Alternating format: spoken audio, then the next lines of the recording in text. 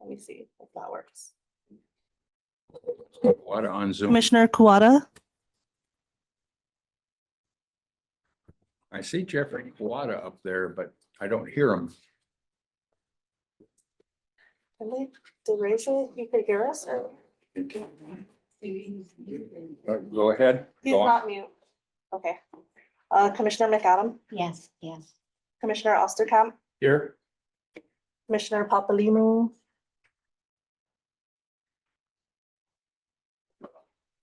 See, oh, I see her on here. And Commissioner Young. Here. Okay, you have quorum, Chair. Thank you. Jeffrey Kawada, I'm present, Chair. do we see you, please? Sorry. Can you see me now? Yep, thank you. Okay, all right.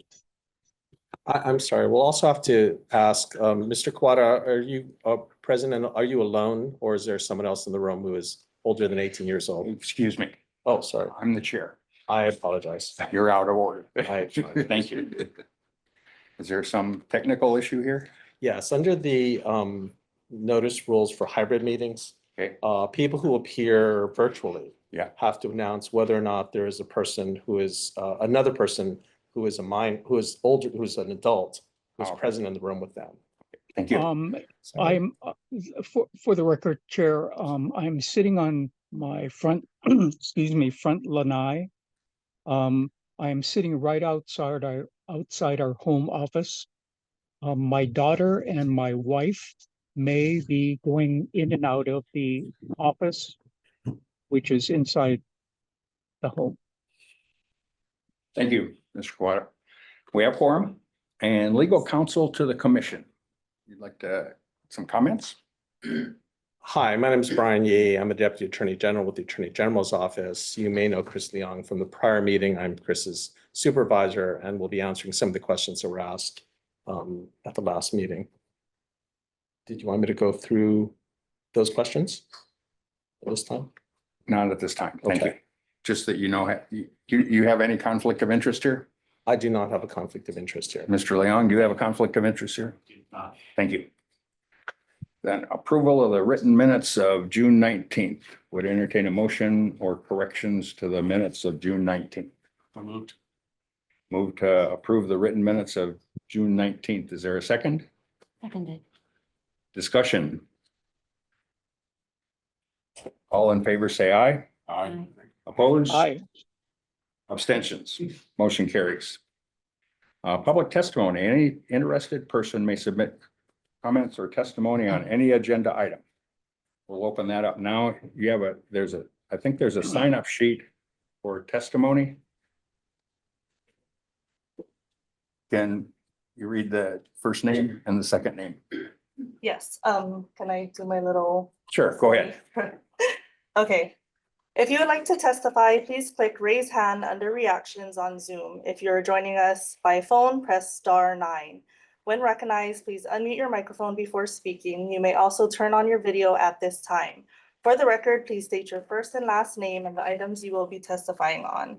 To ensure that we will have sufficient time to hear all testimony, each testifier will have 3 minutes to testify. Once your time has expired, you will be asked to conclude your remarks. The first testifier is. I have a point of order. What rule are we not observing? Are we not following the agenda? Yeah, we're doing approval of, we did the written minutes, now we're doing the public It says testimony. this call to order, swearing in of new. They've already been sworn in. I'm sorry. Sorry. They've already all signed their card. They've all been sworn in. If you'd like to introduce, we can introduce them if you'd like. Please introduce yourselves. My name is Jeffrey M. Osterkamp, and I'm a new commissioner. I've been sworn in. I'm Peter Young, I'm a new commissioner, and I've been sworn in. Any other questions, Rob? When was swearing in? They signed cards. It's by paper. Yeah, but I did it last week. Or the week before, I think. Yeah, it was the start of your term. Yeah. Yeah. Thank you. Continue. Okay, so the first testifier is Kalina Campbell, followed by Doug Pasnick.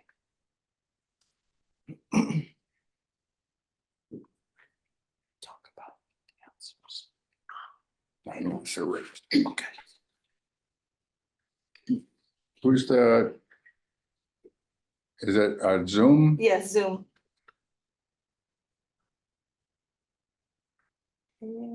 Hello? Hello. Hi, I was unable to unmute. Okay. I'm deeply concerned about election integrity in Hawaii.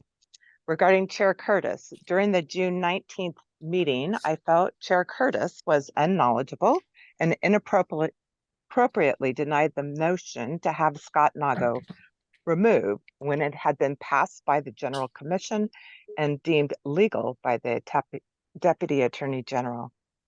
Furthermore, the chair was very disrespectful to Commissioner Ralph Kushney. I asked that Chair Curtis step down. Sherilyn Wells' correspondence with Scott Nago requesting voting records before the expiration of the 22-month retention period is proof of federal felonies because Scott Nago stated that he no longer had access to the records. This is a violation of federal election law. Scott Nago, bound by Constitution, Article 4, Section 2, failure raises question of treason. As Scott Nago holds a public office, he is bound by oath or affirmation to protect the Constitution. Within the U.S. Constitution is the Supremacy Clause, or Article 6, Section 2, which proclaims the U.S. Constitution is the law of the land, as are the titles, U.S. codes, Supreme Court decisions, and treaties. Mr. Nago, as our election officer, has been hired to uphold a sacred trust and maintain the very foundation of a legitimate government. Said employment being a public office, he is incorporated into the public trust to uphold the Constitution. There are extreme penalties for the above transgressions, not to mention violation of my rights under the 14th Amendment, being denied access to public records, which according to Title 42, U.S. Code 1983, may include trespass fines, fees, and jail time. Should it be determined that these violations extend to the level of treason, far more serious penalties become possible. The state of Hawaii is equally liable, as are those who now know the above. See Title 18 U.S. Code for misprision of felony. Whoever having the knowledge of the actual commission of a felony cognizable by a court of the United States conceals and does not, as soon as possible, make known that the same to some judge or other person in civil or military authority under the United States shall be fined under this title or imprisoned not more than 3 years or both. As the state and the board is now given this information, failure to protect us, we the people, from Scott Nago makes that inaction by the board a Class A felony under Title 18 U.S. Code 4 and 2071. If collusion is involved, it adds 18 U.S.C. 241 and 242 charges. Scott Nago's employment must be terminated immediately, and these issues referred to the state and federal attorney generals. Thank you. Thank you, Ms. Campbell. Okay, the next testifier is Doug Pasnick, followed by Catherine Meyer Benzel.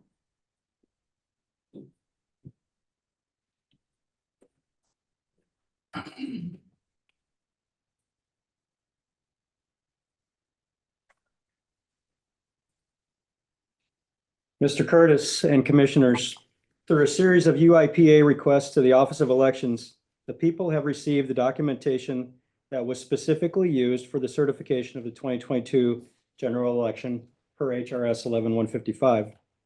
The request for the bulk of this information was initiated in January of 2023. It took 5 months to receive the 16,960 pages from the Office of Elections and cost the people more than $4,000. And that evidence is right there. Can I get a show of hands from the commissioners who have read the petition associated with this testimony? No. You can issue your testimony. So I don't know if you've read the testimony that I've submitted, so therefore my testimony was tailored on the fact that you would have read it prior to this meeting. Your assumption. Can I get a show of hands from you that you read it? No. So you're refusing to answer that question? You're testifying You're shrugging. That's and you're very telling. testifying. All right, I'm going to testify. The information contained in the petition constitutes the facts that were discovered in the review of information provided by the Office of Elections. As you may know, HRS 11155 requires a certification of the results of an election be based on a comparison and reconciliation of 5 elements. That's the canvass of ballots per Chapter 16, the audit records and resultant overage and underage report, the manual audit results, the mandatory recount results, and all logs, tally sheets, and other documents generated during the election and in the canvass of the election results. A comparison and reconciliation is the process of verifying the accuracy and consistency of 2 or more sets of records to ensure that the data is complete, accurate, and trustworthy. Knowing this, how is it possible in Mr. Nago's review of the records used for the certification of the results of the 2022 general election that he ignored the fact that for equipment, 43% of scan, 66% of touch writer, and 78% of print seal certifications were missing required official observer certification? For ballot accountability, 18% of voted ballot container sealing, 34% of unsealing, 83% of container logs, and 45.7% of all official observer certification logs were missing certification. There is no documentation for Dropbox or postal collection chain of custody in any of these records. For audits, 44% of votes cast reports, 60% of recount documentation, and 100% of manual audit ballot review logs were missing required official observer certification. The fact that Maui and Hawaii County did not audit both mail and in-person voting for the required 10% number of districts and precincts. The fact that more mail-in votes were reported on the final 2022 general election statewide precinct detail report than were reported for any district precinct from the post-election manual audit. Thank you. Your 3 minutes is up. At the end of this, you can have another 3 minutes, but your time's up now. I'll continue when I am afforded the time. Thank you, sir. You're welcome. Next. Okay, next testifier is Catherine Meyer Fenzel, followed by Jamie Detweiler. Aloha, Aloha. am I here? Yep. Yes, it came to my attention via the research of Sherilyn Wells about election irregularities to do with Scott Nago. And he is declining to turn over the cast vote count. By law, he's required to do that. So one can only assume 2 things. He's either grossly incompetent or intentionally interfering with the election process. Either way, he needs to be relieved of his position. We cannot have any inference of election interference anymore in this country. And that's all I have to say. Thank you. The next testifier is Jamie Detweiler, followed by Sign Godfrey. Jamie? Aloha and good morning, Chair and Commissioners. Thank you for this opportunity to testify. I'd like to direct your attention to the correspondence I sent to you, to Mr. Nago, and the Commissioners dated August 19th. I would like to thank the Office of Elections for scheduling my audit of a precinct in District 37 for January 2025. With regards to that, I want to make sure that the Commission understands HRS 16-42, specifically that 10% of a precinct must be audited. I would also like to emphasize that because the statute of limitations on my request to do this audit began in November of 2022, and the statute of limitations ends on September I believe it's September 6th, 2024. So just in a few weeks, it's going to expire.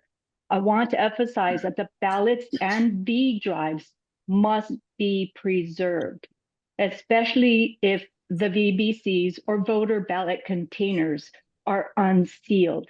Those ballots and V drives must show that they've been preserved. And lastly, I'd like to just share a few comments on my first experience as an election observer. So I was an election observer this past primary election, and it was great. It was a wonderful experience. I would like to commend the staff of the Office of Elections who've been very helpful and very professional. But I left there with more questions than I have answers. You know, the handling of the V drives is one thing. You know, we were allowed to see that they were downloading the logs, and I was told the definition of a log is every time someone signs in to or logs into the computer. And then I was verbally told that the votes from the voter service centers, such as Honolulu Hale, Kapolei Hale, Wahiawa, and Kaneohe, as well as the neighbor islands, are transferred. The actual tally of votes are transferred via secure, encrypted internet, but we don't get to see that. You know, we're just supposed to trust the Hart people. You know, the state spends a lot of money paying Hart InterCivic to handle our elections. And I think there should be more transparency in the election process to assure we, the people, that, you know, we have election integrity. Thank you for this opportunity to testify. I yield. Thank you. The next testifier is Zion Godfrey, followed by Corrine Solomon. Mr. Godfrey.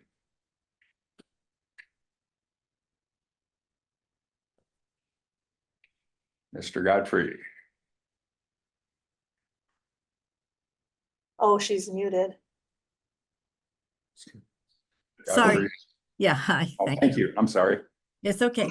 I just wanted to say my name is pronounced Signey, Sorry. just for the record. Yeah. Okay, no problem. Chair and members of the Election Commission, I respectfully submit this testimony regarding an observation on August 10th, 2024. I observed the pickup of ballots by the Signature Verification Center. I was with Amy, another voter observer. We arrived at the post office at 6:40 p.m. I believe the person from the Signature Verification Center, whose name is either Jacob or Josh, and I'm not sure, was picking up the ballots from the post office. He said they were picking up the ballots at 6:30, but he was giving another 15 minutes to 6:45 to pick up ballots that were mailed in. He stated they, the voters, had 3 weeks to get their votes in. Therefore, picking the ballots up at 6:45 was enough time. In reading the election law, it states that the county was to close the ballot boxes at 7 p.m., as did all the drop boxes were to be closed as of 7 p.m. My question is, how did the clerk decide what time ballots were to be picked up at 6:30 and decided to give another 15 minutes arbitrarily? I submit my testimony. Thank you. The next testifier is Corrine Solomon, followed by Andy Crossman. I'm sorry, are we going to address that question during the testimony, or you're going to wait till everybody is done? We're receiving This is- testimony now. This is Commissioner Papalimon. Thank you. We're receiving testimony now. Yes, I understand. I was saying, are we going to address her question during this testimony? Or are we waiting till all of the testimonies are complete? We're waiting till all. We're receiving testimony now. We're not discussing. Okay. And if you have discussion on any of these items, I would start the discussion with a motion made by a commissioner, seconded. Then we'll open the discussion on it, and it'll be the commission's discussion as a matter of protocol. Next testifier, please. Next testifier is Corrine Solomon, followed by Andy Crossman. Ms. Solomon.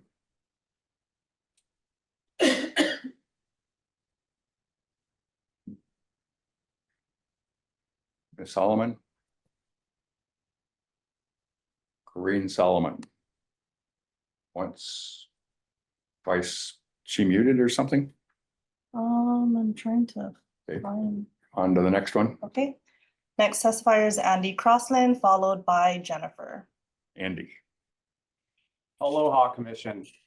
Before I begin my testimony today, I would like to let you know that the Zoom link in the meeting agenda is incorrect. Only the link on the website is working. First, as part of my testimony today, I would like to show a quick 90-second video clip of Chair Mike Curtis's actions during the previous Election Commission meeting on June 19th.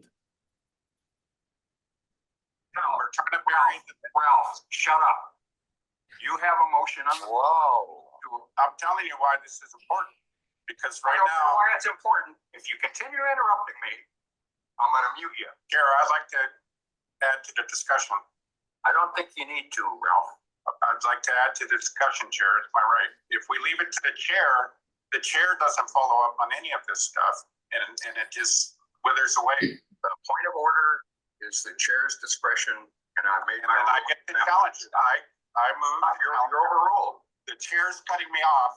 I'd like the floor to respond, please. No, it's within my authority, as you've shown me, that I can exclude your discussion from now on. You're being out of line and cutting me off, Chair. Ralph, your point of order. What rule am I not following? Well, number one, you muted my microphone. You didn't give me the floor and allow me to speak. Chair, I'd like to have the floor to finish what I'm saying. No, you don't have the floor. You had the opportunity to read all the course. You muted my microphone, Chair. You muted my microphone. Okay, but you can't take the agenda items off the agenda. Can I speak in favor, Chair? Oh, I don't think you need to. Is there anybody against it? Allow him to speak, Chair? No. I'm saying that under my regime, with no other business, I'll adjourn the meeting. We need to vote to adjourn. So I think that video speaks for itself, don't you? Seeing as this body follows parliamentary procedure, it's important to note that the following reasons are serious grounds for censure against presiding officers. In general, arrogation or assumption by the presiding officer of dictatorial powers which he harasses, embarrasses, and humiliates members.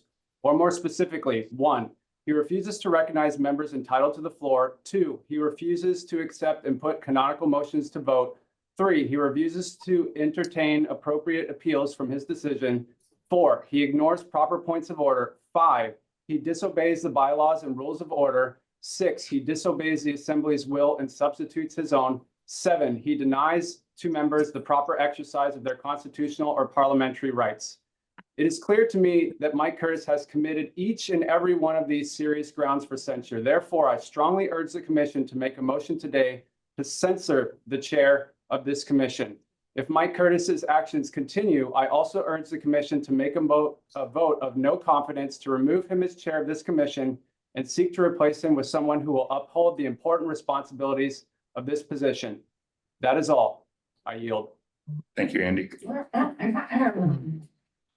Next, The next testifier is Jennifer, followed by Adriel Lamb. Jennifer. Hi, can you hear me? Yes. Okay, thank you. So I want to address the chain of custody and lack of observers in the areas where it really matters. When the ballots are being picked up, there are no official observers with the ballot workers who are picking them up. And so I don't know if there's any kind of chain of custody records that are published anywhere, but I would like to understand if they're being kept. I feel like there needs to be observers there because HRS 1645 defines, oh, sorry, that's a different one. 1642, it needs to have official observers present when any ballots are being touched. And the ballots obviously are being touched. And so at the delivery at the clerk's office, what happens there? We don't know. There's no observers in the signature verification, which is an issue because again, the ballots are being touched and there needs to be different observers there from different parties and so on. And then when they come into the counting center it is defined where there are official observers and there's workers, and the observers cannot touch ballots or any paraphernalia of the election. The workers can. So those two items are defined in HRS 11-5 defines the workers. HRS 1645 defines official observers.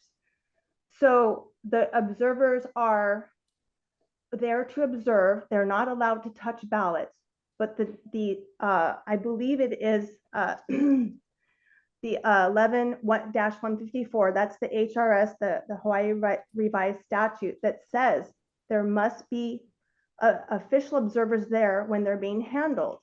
And I realize there's HRS 11-108 that says official observers must be in the counting center. But in like Maui, there are two different floors on a building where the signature verification is located and where the counting is happening. So there needs to be observers there, and there is not. So we have no idea what happens between someone dropping their ballot off and it coming into the counting center room where they unenvelope them and take them out of the envelopes and do the whole process for getting them weighed and so on. And then it goes into the machine. And we have no idea what happens once those ballots are scanned into the machine.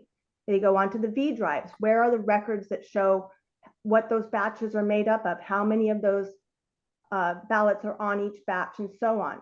So these are holes in our system that need to be addressed because we cannot verify. We're made to say trust, but how can we do that? We need to trust but verify.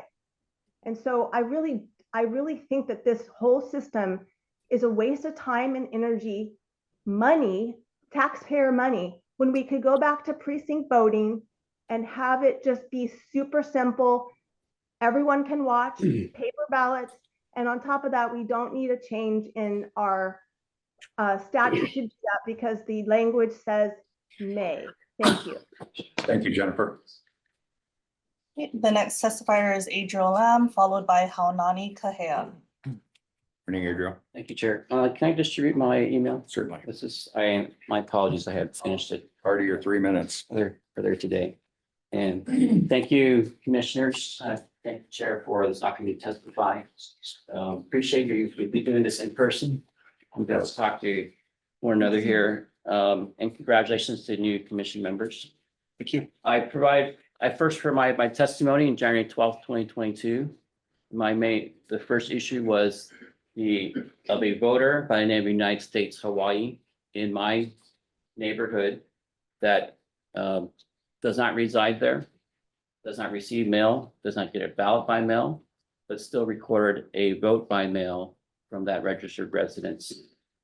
Been asking, how did this happen? How this could be possible? Simple question is, what is the name on that ballot envelope and whose signature was matched to that?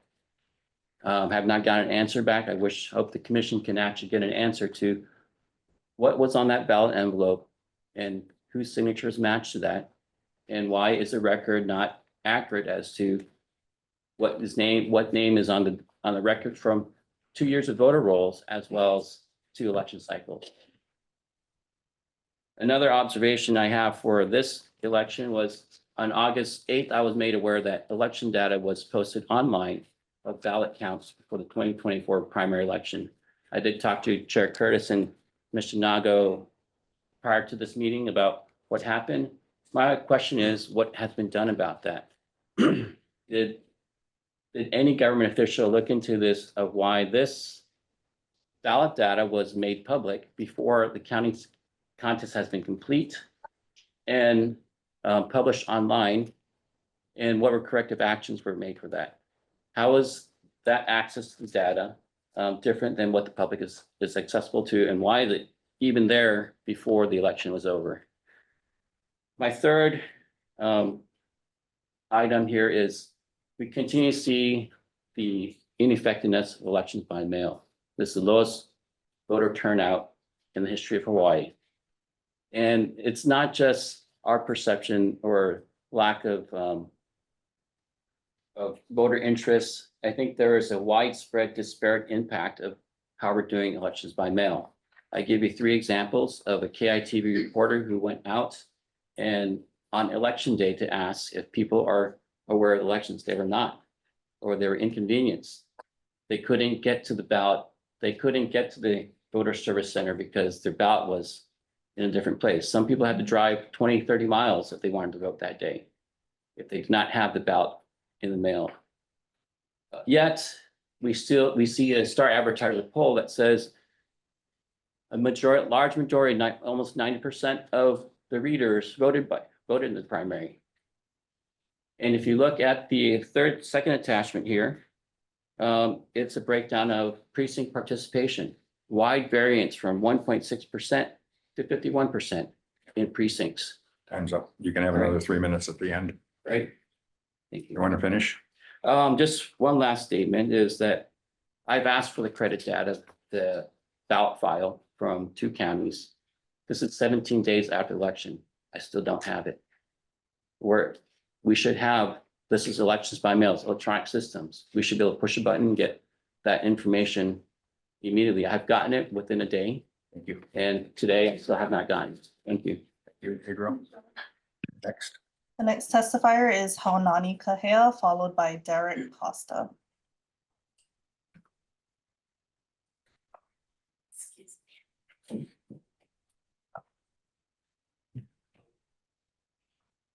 Good morning. Good morning. Good morning. Thank you for having me. I just have a few things to say. Aloha to the new committee members. All right. Okay, I just wanted to ask the original purpose for the mail-in ballots, yeah? And counting ballots by hand. We don't have that much people in this state that vote, so it should be like counting by hand shouldn't be a problem. 1 day voting in person with identification. Yeah, integrity of the vote and being able to trust in the process. We had such a hard time, and I'm an in-person voter. We had a hard time with handicap. I had to walk really far and never have signs, those, with the orange arrows pointing you to go this way to get to the ballot, the voting area. Showing the path to the voting areas. Opening other areas, like we live on the Windward side, and we came up here, at least have one place in each district or whatever to get those ballots in. What else? Cleaning up the voter rolls would be great. And voting should only be for legal USA citizens, not anybody who's illegal, and you should have an ID. I'm not learned, I'm not educated, but I ain't no dummy. I'm a person with a lot of common sense. So let's bring it back home, grassroots. We're not like New York, they get millions and millions of people. Let's bring it back home. Let's do it right. So people would trust in the process and trust in our officials. Yeah, this is, it's great that you guys have this. Please, please really give an ear to what we're saying today, because we want to trust in our officials. We want to trust in the process. And that's all I have to say. Thank you so much. Thank you, Thank Haunani. you. Next. The next testifier is Derek Costa, followed by Kim Cordery. Eric Costa. Pass. Next. Okay, next testifier is Kim Cordery. The next testifier is Martin Choi, followed by Anne Marie Hamilton. Mr. Choi.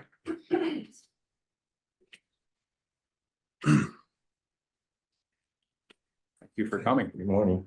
Morning. I'd like to welcome you, the new commissioners. Thank you for stepping up. And I have lived here all my life.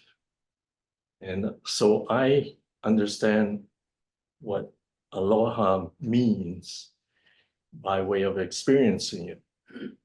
And at some point in time, we lost paradise because people who do not understand it, visitors came and they wanted a piece of paradise for themselves. They felt it could be possessed. And so I have witnessed this and the change where aloha was internal. It was a acceptance and a love of everyone.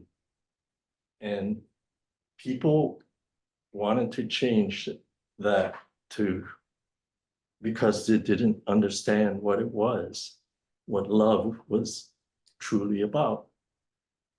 They wanted it for themselves. And so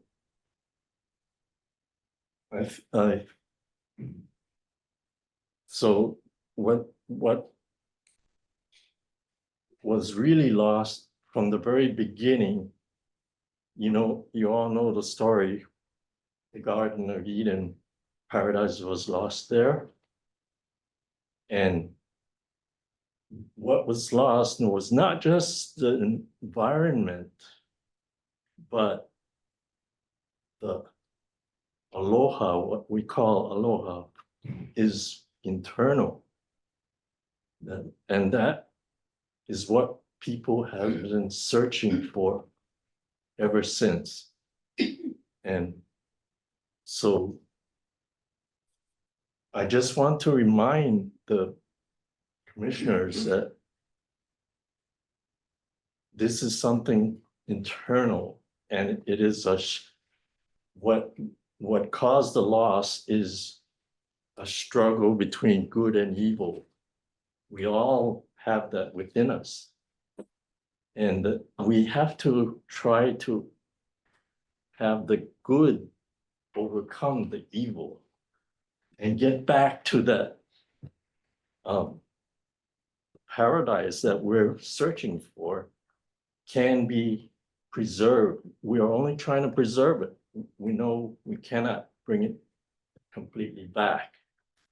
So I appeal to you commissioners to go back to your roots. If you understand what it's like, if you sensed it when you're here, the visitors sense it when they come over. There's something different. In the past, the main thing they used to say was, it's the people. That's what makes a difference. Not so much the, yes, the land too, but mainly the people. Thank you.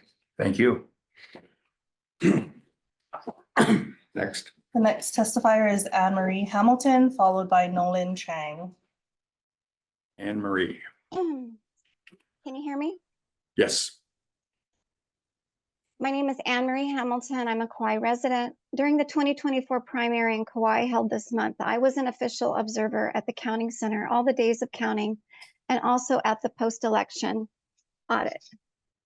I will start my talk with a statistic. According to the U.S. Election Assistance Commission report on the 2020 election, 91 million mailed-in ballots were sent to voters by election officials in all 50 states, but only 70 million were returned. What happened to those other 20 million plus ballots? Did voters simply decide not to return them? We will never know what happened to them. Again, there would be screaming headlines if in-person polling places across the country had records showing that 20 million ballots were missing and had not been counted, and election officials had no idea what happened to them.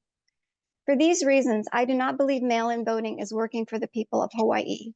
I strongly encourage the Hawaii legislature to repeal and stop universal mail-in voting and return the voting process back to the people with in-person voting and local people counting our votes.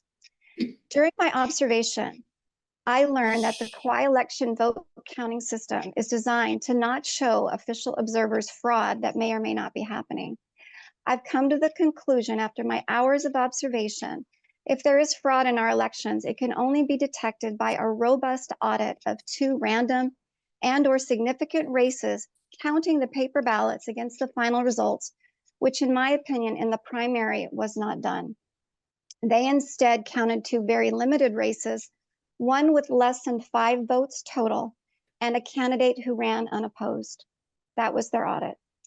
I knew this would probably happen during the audit process, so I had told Scott Nago I wanted to do an observer's audit in the letter that is posted to the agenda, which the law says I can request.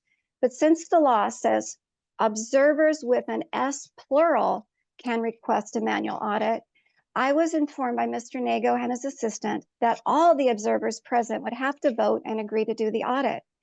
There was no way this would happen with that group of observers. I know I was not even asked, so I'm not entirely sure if the observers even knew they had the ability to do their own audit. I would be curious to know if there has ever been an observer's audit conducted in the entire state of Hawaii due to this interpretation of the law by Mr. Nago. If Mr. Nago would like to put my doubts about the process to rest, I suggest he facilitate the observers to do a post-election audit in November, the general, of the presidential election according to the audit rules, and allow me to be present when it's done. I will gladly come back here and report back the findings of that audit. I will also point out that Mr. Nago did not count the ballots as the law states. He counted the ballots his way for convenience, I believe. In my opinion, if the legislator took the time to make the law on how to count the ballots manually, we should do it that way. I yield. Thank you. The next testifier is Nolan Chang, followed by Rosemarie Yauk. Mr. Chang. Good morning, commissioners. Thank you for having me today. Morning. Thank you for coming. Yes, sir. I'm going to cover 6 motions that were put on the floor previously. And I really appreciate if you could give me the status of these motions later on in the meeting. So on February 20th, the motion was advise the elections, the Office of Elections to respond to all inquiries within 14 business days of receipt and post the response publicly on approval by the Election Commission. Just wondering if that's been happening, and the responsible person was Mr. Nago. On March 19th, 2024, a motion was put on the floor to pursue adopting a rule in accordance with HRS 11 Tax 7.53, requiring county clerks and chief elections officer to certify under penalty of perjury the chain of custody. The chain of custody was maintained, and that action was for Mr. Curtis. April 20th, the motion was request ballot box chain of custody procedures and documentation from county election divisions. That was for Mr. Curtis. On April 20th, 2024, a motion was to advise the chief elections officer to use voter verifiable paper audit trail to conduct all audits.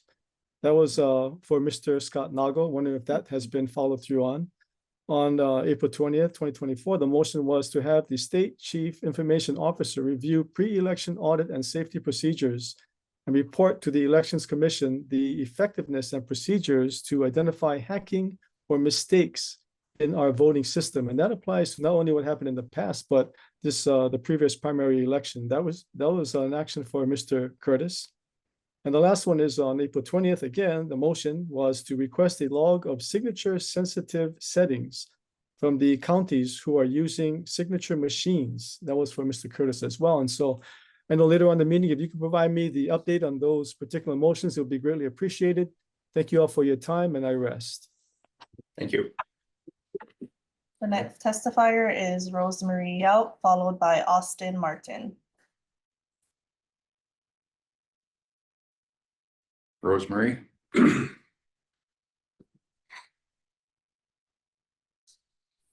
Rosemary Yauk. Yes, can you hear me? Yep, now we got you. Okay, thank you, Chair. And commissioners, new commissioners, welcome. My testimony today is on resubmitted previous testimony. We have a new secretary, and I resubmitted my previous testimony through her office. And the first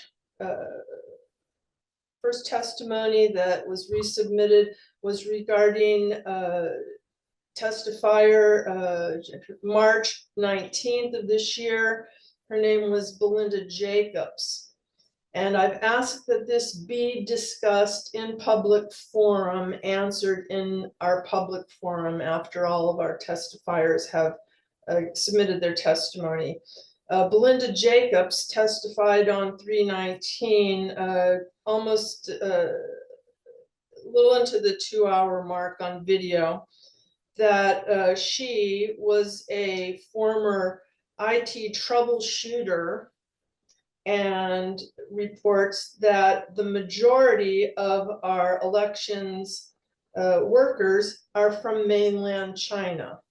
I would like that confirmed or denied during this session. Also, Adriel Lamb has requested United States of Hawaii registered voter. We need that answered. How did that happen?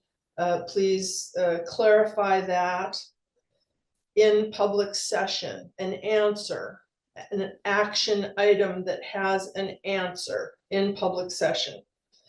Also on 6/19, and this is the most important part of my testimony, Chair Curtis went on record that we accept that digital ballot images can be manipulated.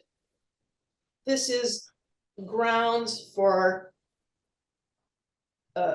returning to in-person voting. The state of Hawaii cannot guarantee a secure election with that statement from our Elections Commission. Return to in-person voting. I have also contacted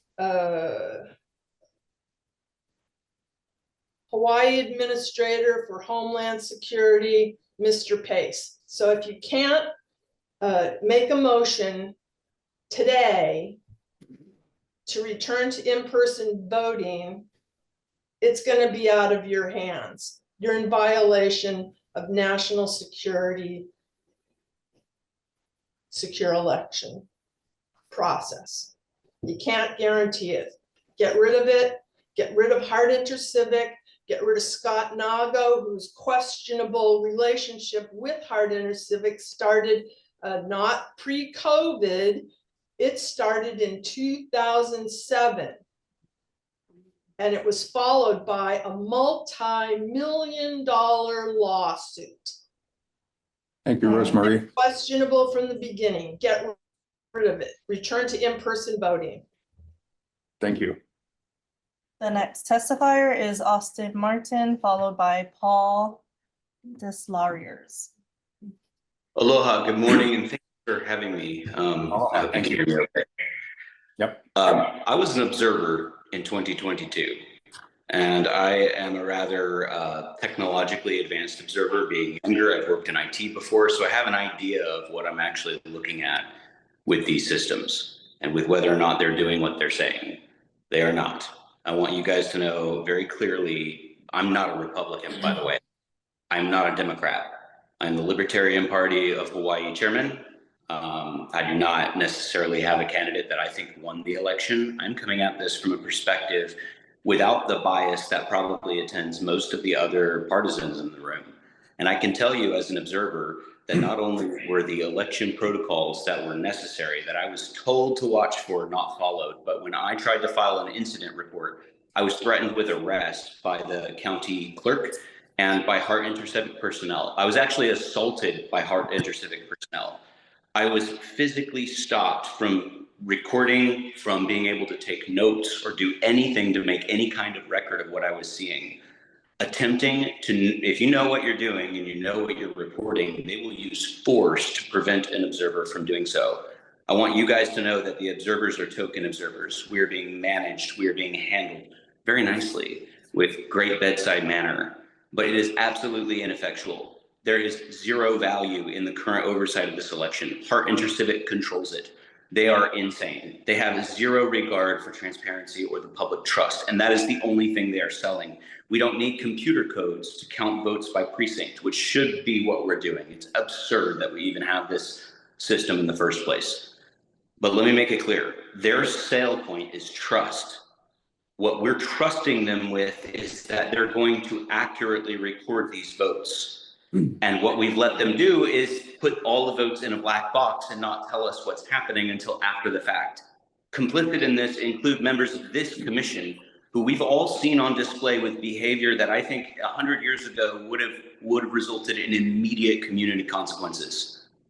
It is absolutely ridiculous that you guys can sit there and allow that chairman to continue to preside over these meetings, to allow Scott Nago to continue to destroy Hawaii's elections as our law and our legal system and our social order crumbles underneath the weight of your lawlessness.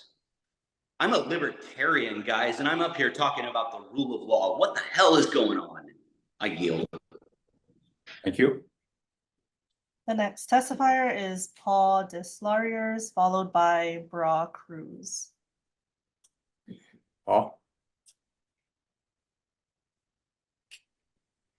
Aloha, Commissioners. Aloha. My civic engagement includes being a Maui County Charter Commissioner and also a Director of Political Action, a standard political action committee called the Maui Pono Network. And also I've been an observer in the 2022 elections, as well as then this coming election, the one that we just had with the primary. The process that we have is that there are hundreds of these free-floating thumb drives that are used at all the polls. And these thumb drives can be lost or misplaced. They do not use the actual paper ballots that are generated. They use the thumb drives. And then these digital devices can also be hacked. So again, we have all of these hundreds of thumb drives that are vulnerable. Then we have also, the whole issue of election integrity has to do with our computer and using digital formats. And again, that is vulnerable for hacking.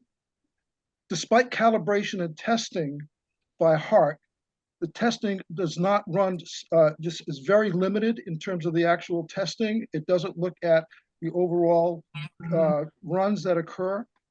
And then the second paper ballots are kept by the county, yet we rely on contractors and the state to give us the results, even though we have all the paper ballots and are well secure. This does not make sense.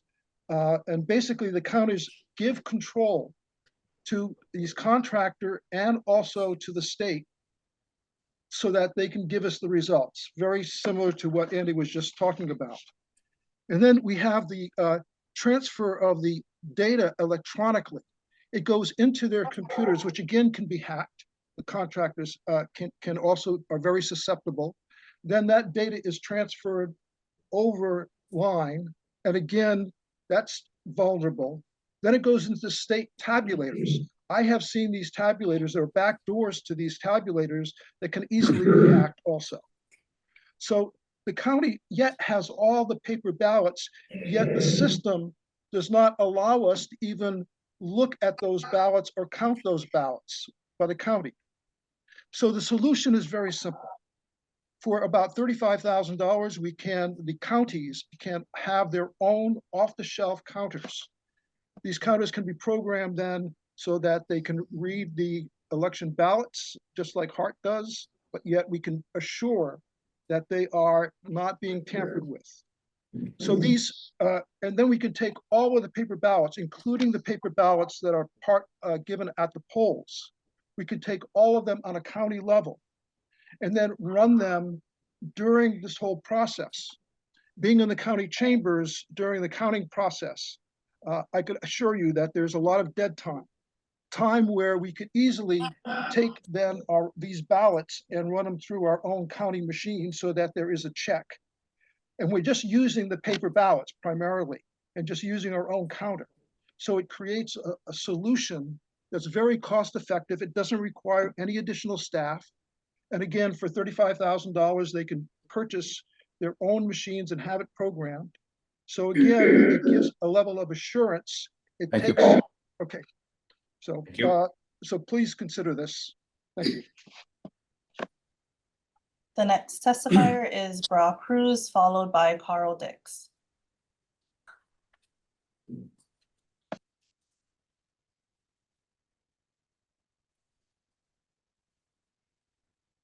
Can you hear me? Who's the next testifier? Oh, there you go. Oh, hello. Aloha. I just want to start with a shout out to Adriel Lamb for being there in person. Andy Crossan for playing that video. That was hilarious to watch. And Hugh Ranch, who's about to talk in a few minutes, and you're about to hear it from him.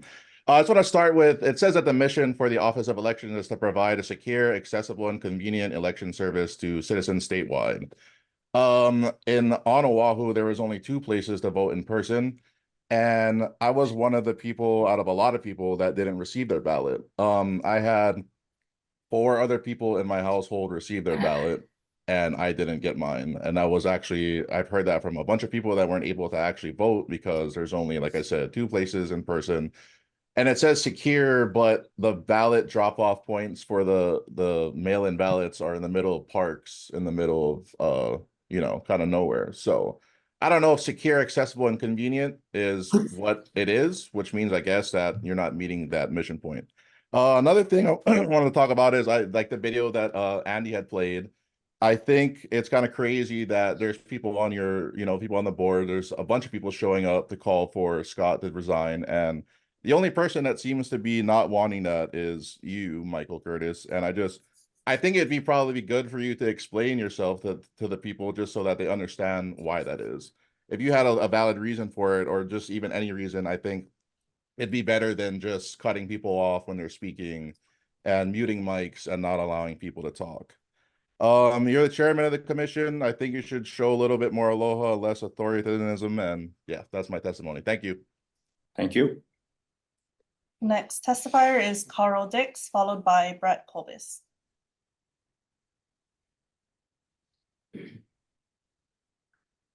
Mr. Dix. Hello, There you thank go. you, Mr. Chair. Thank you, Mr. Chair. Can you hear me?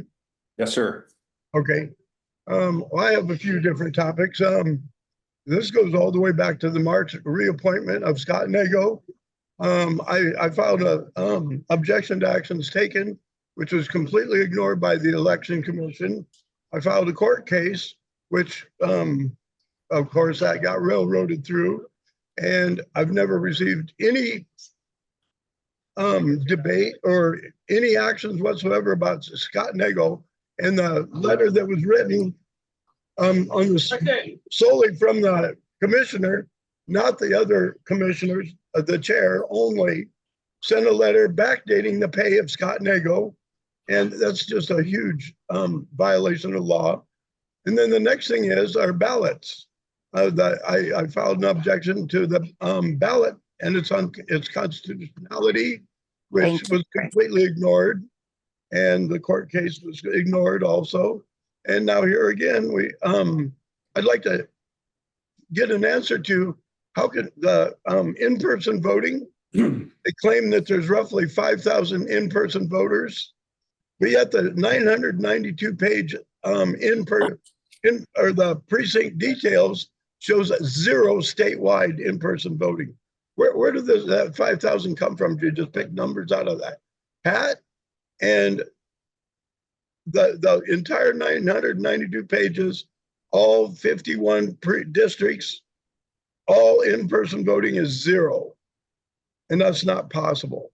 I filed my vote in person in the machine. I witnessed my wife do the same, and there still says 0. So there's so many shenanigans. The Election Commission has become beyond a complete joke. The whole elections in Hawaii are a travesty to the world. I think we should go to Cuba or some 3rd or 4th world country and get some lessons in how to run elections. Maybe we should plan a field trip for the Election Commission and the chief election officer. This is just beyond tyranny. This is beyond treason, and people need to go to jail. I yield. Thank you, Mr. Dix.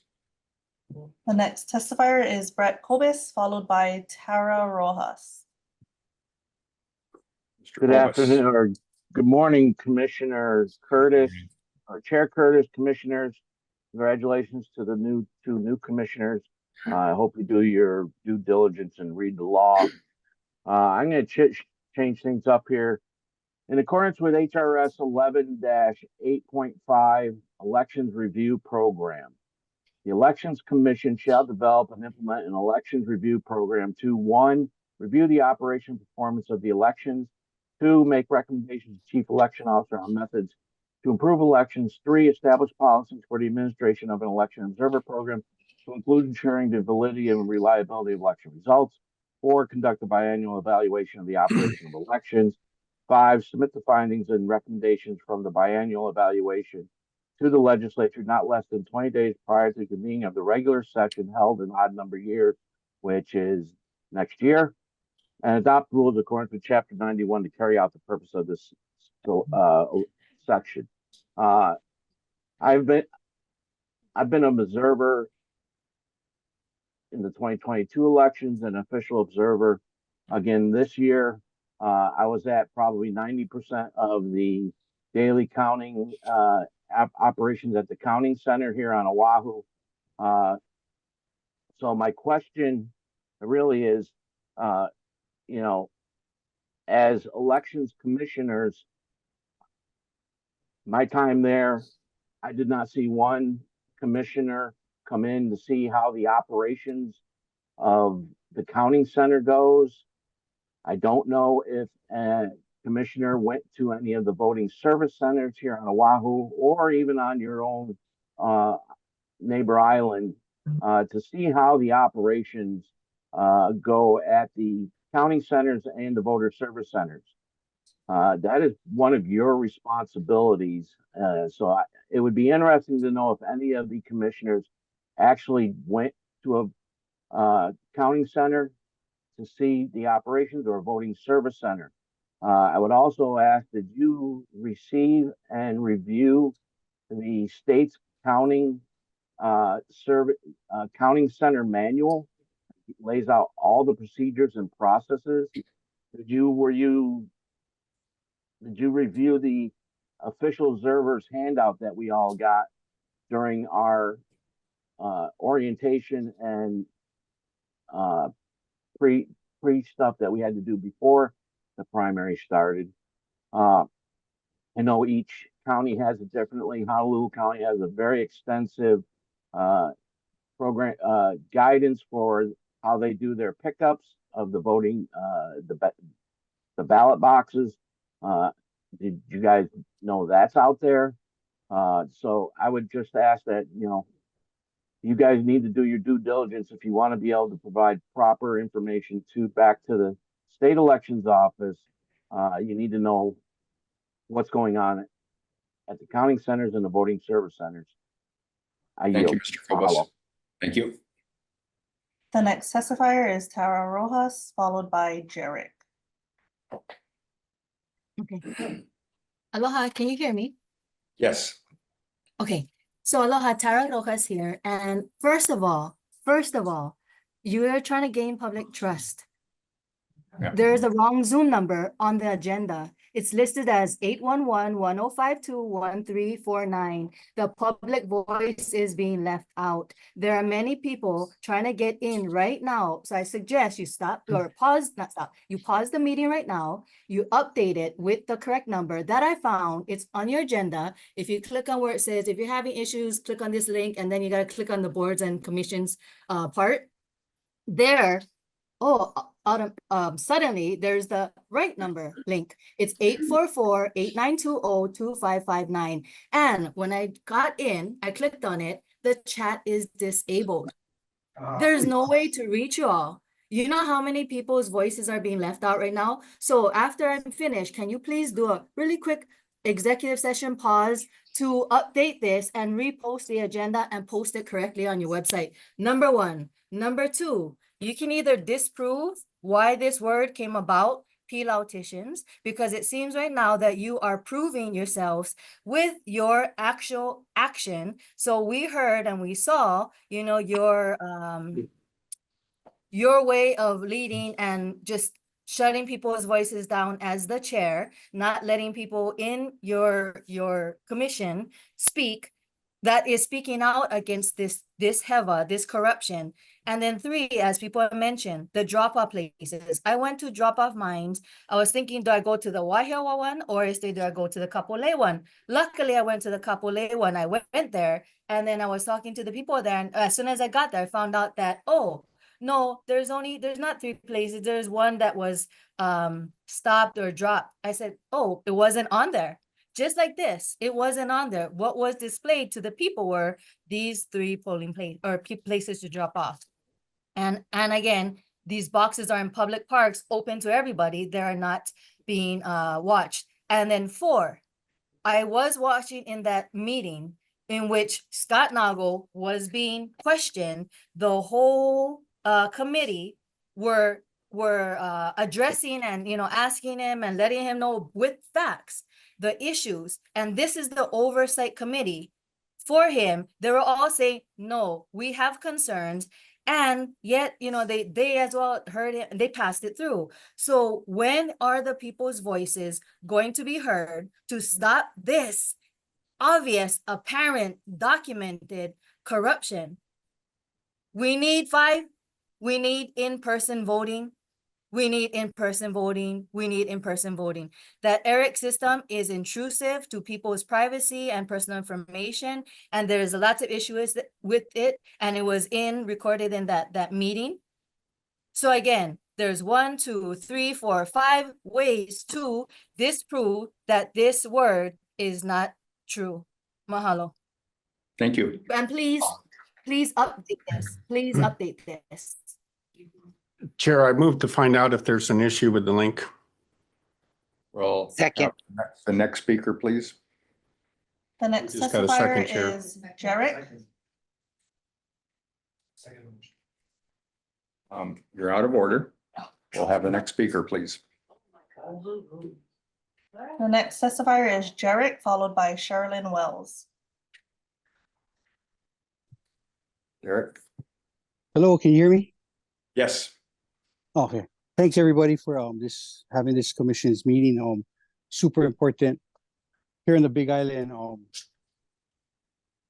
We've been working hard to try and get the right people into our offices.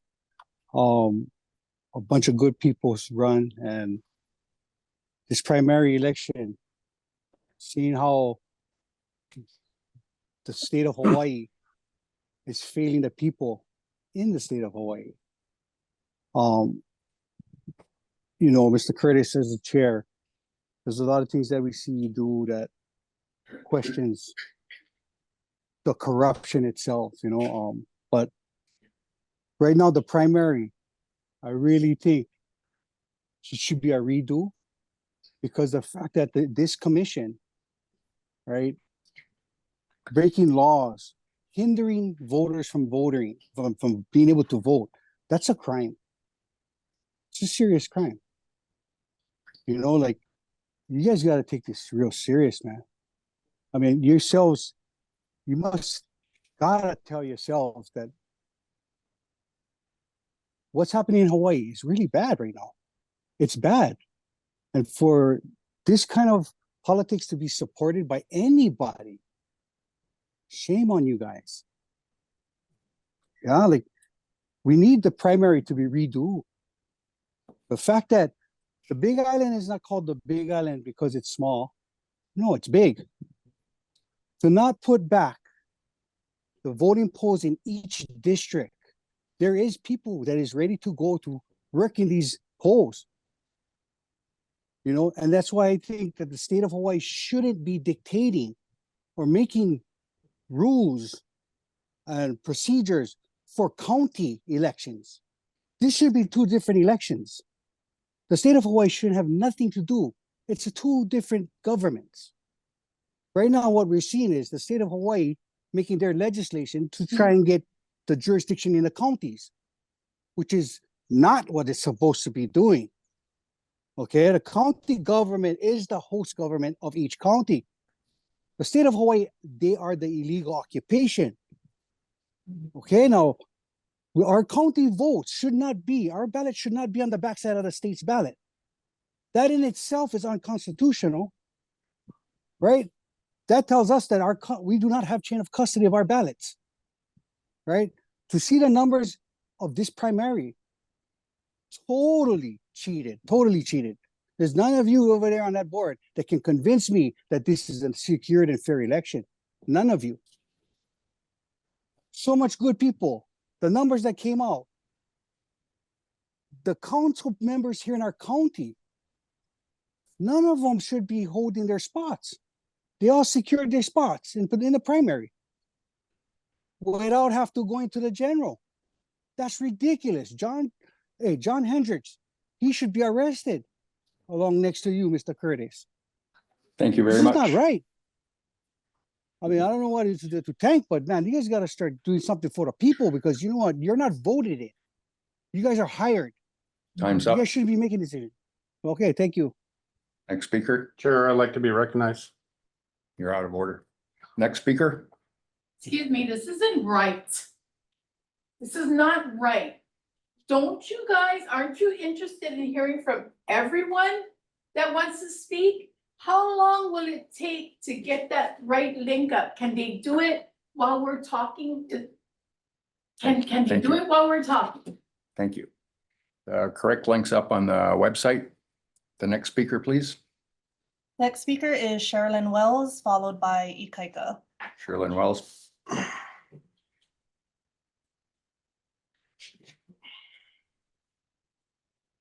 Aloha, commissioners. I Hello. think you could easily have, can you hear me all right? We can hear you. Can you hear me? Good. I think you could easily have had another 100 people on this call had you not sent out an agenda with an incorrect Zoom link. If you have not yet watched the full 1-hour interview on Rumble with election observer Austin Martin, who witnessed machines at an election station confirming their connection to the internet, who saw election passwords lying out in the open on sticky notes, and who reported these and more illegal vulnerabilities to a county clerk, only to have Scott Nago then revoke Austin's election observer status for the crime of doing his job to safeguard the integrity of our elections, then I strongly recommend you listen to the rest of Austin Martin's evidence. I have provided both you and a federal investigator with clear evidence of federal election laws being broken, with 2 examples of Scott Nago's failure to obtain control over and access to our cast vote records for 22 months, regardless of who has physical custody. This failure is a federal felony, but more than that, it violates the fundamental right of the people to determine the integrity of our elections. To quote Mr. Nago, agency does not maintain the records, we no longer have the system. Upon seeing my testimony, the federal investigator is now also calling for the dismissal of Scott Nago and the beginning of an investigation into his actions. Now that you have been made aware of the evidence of a felony, you have a legal responsibility to act and to report this to appropriate authorities. Today, you are the gatekeepers to 2 very different futures for the land and people of Hawaii. One future begins with the restoration of a government truly of, by, and for the people, with accountability for failure to follow the law, with renewed support for the spirit and substance of our constitutions. The other future is akin to a second Queen Liliuokalani moment, but one in which our people do not face an invasion by physical troops, but an infiltration by digital vultures who can create a Frankenstein creation of our elections, with some parts added and some parts removed. As one recent example I provided you, somebody did a quick analysis of the primary results on August 11th and found multiple vote count inconsistencies. Mahalo. Thank you. The Chair, next- point of order. What's your point of order? Is the link fixed? Can you clarify that for everybody? Is the link fixed? I don't know. It was You're out of fixed order. before the meeting started. The next speaker, please. Next testifier is Ikaika, followed by iPhones. I'm working at 10:03 this morning. Ikaika. Yep, my name is Ikaika Smith. Oh, hi. Good morning. I was a county council candidate for District 6 here in Hawaii. There's a couple things that was brought to my attention. First of all was blank votes. The county of Hawaii threw away 49% of votes that were sent in in the county elections. They threw away 95,000 votes in the state elections. And the reason being is because they said they were blank votes. People didn't vote in those elections. I find it odd that people wouldn't vote. They would vote all over, but not vote in their own county. And when I drilled down to the bottom of it, they explained to me that they put the ballots into a machine that counts it. And if it's not completely blacked out because an elderly person or a person didn't completely black out the box, that voting machine will kick it out as a blank vote. So the question is, how much people's votes were thrown away because we're using machines instead of hand counted ballots? I proposed that I had a put up a hand recount in my district. I have over 1,000 people that signed that petition, yet I have no recourse. We fought a revolutionary war over politicians that believed they were above the people. Politicians used to be tarred and feathered for the things that are happening today. We fought a civil war. We were told that it's our civic duty to vote, yet the county throws away 48% of votes. And then when we bring it up for recourse, we basically told we have no recourse and we're out of order.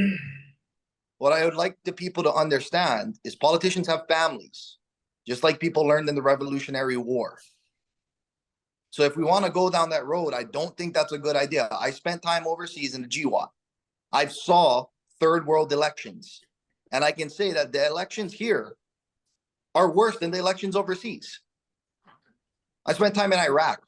I left my blood in Iraq. I left my friends in Iraq. So I come back because I don't like seeing what's happening here. I run for office, and just so happened the incumbent who did no campaigning got the exact same amount of votes, literally to the percentage. She got the exact same amount of percent in 2 elections without campaigning at all, and people leaving the district, moving into the district. Yes, she got the exact same 0.4% of votes. So I would question these types of elections, and then we have no recourse when we do ask questions. So to me, it's just odd. You guys either want us to have faith in the elections, or we don't have a republic anymore, and we just have a third party banana republic. And if it's going to be that, just fucking say it's just say it's going to be that. So that's all I have to say. Thank you for your guys' time. Thank you, Ikaika. Okay, the next testifier is iPhones, followed by Steve Yoder. iPhone, could you state your name?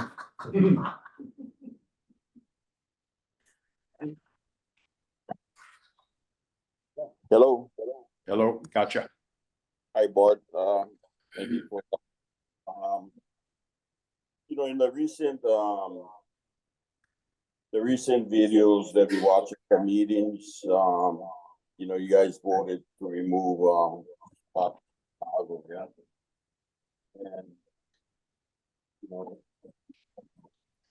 choose, to take the vote. And You're hard to understand. Please talk into your phone. So I do this. Can you hear me better now? A little better, yes, thank you. Yeah, went back to the past videos of Mr. Curtis.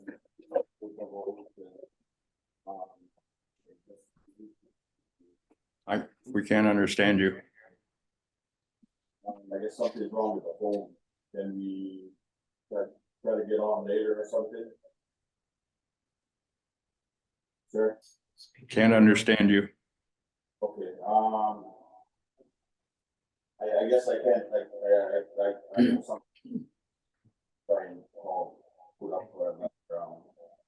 I'm gonna try and go somewhere else and, register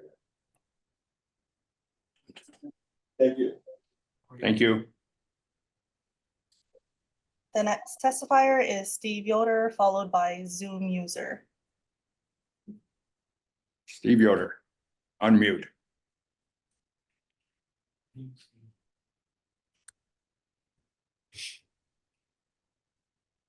I still can't hear you, Steve. Can't hear you, Steve. I think he's trying to unmute. Sorry, Steve, I can't hear you.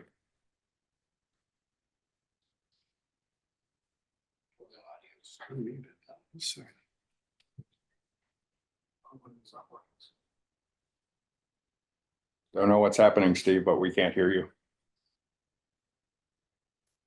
Now you're muted. Now you're unmuted and still silent.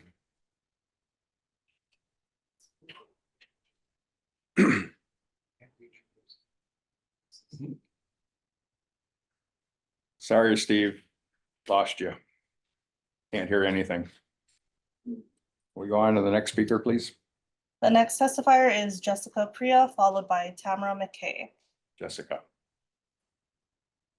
Aloha, everyone. My name is Aloha. Jessica Priya.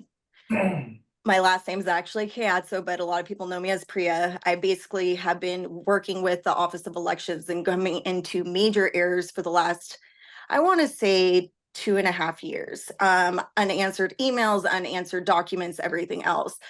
I don't always feel compelled to speak, and I do come in and I testify. I am just so happy right now and so grateful to all of you guys for actually doing an in-person for once, because I have been wanting to look you guys in the actual eyes, because I'm watching through Zoom and I'm seeing the faces of you guys consistently. And I don't know what the chair is consistently looking at down below, but it's rather rude and to me a little bit inappropriate at the same time. I don't know if you have a cell phone in your hands or you're checking time or whatever it is. Yeah. So maybe you should put that on the table instead of like looking down. At the same time, I just wanted to say thank you so much to everyone who showed up.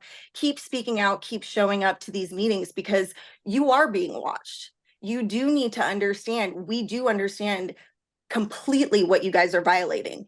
You have been called out so many times. Chair, you have been completely inappropriate. To me, I called you out the last time with your demeanor. You know, your job is to keep decorum.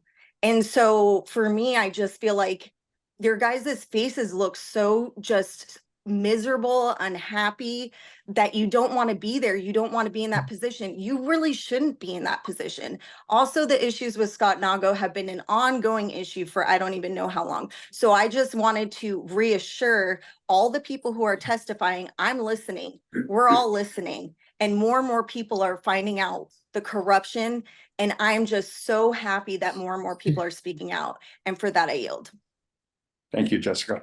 The next testifier is Tamara McKay, followed by Wallen Christian.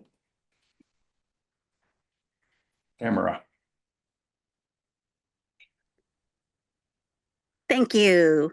Aloha, everyone, and thank you for allowing me to speak today.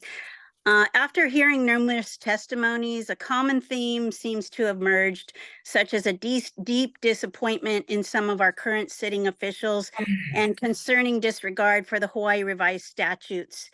It's crucial to remember that the people's tax dollars supplement these officials' incomes, and these positions are meant to be the voice of the people and to act in the best interest of the people, not to disregard our voices or the laws that govern us.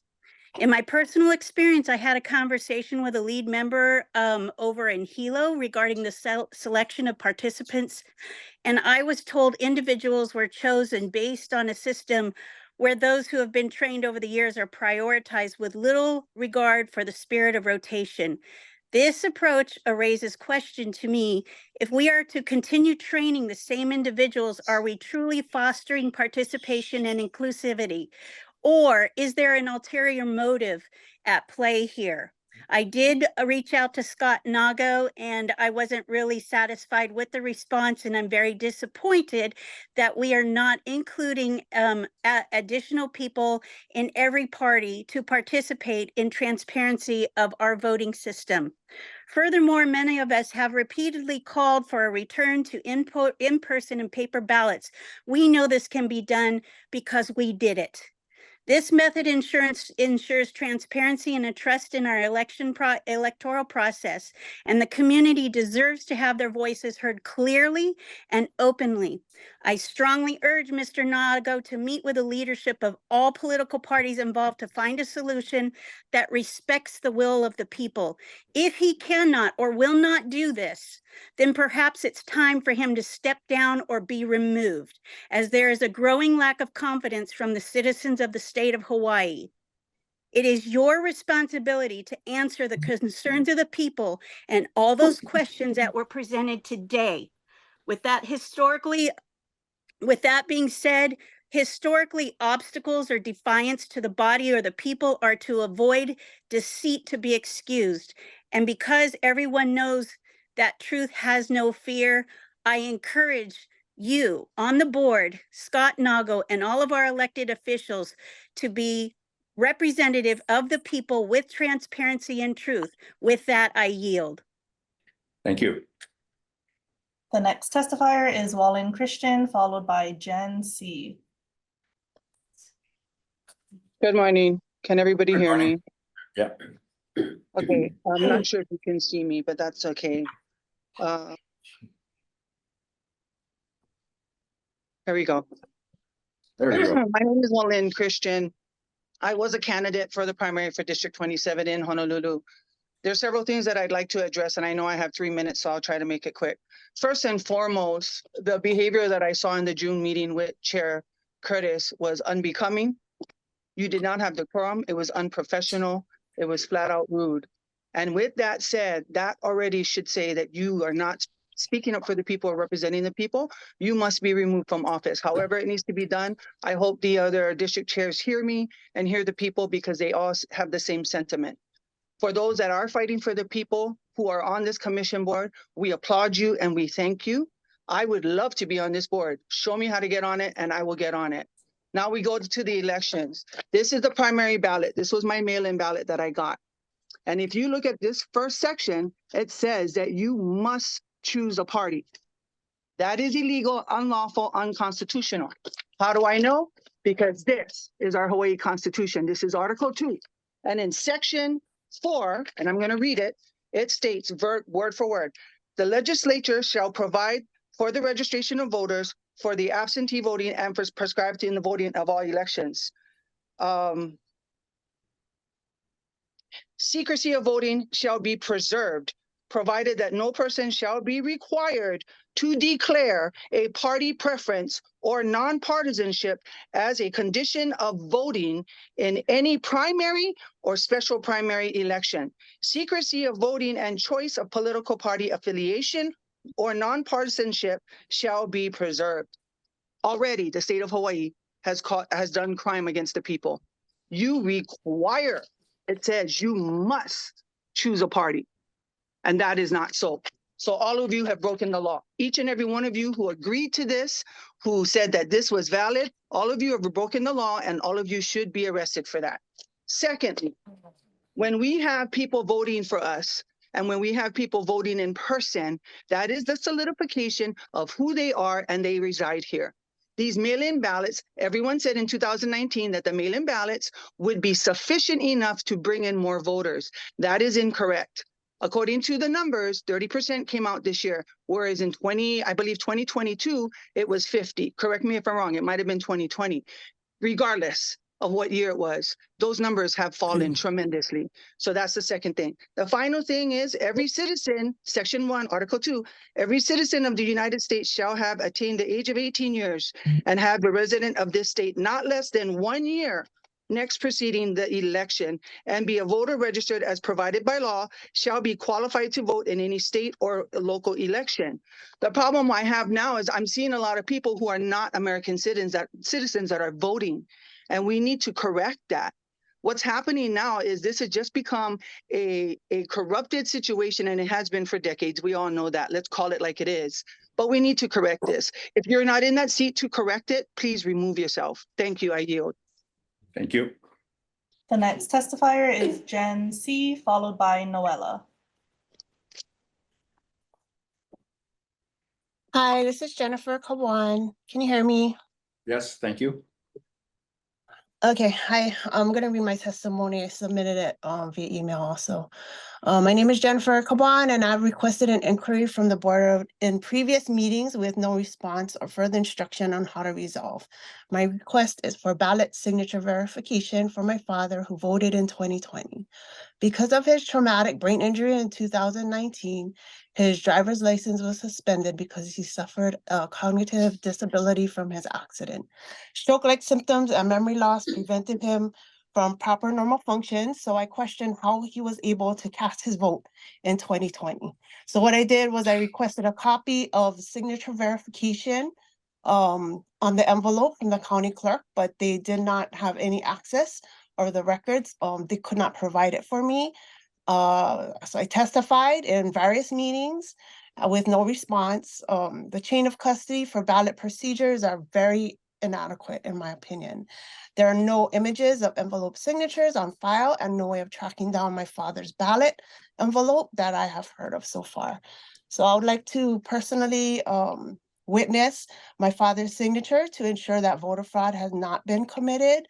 And I would like you guys to please advise on the next steps before the records are destroyed. I highly encourage you to keep the records preserved because there are so many issues with what's going on. And I would just like for this to be resolved accordingly. I also have another point. If you could answer this and also in public forum, do you have any plans for the signature match done manually in case of a EMP pulse or a major hack that could occur at on your systems? I would hope you would have a plan for it because seeing how all of your systems are electronic and internet connected, and something happens during the voter season with impending war coming on right now, do you have a backup plan? Yes or no? And what is it? Because I'm sure the public would like to know what those plans are. I yield. Thank you, Jen. The next testifier is Noella, followed by Wendy Valadoy.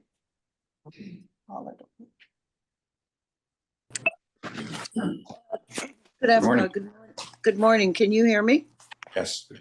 Oh, good morning, everyone. It's nice to see us all doing our civic duty. I'm very concerned about what's going on with our elections.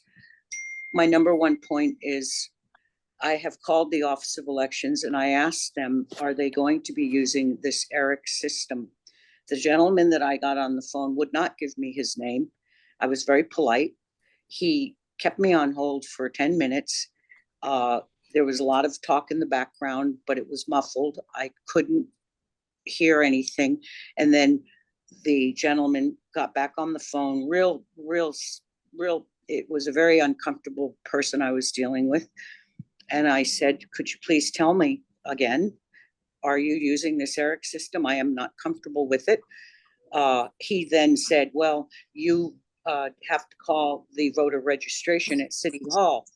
I then called City Hall, spoke to a gentleman there, which I will not name, but he was kind enough to give me his name. But I had to give him all of my information first before he would answer my question.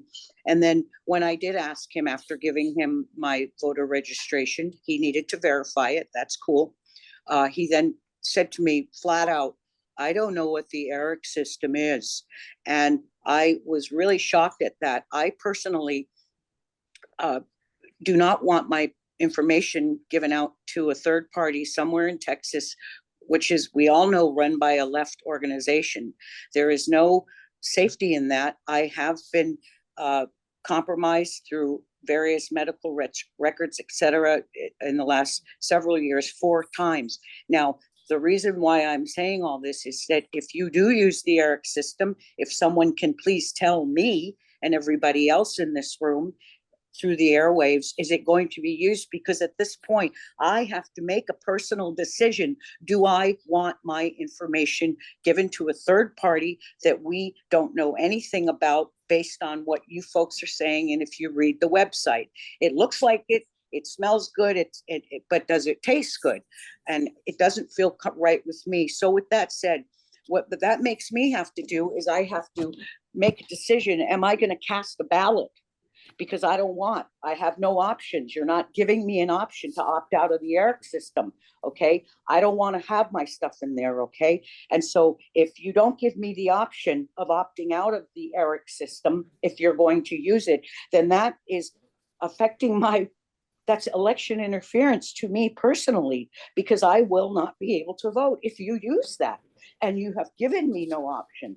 And I'm very, very, very concerned about this, because no one will tell us, are they going to use this? Nobody will tell anybody anything.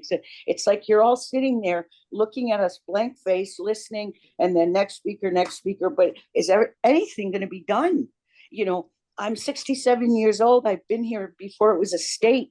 We know our elections are messed up, but here you folks have the chance to be Superman. You guys get the chance to sit up straight and make Hawaii shine like the sun in the sky, that you can stand there proudly at the end of the day and put your head on the pillow at night and say, I did make sure that I protected the people, because guess what? You're part of that. Thank you, Noella. You're very welcome. Thank you very much. The next testifier is Wendy Baladoy, followed by Wendell Ilento.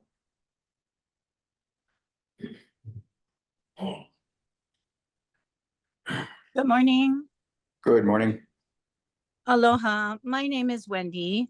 I am a resident of Honolulu, Hawaii for about 63 years. I see so many of my friends on here that are true patriots fighting for freedom and justice. And I believe at one point when you guys first applied for or maybe appointed for your position, I believe that you guys are all good people. I'd like to view you as such, and that you somehow chose to do what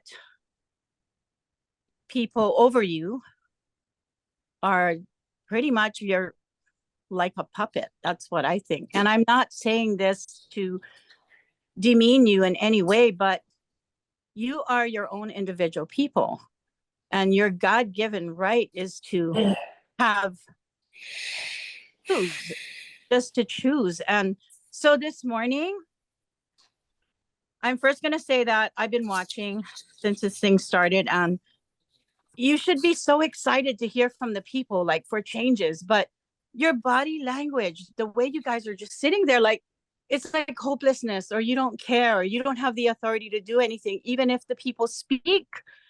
And that frustrates me. So this morning, I will take this time that I have to pray for each and every one of you and all the people that are on this call and our government in Hawaii. I mean, we have been stuck the way we are. No wonder people don't want to vote.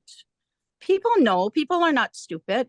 We don't have to go through this to tell you guys what's on our mind. But Lord, I come before you and I lift up these three gentlemen and everybody that is speaking to them, speaking through them, and they know, Lord, they know right from wrong. So Father, this morning, I ask that you would place on their heart, each and every one of them. Their fathers, their grandfathers, their brothers, their sisters, their sons, their uncles. They know right from wrong, deep in their heart. And you know what, guys? It's going to take courage. I mean, you know what's right. You know what's going on in Hawaii. Lord, I pray that you will give them courage and you will give them great discernment. They know they're doing wrong. Father, you know, we are told to pray for our enemies. I don't believe you're our enemies. I think there's still choices that you guys can make. And Lord, this morning, I pray that you would ask them to take a look at their families who are depending on them. And if they have children, like, do they want their children to live in this kind of world with this kind of choices, with all the injustices? I mean, I get it. It's infiltrated from the top down, but somehow one person can make a difference. One voice. It's Thank you, been Wendy. history. In Jesus' name, I pray for you guys. Thank you, Amen. Wendy. You're welcome. The next testifier is Wendell Ilento, followed by Donald Sakamoto. Hello, Chair Mike Curtis, election commissioners. I just wanted to give you some data points. I've looked over all the minutes for the last 10 years, and it was verified also by the UIP office. There's been 0 investigations, 0 public hearings, and the court hearings that have been brought up in the last 2 years, which is 21, have led to 0 furtherment of those cases. It just got stuck. Okay. So that's 0, 0, 0, 0 investigations, 0 court cases, 0 public hearings. All right. And then yet in those 10 years, in fact, it was mostly the last 7 years, 7 times the election commission voted to give Scott Nago a raise. So you got 0, 0, 0, 0 of evidence now, evidence-based protests about the election. Okay, I'm not saying election fraud because Chair Curtis used that sort of like slyly because that's a really high level to prove election fraud, but there's election problems. Okay, so, and why I want to bring that up is because these people have brought up very specific evidence-based issues that you could have easily investigated. I'll give you an example. Adriel Lamb brought up a really weird name that could have been brought up and investigated. That wasn't investigated. He brought out like 3 instances. That's Adriel Lamb.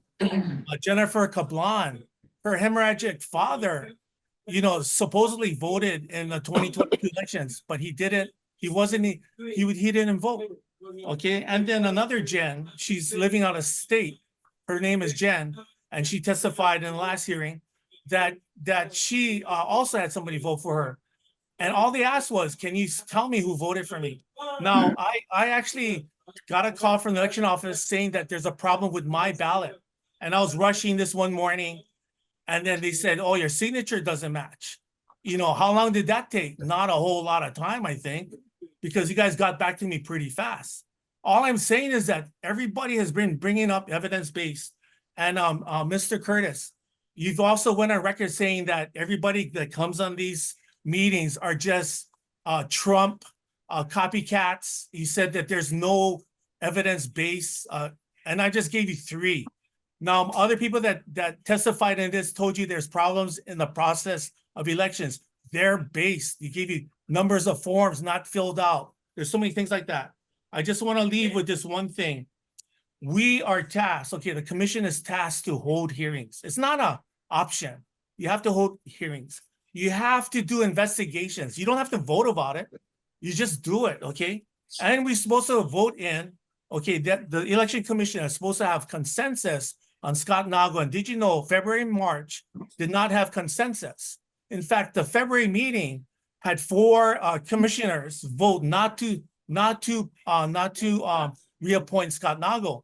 The reason why that wasn't taken is because all of you left. The other commissioners, as well as you, Mr. Curtis, left without properly adjourning the meeting. They had quorum, even though they had only 4 people. But the Robert's Rules Order says that if nobody questions that, nobody brings up that as a point of order, that 4 moves forward. And the March meeting never had consensus for reappointment. And the thing that really drives me crazy is why did you work with Scott Nago to write a letter to DAGS to say that he was confirmed, appointed as the chair of the election office? That is illegal. That is Thank you, Wendell. wrong. Yeah, no. And you went around unilateral decision around the election commissioners. Commissioners, hold Mike Curtis accountable and Scott Nago. All Thank this you, is written Randall. down. I can send you information. Thank you very much. Thank you. The next testifier is Donald Sakamoto, followed by Forrest. Mr. Sakamoto.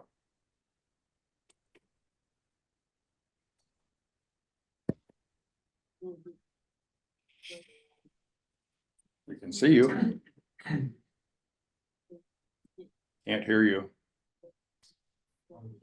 They're muted. Mr. Sakamoto, you're muted.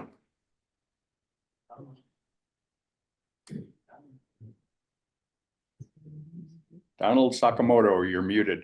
We can see you. Can you hear me now, Chair? There you go.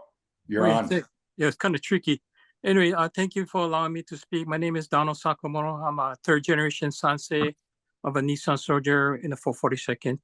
I've been voting since 1980. I'm a blind individual. In the past, I would use my signature to sign the envelope on the back, mail it in. Sometimes my signature did not match the county clerk in Honolulu. I had to verify that. Later on, I had to use a X mark, it says, and get a witness. And I kind of read about that. I asked this, elections people about this. If you put an X mark and you have a witness and you do it at the same day of the drop off for that day for that ballot, how do you verify the witness? And they told me at the clerk's office, there's no way you can do that. You have to just take it by the honor of that person as a witness. I don't understand why we can't have witnesses registered with this clerk or with the state so it's verified that that's a ballot that was done by that person that made an X. So my concern is verification during the ballot return with an X mark with a witness to verify that same day when it was dropped off for the election in process. That's all I have to say. Thank you. Thank you. The next testifier is Forrest, followed by Shigemi.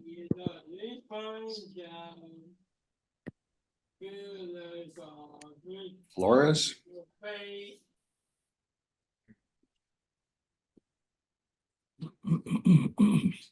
Was that? Hello, can everybody hear me? Oh, yes, Forrest, hello. All right, good morning, community members and Chair Mike Curtis. I'll make it real short. Regarding the latest and past meetings voting to remove Scott Nago, it remains obvious that we're going about it the wrong way, from the wrong angle. With all the testimonies and still nothing, it's Curtis standing in the way. The majority vote was to remove Scott, but Mike Curtis refused to take the vote. His total disregard for the laws and due process for this committee are documented and frankly ridiculous. In Mike's own words and on record says that this is his regime. Absolutely no fear of retribution for his treasonous actions. Because of this regime, as he calls it, goes all the way to the top, undoubtedly. We call on the committee to focus on removing Mike Curtis from his chair and the committee entirely along with Scott Nago. Furthermore, Mike Curtis should be criminally investigated thoroughly for corruption and treason. He's obviously serving elite entities under this so-called regime and highly likely being protected and compensated. In past, someone brought up white envelope and bribery, and Mike made light and joked about it. This is serious. Mike is abusing his position and acting like Venezuelan President Maduro, and I call for action for the removal of this such corrupt regime that he clearly serves, because it's clearly not the people he serves. It's a puppeteer. Mahalo. I rest. Thank you, Forrest. The next testifier is Shigemi, followed by Keikilani Ho. Thank you for the opportunity to testify and share my observation and just make comments to raise public awareness. Back in 2022, I was one of the official election workers and attended an orientation held by, I believe her name was Miss Ten. And I asked a question about hackability of digital devices, the system that's been used, because I used to work in the IT industry. But anyway, her comment was that even including tabulation system, no one has access to it. And I asked her, even the companies that have access to it for maintenance purposes, she said, no, nobody, absolutely no one has access to it. So that's the point number one. That's not true. I know that. just being in the IT industry. Number two, regarding the ballot drop-off boxes at this Honolulu City Hall, Honolulu Hale, I was one of the last persons to cast a ballot in person, not in a box, but actually filled out my ballot inside. And as 7 o'clock, I think that's when the election was closing. People are still dropping off their ballots, driving by, and the large drop-off box was filled to a capacity. And so they had to roll out a smaller drop-off box to accommodate additional ballots coming in. When about less than 30 minutes later, the election was called. And I know, being the election worker, I know that it has to go through a process. And I don't think much of that, many of the ballots in the boxes were even open or counted. So that's just an awareness I wanted to make to everyone that's on this call. And then the third is just the behavior of some of the members of the Election Commission. And I'm speaking specifically about Chairman Curtis. I did watch a video of you speaking with Mr. Ralph Kushni, and you specifically use a very dishonorable, disrespectful language, quote, "shut up." That is not something that I'd like to hear or have my children hear. That's not a language that our school teaches. We say don't use those kind of languages. But is that how you speak to your colleagues or people that you should be serving? And that seems to be characteristic of how you treat your business and your position. So I just thank you so much for the opportunity to speak up today. I yield.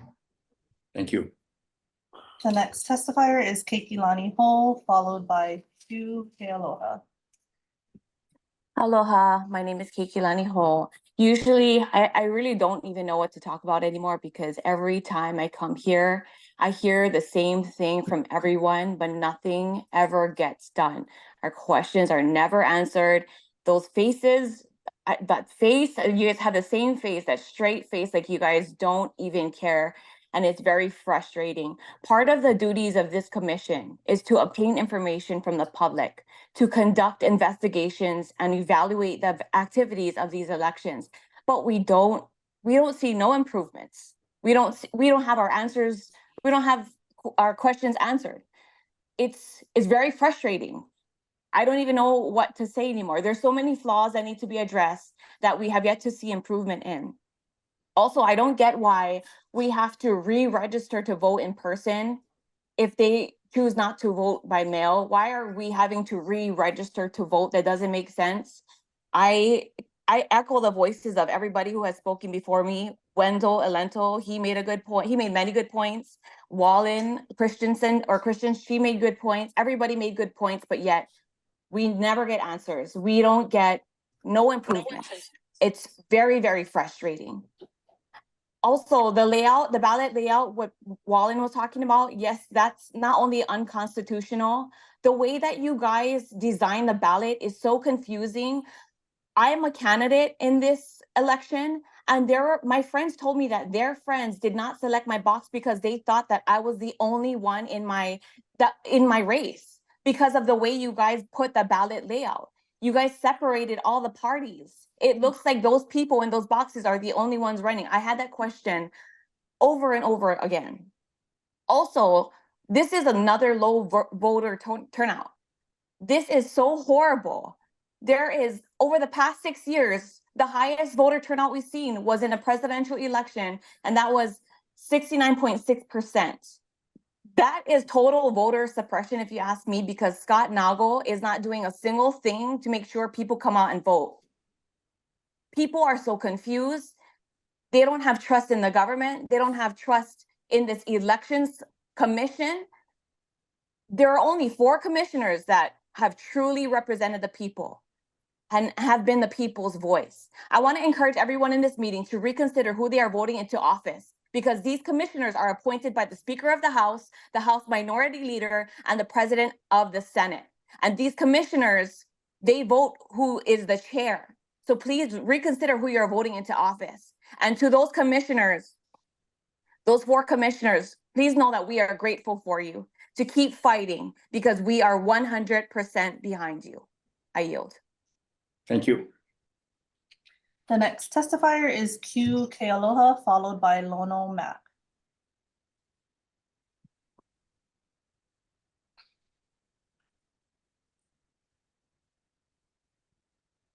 Okay, aloha. Yes. Okay, aloha. Cannot hear you if you're talking. What's that name again? Q Kealoha. You, Kealoha. Cannot hear you. Next speaker. Okay, the next testifier is Lono Mac, followed by Steve Yoder. Oh, no.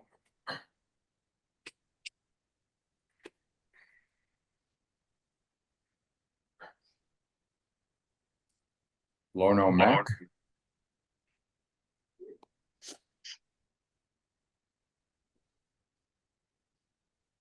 Calling once.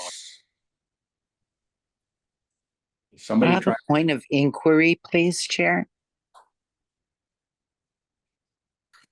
What is that? Is that a point of order? A point of inquiry, please. Okay, we'll wait till after the speakers. Who's the next speaker?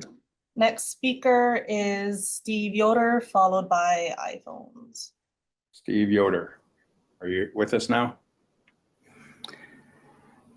It won't let me unmute. Can you hear me? There you go. No, you're on there. Oh, you can hear me. Okay. Boy, it's like a salmon swimming upstream to spawn. My testimony basically is this. I wrote it down so I get it right. According to the website elections.hawaii.gov, the mission of the Office of Elections is to provide secure, accessible, and convenient election services to all citizens statewide. I don't believe conveniency is mail-in. I believe that's on the day of, in their precinct, their local neighborhood, voter ID verification to vote. But beginning with the 2020 elections, as you know, Hawaii's elections were conducted by mail.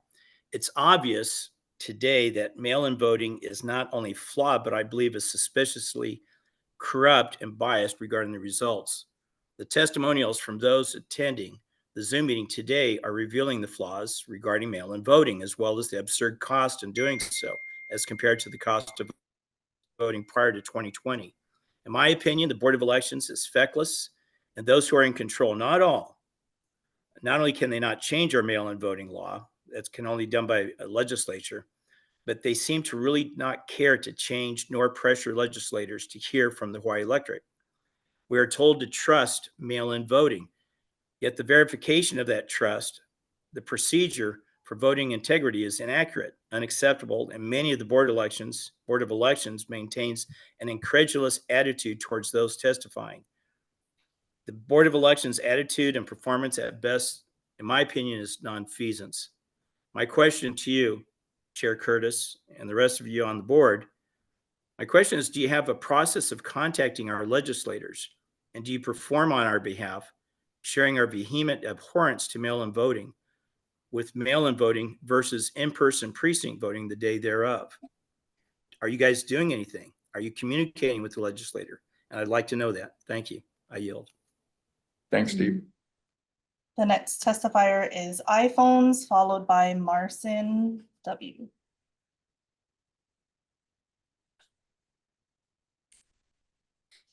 Hello? Hello. Gotcha. Hello, can you hear me? Yes. Yeah, my name is Dave. I tried to get on earlier and, you know, we've had so much positive, testimonies of all truths, and it's basically all for correction and change. And basically though, the main problem we have in this change is we got to take little bites at it. And the first bite is to remove Mike Curtis, because he's the roadblock who's blocking up everything. We need a bypass. We need to get rid of him. Then we can take care of Nago and start working to correct this corruption that we have here. And I'm just going to encourage everybody to sing the same song and call for his resignation, to leave and to replace him with somebody else with more integrity that we can count on, you know. And we have the majority of 4 good people who are trying to correct this and, you know, work for the people, and but we're not getting nowhere. And the problem is Mike Curtis.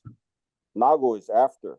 So if we get Mike fixed up and get somebody of integrity in there, and I feel we can make progress and start climbing the ladder bit by bit. But until he's out of the way, it doesn't matter what we talk about, what we bring up, because he's totally corrupt.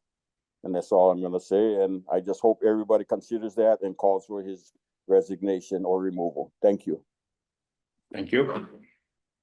The next testifier is Marcin. Hello, everybody. My name is Marcin. Originally, I'm from Poland. I'm an immigrant to this country. I've been in the United States about 20 years. 8 years I've been living on Kauai. My question is, what are you guys doing? You know, that's where I grew up in Poland. That was under communism, under Russian, occupation, and there was no transparency. It was all lies. It was all propaganda. Basically, exactly what I'm seeing here. You know, Scott Nagle, Mike Curtis. You know, why don't be open about what we're doing here? How our elections are being held? What's up with all the mailing, voting and stuff like this? Is not working. You know, we have the lowest turnout of voters, and Texas just today they removed over 1 million voters from their registry because that was illegals, that was people who not eligible to vote, felons and stuff like this. Why we don't keep track of that on Kauai? Why we cannot be everybody on the same page? So yeah, pretty much. I just wanted everybody here to know my take as an immigrant living in the state. Before to Hawaii, I lived in Texas when everything was double checked. Everybody was voting with ID, and I think we are all on the same page on this meeting, and everybody's shooting for that. Thank you very much. Thank you. Okay.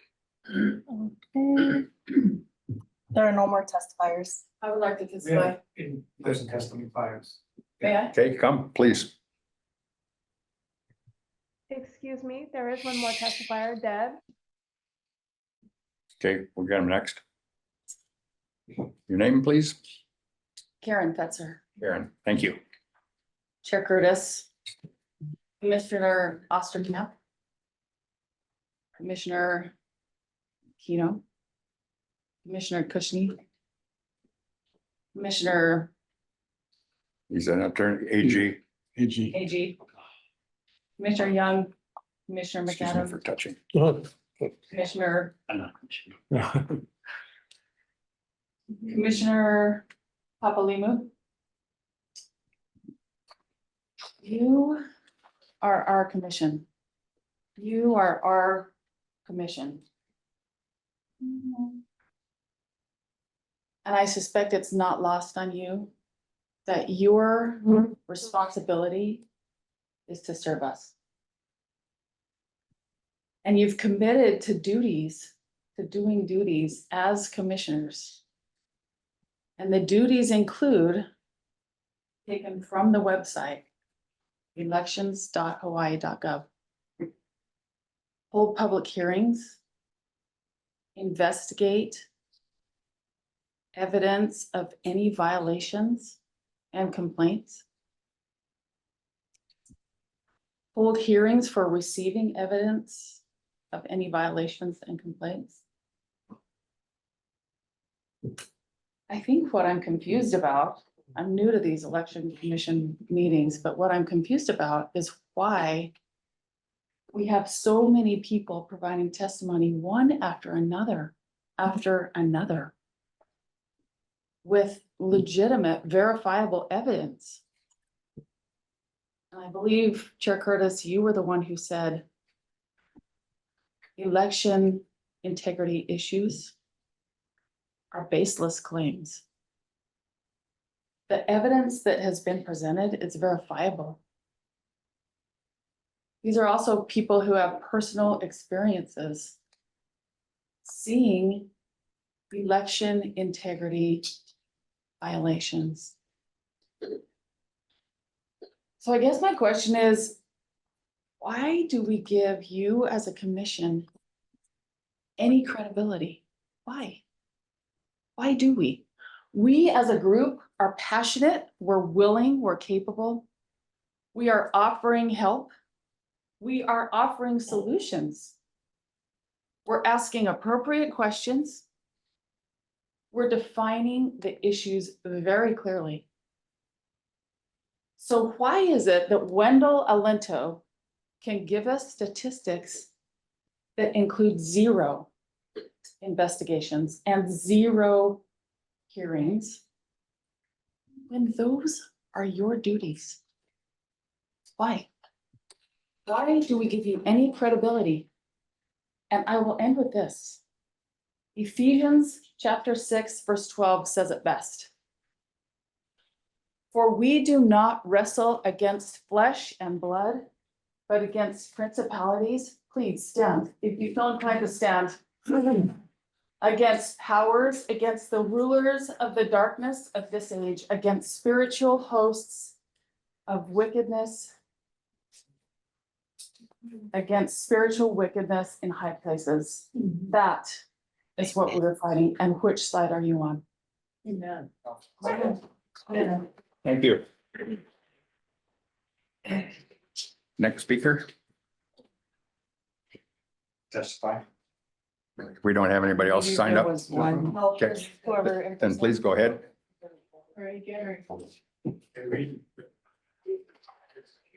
Thank you.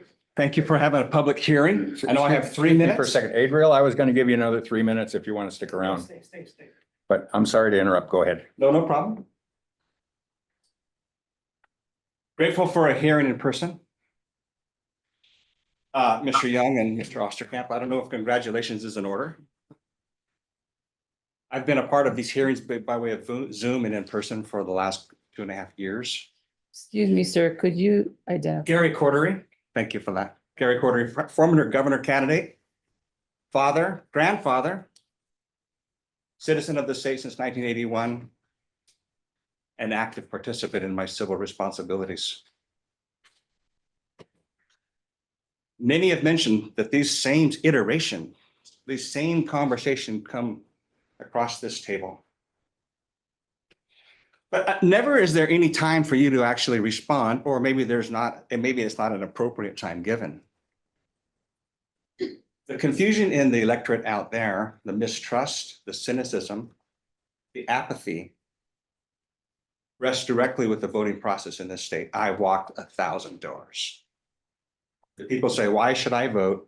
My vote doesn't matter. We've heard from Mr. Nago and that office that these new electronic voting is going to increase voter turnout. It's going to drive down costs, both of which are not true. So I'm going to reserve the rest of my full 3 minutes to ask this question. I would like you to respond by raise of hands.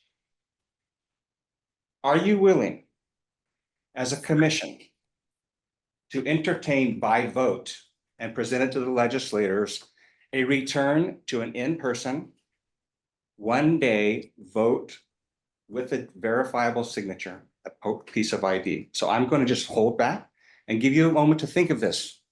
And I will preface this by saying one thing.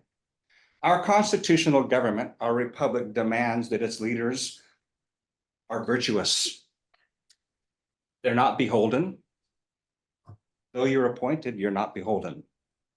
And I'm asking you to exercise self-government with virtue. So I yield my time for you to vote. If you don't, if this is a no vote. Thank you. Thank you. 2 votes.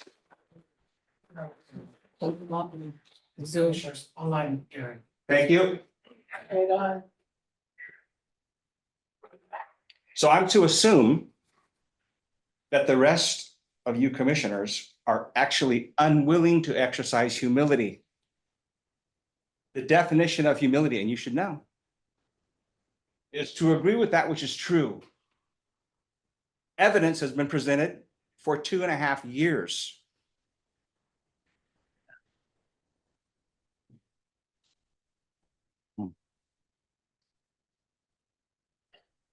Your time to vote is still there.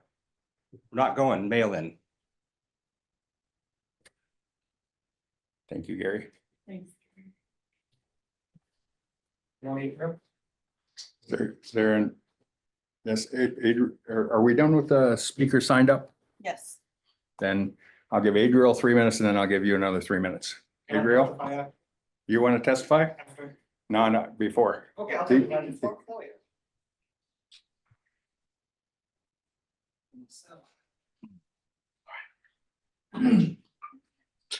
All right, I'm Shelby Pikachu, billionaire. Aloha, Could everybody. you take your mask off, please? Sure.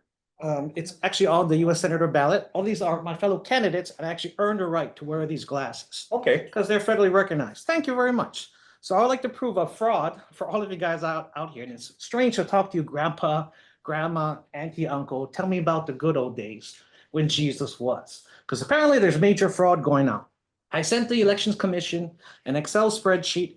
Everyone who's watching online on Zoom, you guys can follow me as I wrote it down in my journal, but it's also on a Microsoft Excel sheet. If you go on page 5, the total numbers, we're gonna look at the numbers to the camera for you guys on our social media. You have total 839,618 total registered voters, meaning the post office sent that out. Your total people participation is 271,345. Your mail-in is 266,362, walk-ins 490,83. That's how you get your subtotal number.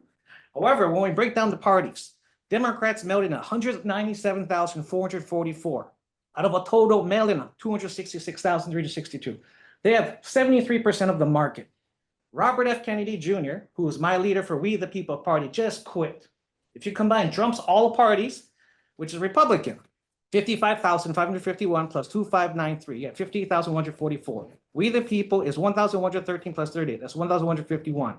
We got 60,000 people, Republican and RFK Jr. combined. There's no way we can beat the stacked deck. It's going to Vegas and we're losing. How can I prove this? If you look at all the US Senator candidate race, Adriel's as well. Mazie Hirono got 176,131. Ron Curtis, 14,271. The next number is 4287, 8481 for blank votes, over is 145. When you add up the US Senator total Democratic votes, it's 203,315. However, if you go back to your own stats, Asian he knows, Democrats have a total 197,440 mail-in, 2,141 walk-in. That's 199,505 maximum total votes. How the hell do the Democrats in US Senate Mazie Hirono get more votes than total people in the Democratic Party? You're over by 3,732. Your stats are wrong, not only in her party, in the Republican Party, in my party, in all the parties for the US Senate race. You are over. Republicans, total is 58,144. When you had Bob McDermott's, 27,961, Lamb's 8931, Amaral 7627, Dolan 4,006, 3319, 2075, blank 4,900, over 106. You got 58,925. Your total Republican Party is 58,144. You are over by 781 votes. Even with me, I'm not even a registered voter here. My address is 364 South Spring Street right there. You would never mail me a ballot. I couldn't even vote for myself. But I still pull the numbers. The party is still going, and here's my party numbers. You know, total, 1,155 total. I pulled 977, blank 187, zero overage. However, the total, my votes plus blank is 1,164. The total JFK and Robert F. Kennedy entire party is 1,155. How the hell do I go over at 1,164 with blank votes? That's in all parties, Green Party, nonpartisan. You guys go back and run the numbers. Something's wrong with your Excel sheet. And I put it an email to you guys. Why am I frustrated? Because what's the point? As everyone said all here, the numbers are the numbers. Thank you very much. Thank you. Adriel? Chair, Commissioner Andrian just entered the meeting. We could Yeah. acknowledge him. Oh, Commissioner Adrian's here. Good, thank you. Thank you, Chair, for the opportunity to talk again. My name is You're Adriel welcome. Lamb. I was a candidate in this primary election. When I got into the process, 6 years ago. Most common response I got from people about why don't you go, it's corruption, it's cheating, it's rigged. I didn't want to believe it. I've gone through 2 election cycles. I watched the numbers, look at what's accountable, what's not accountable, what we can access as voters. I do have a degree in database management. I did physical security in my profession as a military officer. I did many of these things that looking at elections or the systems that put this together. And I cannot find information that allows me to say, yes, we can verify these numbers that you're telling us. When I walked this entire state, going to each island and county and get the response from people, I'm not sure how you get 176,000 votes. When I talk to my fellow members in my party about who they voted for, I'm not seeing that name recognition won the day in this election. We have multiple reports on the other side. Name recognition didn't help anymore. Big names fell. What is the story here? What are we telling our people? And I start to get to understand why people say elections are rigged. Because where is the transparency in things like this? You might have a possible answer of why election data was published before, was accessible to members of the media without the public, or a separate path to their access to data. But I'll leave you with my final paragraph that I didn't get to finish. Because at this moment, I'm still waiting for the credit data file, or commonly known as the AV file, for the August 10th, 2024 primary election. Usually it's available on Palmy Press. But 17 days after the election, I'm still waiting for the final list of ballots to return to the counties. Ultimately, elections of public officials are determined upon consent to the governed. That consent is not only the number of the ballots cast, but also the trust in how the ballots have been counted. Now we have in our laws, HRS Hawaii Revised Statute 1624 still provides for the public count of paper ballots, as well as the order and method to do so in Hawaii Revised Statute 1625. The Election Commission can do much to restore public trust and confidence in our elections by returning to tried and true methods of both these statutes. Right. Thank you for your time. Thank you, Adriel. Okay, the next testifier is Lono Mack, followed by Deborah.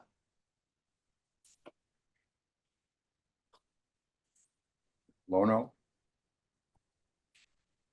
Aloha, Commission. Aloha. Thank you for giving me the opportunity to speak today.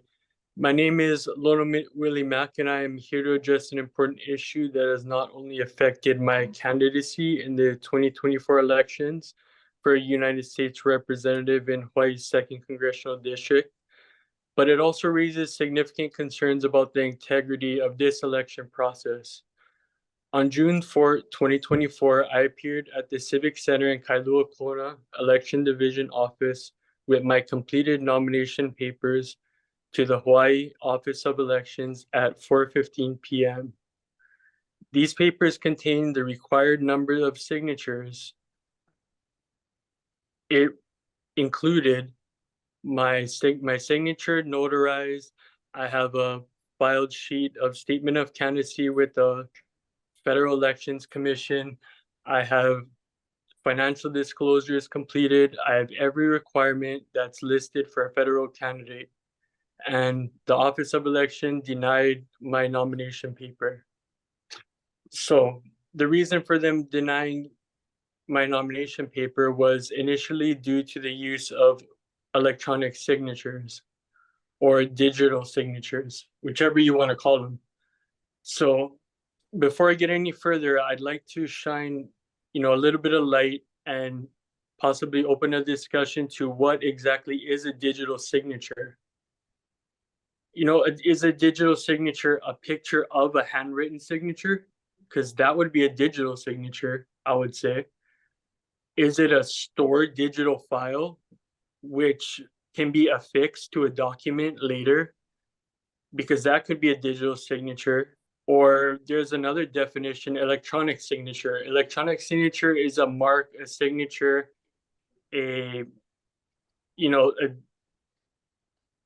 icon, something that signifies the person's acceptance of the document that can be verified. So it doesn't necessarily have to be handwritten. That is another definition for electronic signature, but there's no Hawaii law that properly defines any of this, and nor is there any Hawaii law that forbids the use or the filing of nomination papers with any form of electronic signatures. In fact, according to Hawaii Administrative Rule 317755, election documents may be created or converted into an electronic format, and these electronic documents are considered equivalent to the original. So with that being said, it means the Office of Elections, whether it is the clerk, the chief elections officer, or any of the administrative staff, they're basically have the right to create electronic documents. We use electronic documents, the statewide voter roll that is built upon off the Department of Motor Vehicles. They store an electronic signature, and it's used to compare. It's used as a reference to compare to voter registration applications. The very thing that they tell me is not allowed, they're using on the other side of the desk.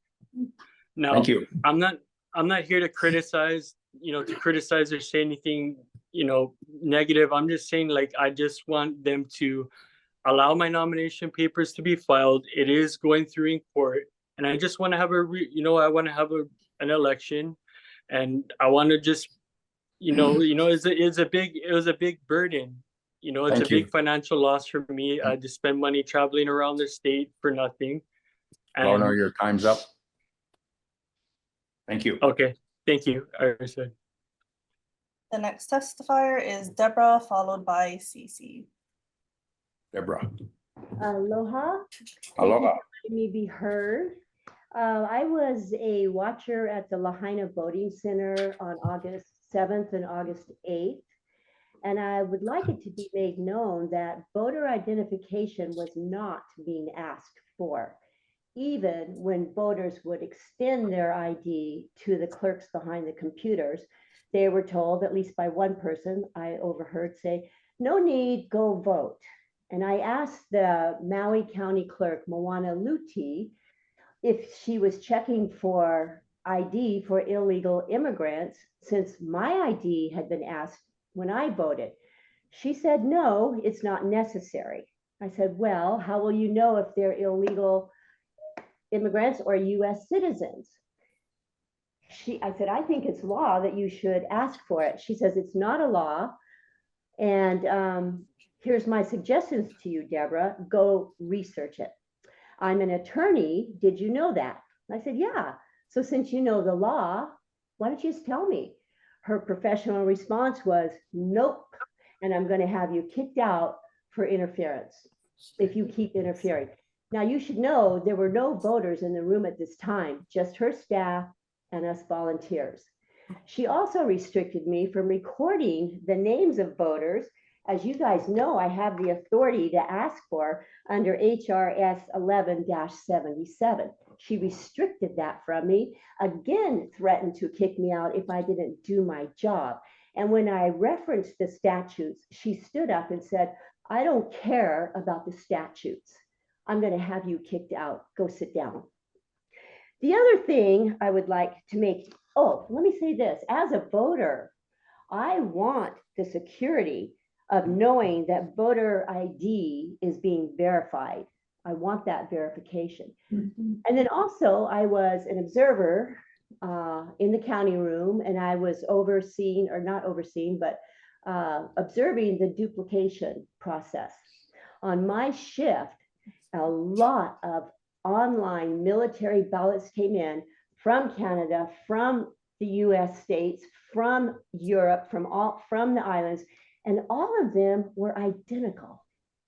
Everyone from all those places all voted exactly the same. That doesn't make any sense to me. So I want this known. because I think there's a problem here. And I also want it known that at the Civic Center, the closest parking stalls were blocked off from residents from coming in. They had to go park up the hill and walk down when it really wasn't that necessary. So I guess that's all I wanted to say, but one more thing. Moana Luti, Maui County Clerk in charge of these election days, who's also an attorney, I would think she would want a secure election and would want to follow the law. Thank you. Thank you, Deborah. The next testifier is Cece, followed by Nicolette. Cece.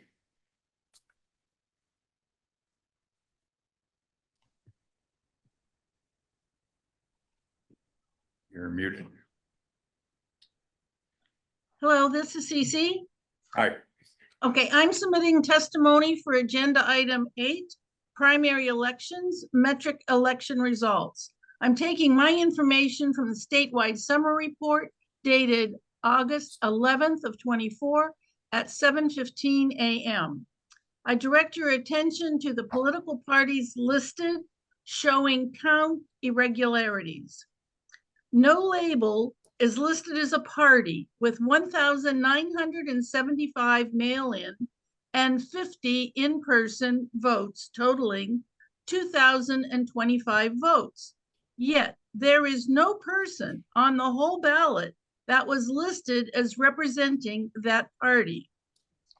Secondly, there was no one listed as representing the Solidarity Party, but the mail-in votes were 79 and in-person votes for 8, for a total count of 87 votes. No one was listed for the Socialism and Libertarian Party, but 84 mail-in and 6 in-person votes for a total of 90 votes were counted. That's 2,202 ghost votes. So to keep this brief, there were 4 other parties: the Green Party, We the People, Nonpartisan, and Libertarian Party. They had candidates on the ballot, and their actual vote counts listed in the 3-column reports were recorded. And on the last printout for the statewide results, they reported those votes more than were actually listed on the 3-column report. So these seem to be technical machine errors, and having worked at the elections before, I assume that zero reports are not being performed and recorded on all the voting equipment each election day. So I have witnessed Hart InterCivic strictly handling the county equipment only. I highly recommend a forensic audit of all vote county equipment and tabulators before any ballot gets counted in this year's general election. I respectfully request an answer to the recorded errors from the Hart InterCivic and Scott Nago. Thank you. Thank you, Cece. The next testifier is Nicolette, followed by Daniel Gabriel. Nicolette. Aloha. Aloha. I got in late because the Zoom thing was not correct. And I'm so discouraged and disappointed that we, the people, have put, somehow you've been put into power over us, and we're supposed to be in power over you. And we're saying to you, you got to go back to paper ballots. You got to give me a little place, a school or something close to my house like it used to be. I need to be able to run in, cast my ballot in person, and that there is a way to actually count all those ballots, handwritten ballots, that is faster and extremely cheaper to do. And there is an absolute way to do it. So this is just totally I feel like somebody's lying to somebody when they say it's cheaper to do the mail-in ballots and putting stuff in a booth. Plus, I've seen myself personally, guys go up to those ballot boxes and throw in hundreds of ballots at the same time. I've also witnessed some of the unions. I will go and they will collect the ballots of all the union members and vote for them. And then they put their ballots in a trunk of a car and drive it to the ballot box and they put them all in. And I just know that this is real. I know it's real. And the fact that you guys have now created that everybody in the whole Honolulu area has to go to one horribly trafficked area in the middle of town on a weekend, of course, because it was Saturday, and there is no parking anywhere. And we have to walk and walk and walk just to do it. I feel that that's on purpose. You guys are doing this on purpose. The TV lady out in front of there even said, oh, well, what do you think about this new way everybody's voting? You want to say anything? And I said, yeah, it's obvious you're trying to stop people from voting in person, and that you're also not allowing us to monitor the boxes, because one person, one vote, one envelope in a ballot box. This is crazy that you don't monitor those ballot boxes. And then who knows what happens after they hit those machines? It's been proven over in country and state all over the world, actually, that after a vote is put into one of those machines, who knows how it comes out the other end. So these are real facts. And I wish you guys would answer us and would give us the respect to tell us to do what we're asking you to do for a change. And you sit there with these smug faces. It's really sad.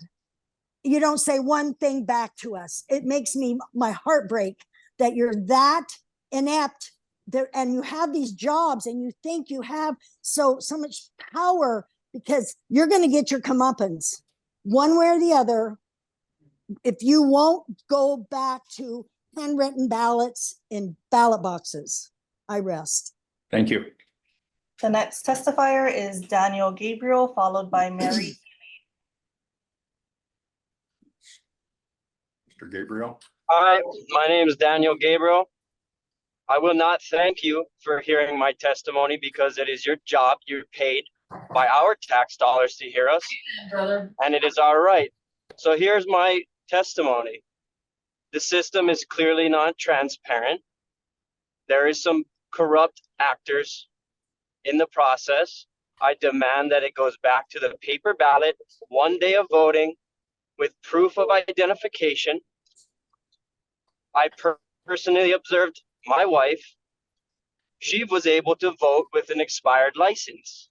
You can't even go to the bank with an expired license. Why can you vote with an expired license? So what is really going on behind the scenes?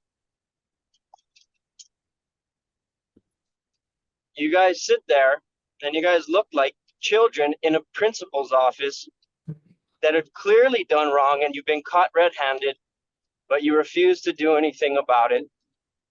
Wendell pointed out that you guys have not done anything that your job entails in terms of investigation, nor hear us publicly in person until now. And that needs to change. So I demand, as a voter and as a candidate, that this goes back to the original process where every school is shut down on our voting day. We can go in person in our district, in our precinct, to get our vote in legally with identification, with overseers counting the votes by hand. I do not trust the computer system that is owned by a company in Texas, which has been sold to a company in Spain. It's hogwash, and it needs to end, and it needs to be corrected. And the people are responsible for this corruption, and criminal action needs to be tried and or put in jail, because the evidence is clear. As an accounting major, I was taught one thing, and that's ethics, and that the numbers don't lie. You may be able to choose numbers that look good in your situation, but the numbers do not lie. There are extra votes out there that came out of thin air. There are stories and testimonies time and time again of corruption happening at the ballot drop-off boxes. Another thing I'd like to point out, we are going to do a mail-in ballot when we have a USPS system that is running a deficit. Where is that money coming from to run these ballots and move these around? Tell me how that works. Thank you, I rest. Thank you. The next testifier is Mary Healy.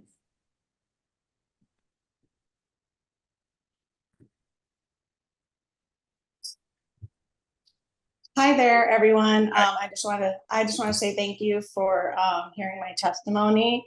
As you can hear in a lot of the previous testifiers, that there is a frustration, and it is well known why. There is a severe problem in the mail-in ballot system, especially in Hawaii. And not just that, but we want to have more transparency and accountability in our elections. And as all of you know, we are very thankful that we have the right to vote in this country and choose our elected officials. And we would just like to make sure that there is no unreliable data in the machines, in the ballots. We want to have access to those paper ballots that are on island, wherever they may be, wherever they're being stored, whatever locations on that very small island that all the ballots come to. We want to know where they are and look at them and have the peace of mind to know that the right people are getting into office and leading us based off of what the people want, we the people. And so, we don't want any more guesswork. We don't want to be hindered any longer. And more people are become aware of the situation. And we're ready for you to acknowledge that this is happening. So thank you for listening to my testimony. It's always a pleasure to speak with you over here. And I look forward to the changes that we all know are coming. God bless. Thank you, Mary. Wendell Yolento and Andy Crossan have their hands raised, but they did already testify, Chair. Okay, then I would ask you to, what is your name? My name is Doug Cousin. Doug, could you please come up and give us another 3 minutes? Wendell's requesting a minute before I do that. Okay. Wendell?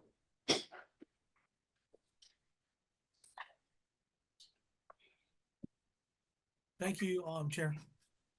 In Robert's Rules of Order, and it's real important to write this number down, it's 9:34. It's 9:34. And it says, it is important to understand that regardless of the technology used, the opportunity for simultaneous oral communication is essential to the deliberate character of the meeting. And so just as you enjoy in a open hearing right now, people that's at the hearing, you can talk to each other. And that's what simultaneous oral communication means. For those who are in an electronic meeting, because this 9:34 is out of the section for electronic meetings, it actually says it's essential for a chat room to be open and available for us to communicate simultaneously with each other. It also gives you records of the conversations, also questions we may have for the meeting. And it actually makes the meeting go smoother. I yield. Thank you very much. Thank you, Wendell.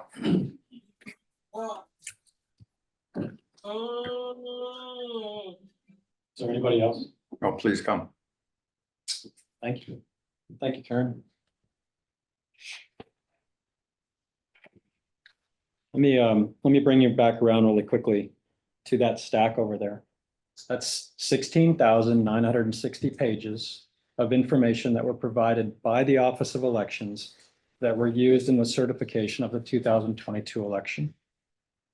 In 11-155 HRS, it says that you need to consider all of that in your comparison and reconciliation prior to issuing a certificate of election for the election being certified as being valid. I want to point out one fact, the fact that there were more mail-in votes reported on the 2022 general election statewide precinct detail report than were reported for any district precinct in the post-election manual audits. The number went up. And in that stack of documents right there, for official observers, for chain of custody, 46% of the documents are missing the required witness signatures. As well, 68% are missing equipment certification. That's required by statute and by Mr. Nago. Also, per HRS 11155, it requires that for a certification of election, it shall not occur until after the time for bringing an election contest. So let me ask you this. How was it possible for Mr. Nago to sign a certificate of election for the governor and the lieutenant governor on 28 November, while there were 4 court cases still pending before the election was certified? Mr. Nago signed these certificates and that one that's being held up on the same day that Dag Nakamura attested in the Hawaii Supreme Court that HRS 11156 expressly precludes delivery of certificates of election when election results have been contested and a final determination is pending. How is it possible for Mr. Nago then to pass off this endorsement of an overage and underage report as a certification of election on 16 December 2022 without a comparison and reconciliation of results and while contested election cases were still pending? Mr. Nago testified to Judge Tang during the Hawaii Republican Party versus Nago hearing in the First Circuit Court on 10 February 2023 that he did not use the actual paper ballots in conducting the required audit. How is it possible for Mr. Nago and the Office of Election to have a position on the conduct of audits that are different than those prescribed by the legislature and as written in statute? Commissioners, no certification of election results by district and precinct was ever compiled, certified, and released for the 2022 general election.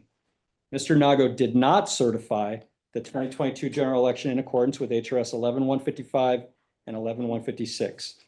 And with this maladministration, how is Mr. Nago still employed in his position as Chief Elections Officer?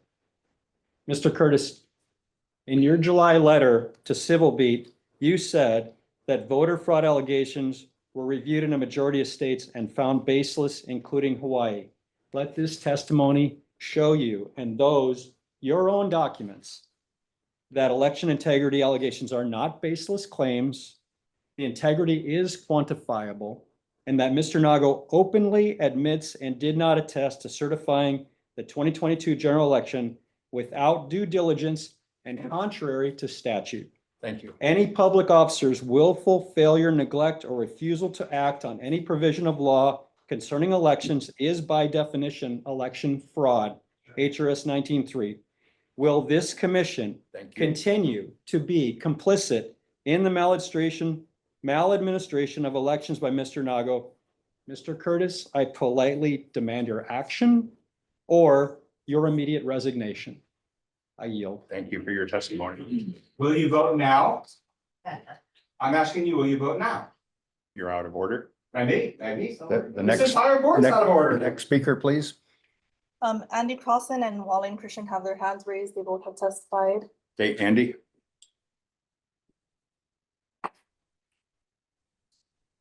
I'm going to testify again on this issue here, on a different issue than I testified before about the violation of the Sunshine Law with the whole Zoom link debacle of what occurred today.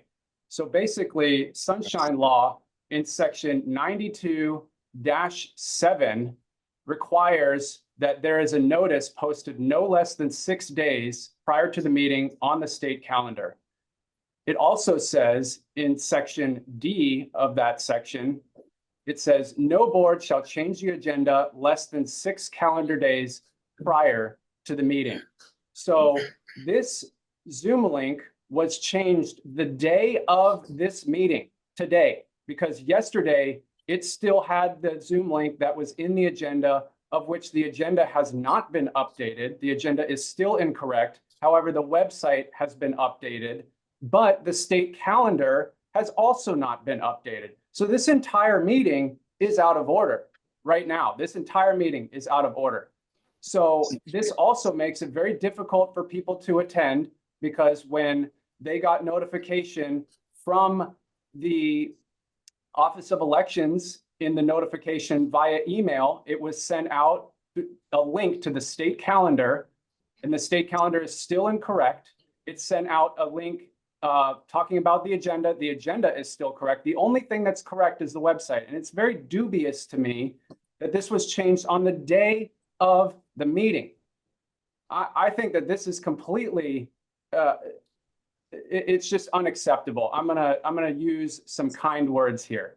So basically, what I'm really concerned about is that if anything consequential happens in this meeting, that this will be used as an excuse to throw the entire meeting out of order, much like what happened with the May meeting already, where it was assumed that the agenda was out of compliance with Sunshine Law and the May meeting was canceled due to that. Also a very dubious circumstance. So what's really going on here? Is this board really about hearing from the people and making things transparent and doing things correctly by the Sunshine Law? Or is there something else going on where this board appears to be limiting the ability of people to participate in this kind of a meeting?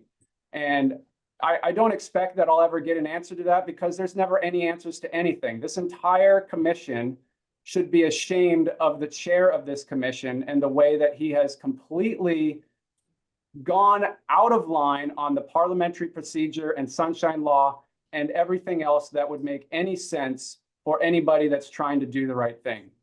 I yield. Thank you. I recognize I'm out of order. Yes, you But are. If The you next speaker, wanted to please. solve the problems, The next speaker, please. Colin Christian. Colleen Christian, please.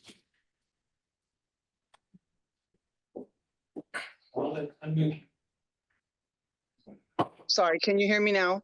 Yep, gotcha. I forgot to mention two important things that I'd like to bring up. One is a question on the ballot. There was a deceased representative by the name of Mark Nakashima who passed away in mid-July. God rest his soul, and condolences to his family. But his name was still on the ballot. I've been trying to research the law as to find out, because he had no opponent, how is it that a dead person, not any offense to him or his family, but how is it that a dead person still can obtain votes? That needs to be addressed for whatever reason, because it will definitely happen again. A lot of our representatives are elderly.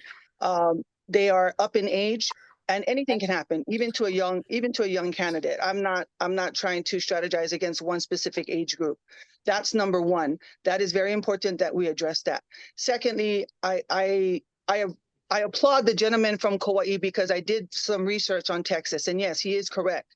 They deleted over 1 million votes of people who were not supposed to be on that voter list. And that is what Hawaii needs to do. And let me show you how simple this will be. After this primary election, what needs to happen, commission, is you folks need to clean out every voter that's on that list. And every time we come up to a general or a primary election, we need to re-register, verifying where we live in what district, what precinct, with a valid ID and some type of utility bill, whatever it may be. American citizen, live in the district, and we are alive. And we have not moved to other places. As you all know, Hawaii is very expensive. People are falling on hard times. They're unable to afford their rent, their mortgages. People are moving left and right with a drop of a dime. So you want to figure out how to fix this, because in 2022, my brother had passed away and he was living with me, and he still got a ballot mailed to my home, which I did not fill out. I destroyed, because he's not alive to vote. Imagine all the other people who are receiving these ballots at homes, and they want a certain candidate, so they're filling it out for their dead loved one. That is a problem.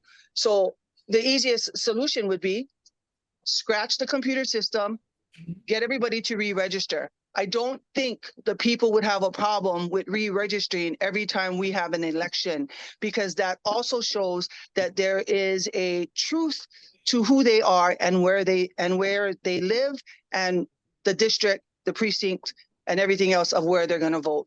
So I wanted to just bring those two important factors up, and thank you very much. Thank you, Ms. Christian. Are there any other testifiers? Then I'm gonna make a comment that most of the stuff is legislative. Like the mail-in voting is legislative. It's legislated into law. We need to change that law if you want to go back to in-person voting, and that's what I think is appropriate too. I would offer Scott Nago 3 minutes to answer anything that he'd like to answer in this, because there's a lot of testimony that does not apply to the Office of Elections. Applies to registration, the county clerks, and the ledge. The ledge is responsible for putting us in this position. They're the ones that made the law. That's why we do mail-in voting, because it's legislative law. I'd yield the floor to Scott. So I'd like to echo what the chair said. By law, mail-in voting is a statutory requirement. The office does not, or the chief election officer does not have the ability or the statutory authority to change that. So to simply say that I want to go back to polling place or election day, it would take a legislative change, like the chair said. Also, by statute, the state and the counties are responsible for working together to provide the election. The state is responsible for printing ballots, counting ballots, and voter education. The counties, each individual county is responsible for voter registration, mailing and receiving ballots, places of deposit, and voter service centers. So a lot of the issues with in-person voting and voter service centers would be the county responsibility. As far as me certifying the election prior to going through the audit, we believe we met the requirements of the law when we certified.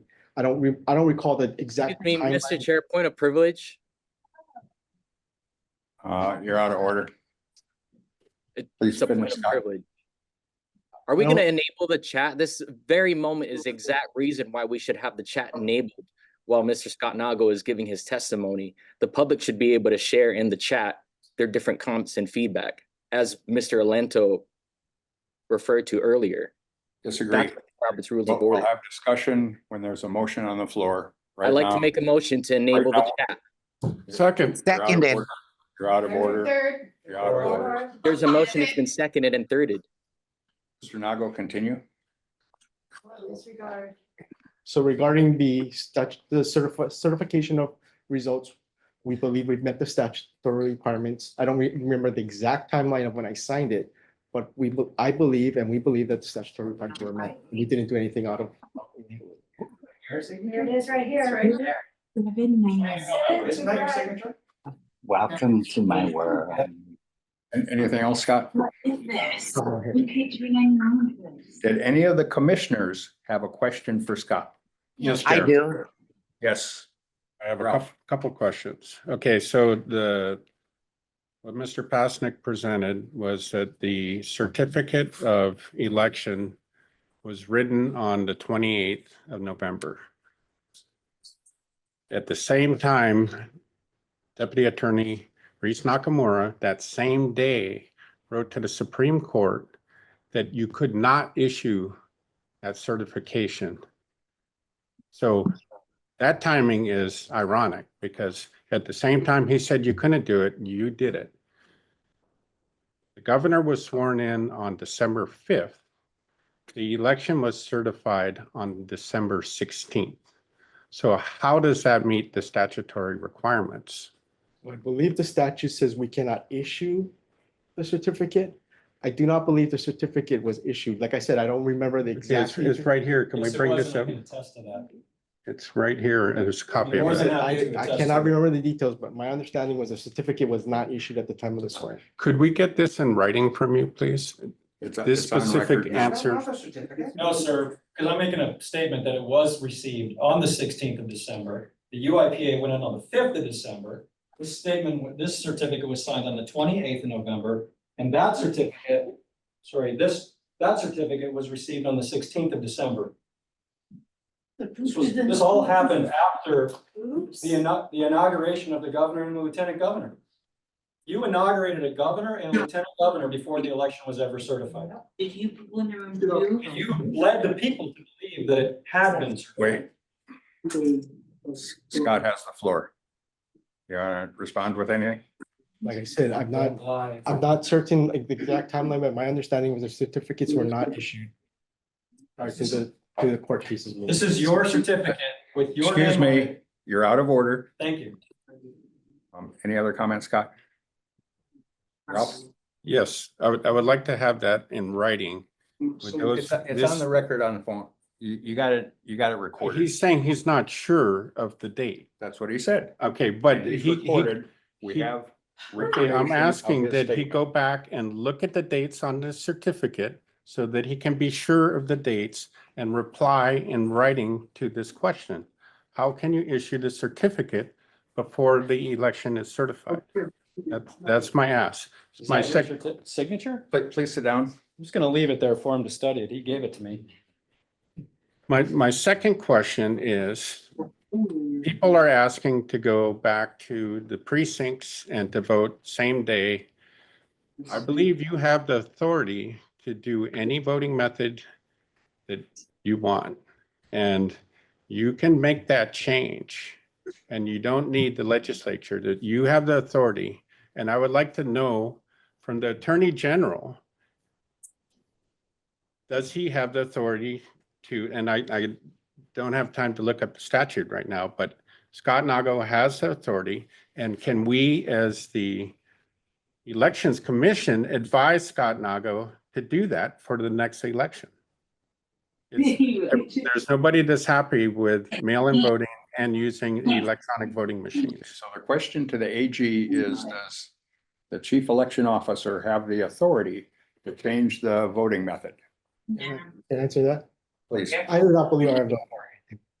You don't believe or? Well, wait. We'll ask the AG, Scott Nago, the chief election officer, has the authority to change the voting method in the state of Hawaii. If that's a request from the commission, we can go back and particularly review it.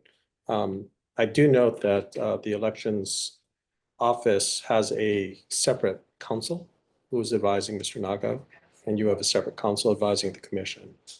But I am asking that questions to our office from the commission be done as a group, not by an individual. Okay, so we're asking, does Scott Nago, does a chief election officer have the authority to change the method of voting in the state of Hawaii? So I would respectfully ask that this be a commission request. It is. I'm Well- asking you right now. But I'm asking, but because you're an individual member, I'm asking. I'm for- the chair of the commission, asking on behalf of the I commission understand. whether the chief election officer has the authority to change the voting method in the state of Hawaii from mail-in voting to in-person voting. Yeah, and there's, I can turn that into a motion. Now, we're asking the AG a question. but that would be my request, actually, that this be a motion from the. Make it committee. legal. So that, because otherwise, each time someone asks, they will expect an answer. And I would like to answer questions from the commission, not an individual commissioner. That's why I'm asking you this question. Mr. Christie has made a motion. Second. I can second that motion. And we can have the rest of the board vote. We're in discussion now with Mr. Nago. After we're done with Mr. Nago, you can make a motion. The question to the AG is, does the chief election officer have the authority to change the voting method in the state of Hawaii from mail-in to in-person? Mr. Leong, if he can't answer that, I would ask you. I'm actually unable to answer that off the top of my head. You know, we need to review statutes, particularly chapter 11, to be able to answer. So would I would entertain a motion to request from the AG an opinion on this. Go ahead, Ralph, state your motion again. I move to have the Deputy Attorney General answer if Scott Nago has the authority to take us to, what's the wording? Sorry. In person. Change the voting method. Change the voting method to in-person, day of voting, ID and no machines. Hand count the paper ballots in the precinct. Second the motion. Discussion. All those in favor say aye. Aye. Opposed? No. Abstention. Any, no- No. Who said no? there's one no. There are And two are there any- no's. Why? Roll sorry. call, please. Roll call, call. please. Can we go back to discussion? No, we're in the vote. Why would you vote?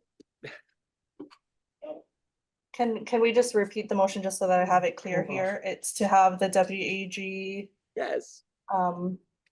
Give his opinion if Scott Nago has the authority. Actually, the chief election officer, I would ask.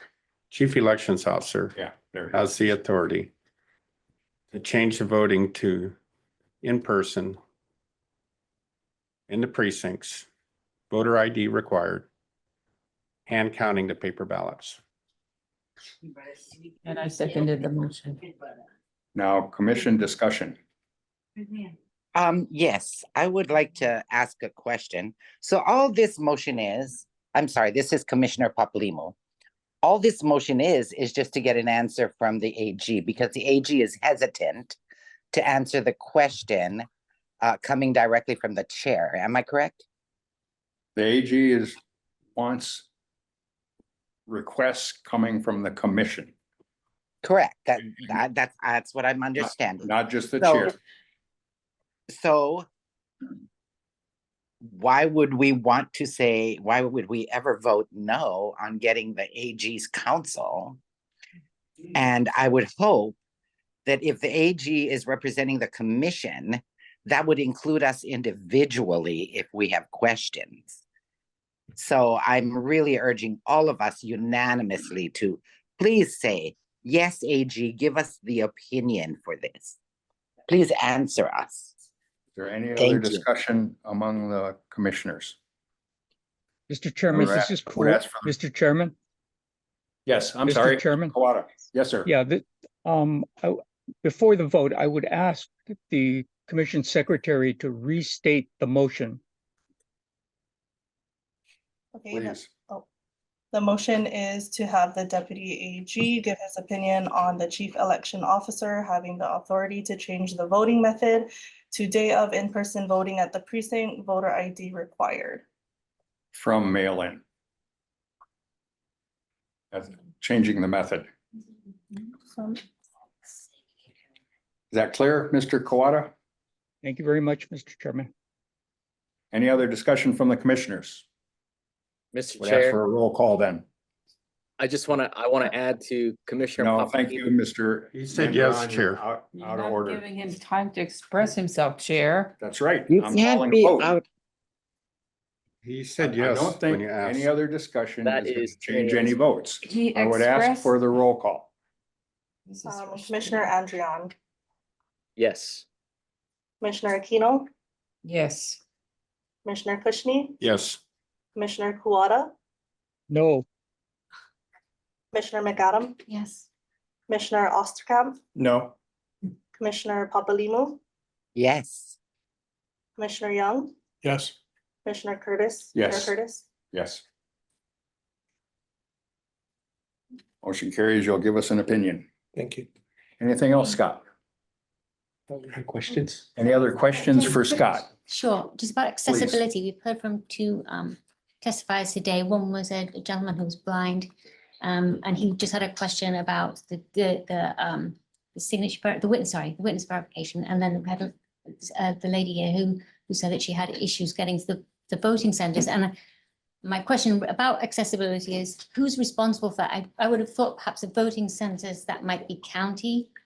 But I'm assuming for things such as like for people with disabilities as regards sight impairment, that would be a state thing. No, so, okay, the establishment of the voter service center would be like county, but the accessibility features such as having electronic voting for visually impaired and having all those kinds of access to voting for people with disabilities would be partly federal, partly state. Okay, and is that information on the Board of Elections website as to? I'm not sure if it's particularly, if there's a section on accessibility, I believe there is. Okay, I'll take a look. Thank you very much.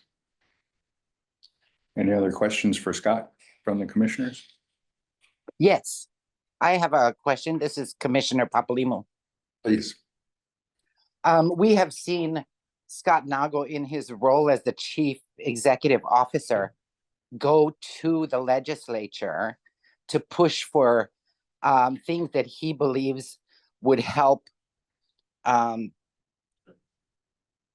his office or voting in Hawaii. And he has worked very closely with the legislature in order to do this. And so is it my understanding, Mr. Nago, you have worked with the legislature to pass some laws that you would like passed for election? If you mean by every session, do we have bills introduced by the legislature on our behalf or at a request? Yes.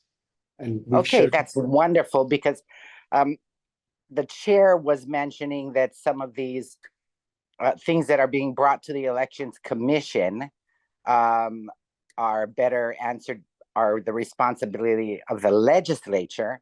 And it's wonderful to know that we have someone who has worked with them so closely that maybe he can help us to address these items that are coming forward in these hearings. So I just want to make sure everybody is aware that you do have a relationship with the legislature to bring bills forward, that maybe the commission will be able to work with you to get those bills brought about and maybe passed. Thank you very much.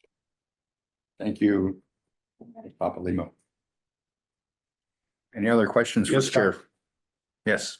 As it relates to auditing and the HRS 1642. I find it odd that you go to all the islands and conduct the audit of yourself, and nobody else can do that audit. And people want to check the paper. The commission adopted a motion to use the voter verifiable paper audit trail in conducting audits, okay? So I believe you parsed those words and used it a little bit, but also used the ballot images. Is there any reason why the counties for that week long can't use the voter verifiable paper audit trail and count all the races in the precinct the way HRS 1642 was originally written, and get that done in a week-long process, and that you don't have to be there to audit yourself? And so that is alarming. In audits, normally somebody else does it and you don't get to audit yourself. And I think there's some little things that are done to make it come out well on your behalf. And I'd like to have the counties to be empowered. There's enough observers to do that and empower them. They want, and that's what these people on this meeting have been saying, they want to check the paper. They don't trust the computers. And that would go a long way in getting voters' confidence. Was that a question? Yes. What was the question? Why does he have to conduct audits himself? And why can't the counties individually do the HRS 1642? Everybody used to do it in their own precincts before. All we're talking about is 10% of the precincts. So the reason why we conduct the audit, the state conducts the audit, is because, like I said, in statute, we're responsible for the vote counting system. And part of that is the auditing. Now, if you want the counties to conduct the audit, you would have to ask the counties, but they're not statutorily required to. So it would be the counties agreeing to do that. And I'm not going to put them on the spot by saying, yes, they'll do it, because it's up to them. But statutorily, we are required for the counting of ballot, which would include the audits, just like the counties are responsible for voter service centers and places of deposit. So does that mean you have to be there personally, or can a representative from the state go to each island for a week and conduct it with observers? And it's just odd that you've got to be there at each island personally. And then that makes it, because you have to do all the work, there's not enough time to do a proper audit. And I'm saying that we can do this. There's plenty of qualified people who can do an audit. They can count a precinct and does not require you to be there. And they can come up with their answers. So can that be done? Because you have the authority to make that happen. I mean, ultimately, I'm responsible for the audit. So that's why I'm there. But I mean, we can look at ways to facilitate what you want. I think it's what the people want. What the people want, exactly. Could you give us an answer on that, please, in 5 days? Like I said, I'd have to go look back, have to talk to the counties. I don't No, know no, if I can do it. take the counties out of it. We have enough observers to conduct an audit. All you need is a representative. You went with 6 people to the counties or however many went over there. Send one to each island and they can conduct it. They can oversee the audits. That's what I'm asking.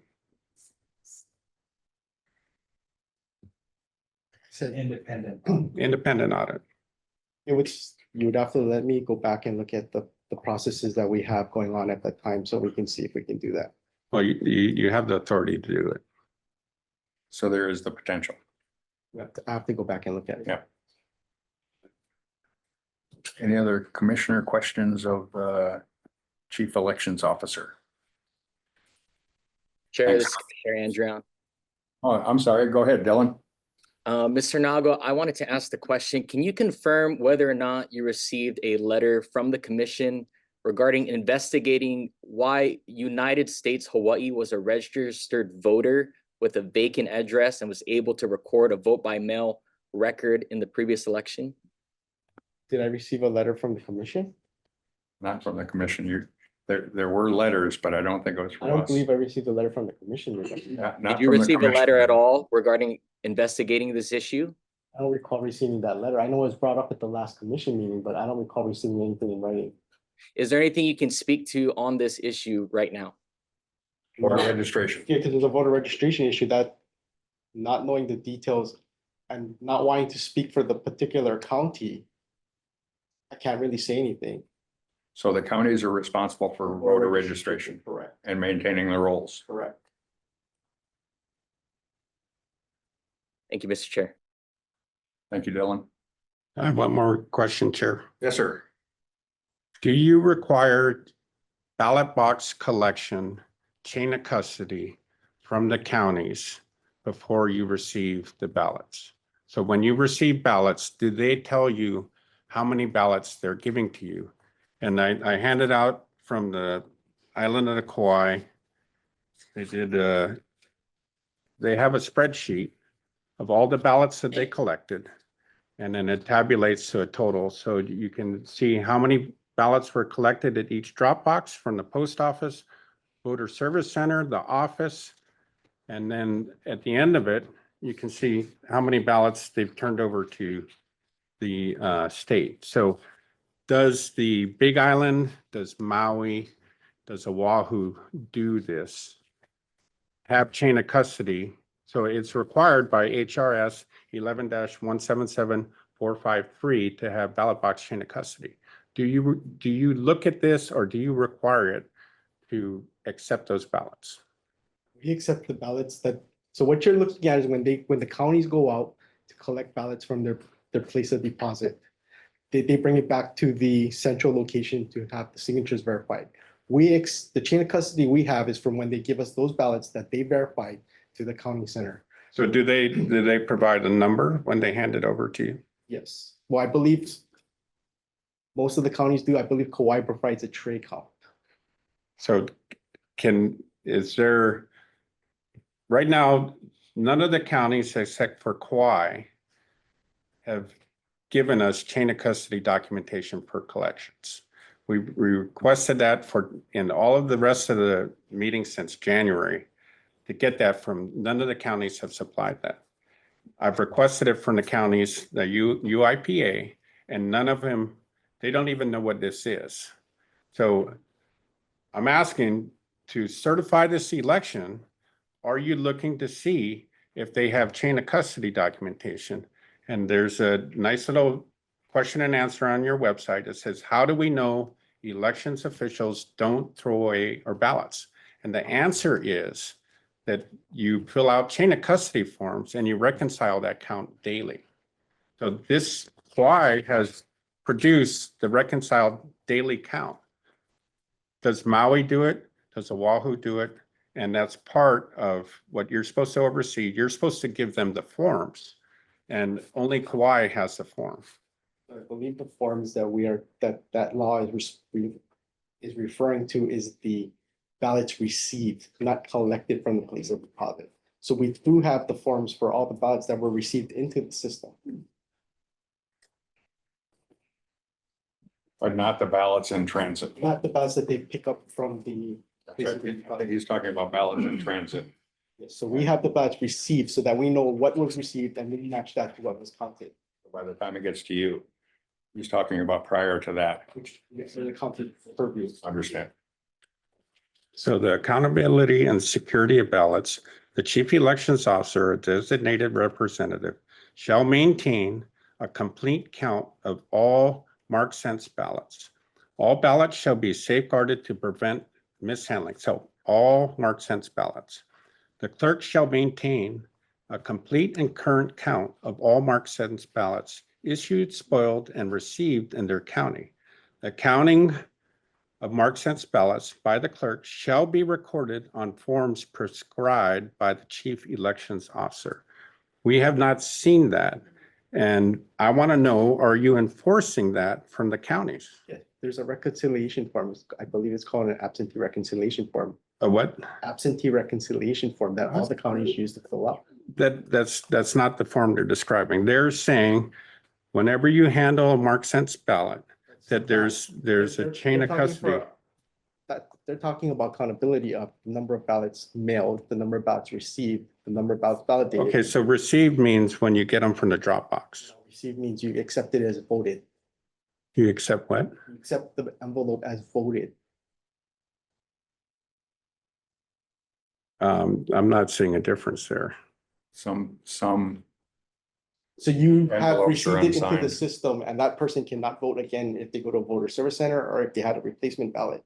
Just simply taking it from the Dropbox, collecting it. Okay, so there should be a form that's filled out when you receive it from the From the Dropbox. Dropbox. We received it So there's into no the system. chain of custody from Dropboxes. Like I said, the Dropboxes are the responsibility of the county. I know, but this says that when they get the ballots, they have to account for it.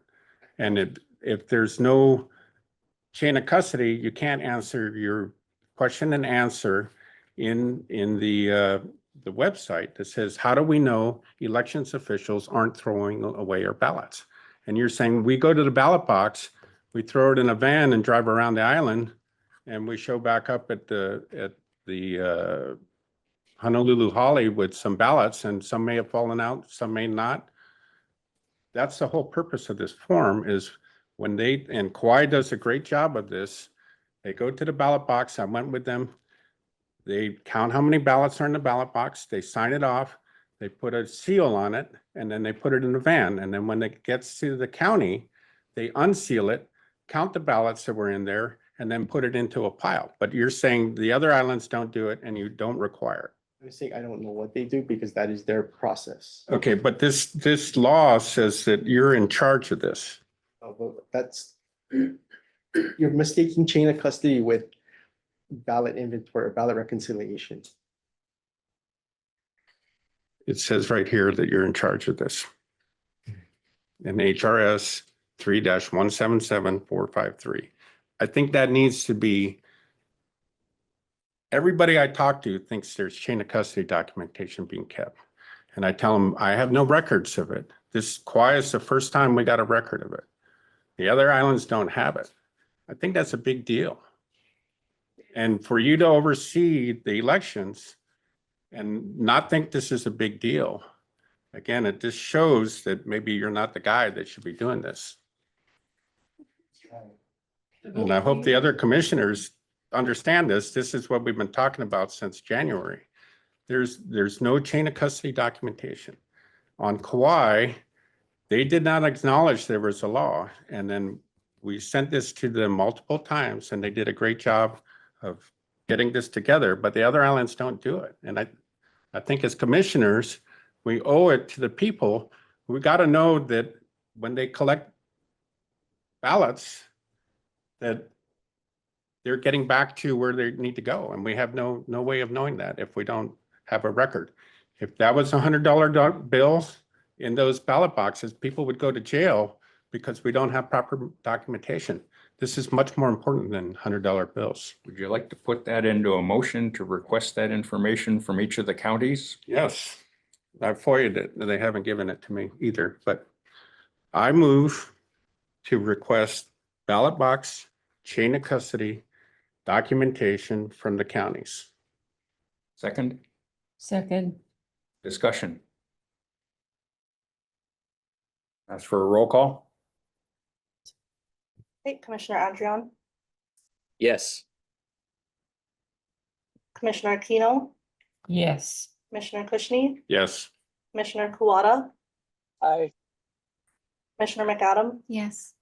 Commissioner Osterkamp, Yes. Commissioner Papalimu.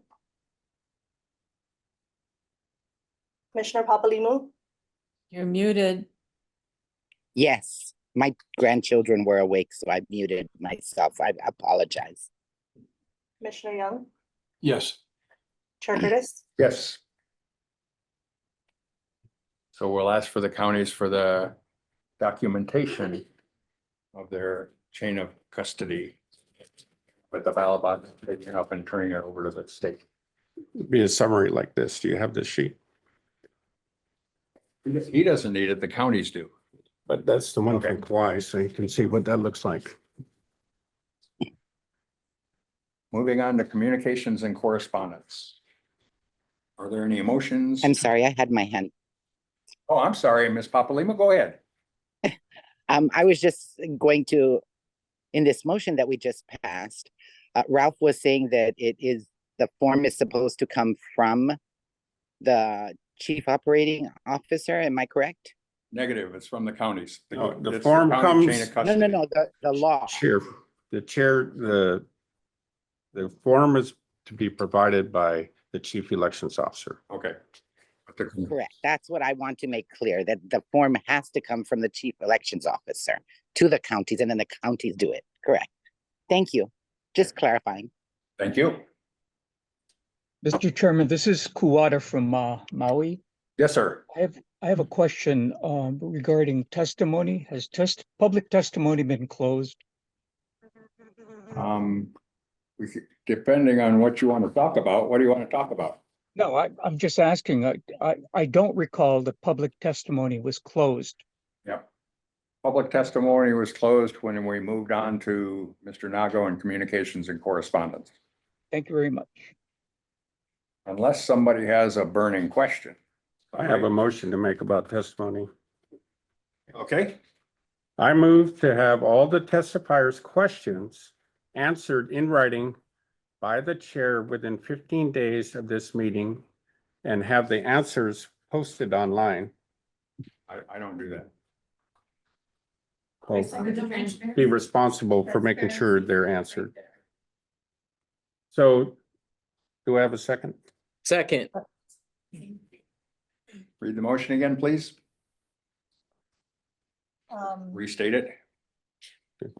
The motion is to have all testifiers' questions answered in writing by the chair within 15 days of the meeting and have it posted online. Already seconded. Discussion. Yes, Chair. Go ahead. Okay, so the common theme today was that people testify and then you say next, and they never get an answer to their question. So people are asking the same question over and over and over. And I think for everyone, it would be expedient if we just posted the answers online and replied to people's questions in a timely manner. Now, we made that recommendation to Scott Nago, I think in February, to reply to people's questions within 14 days and to post the answers online. He has not done that, and we've advised him as a commission to do that.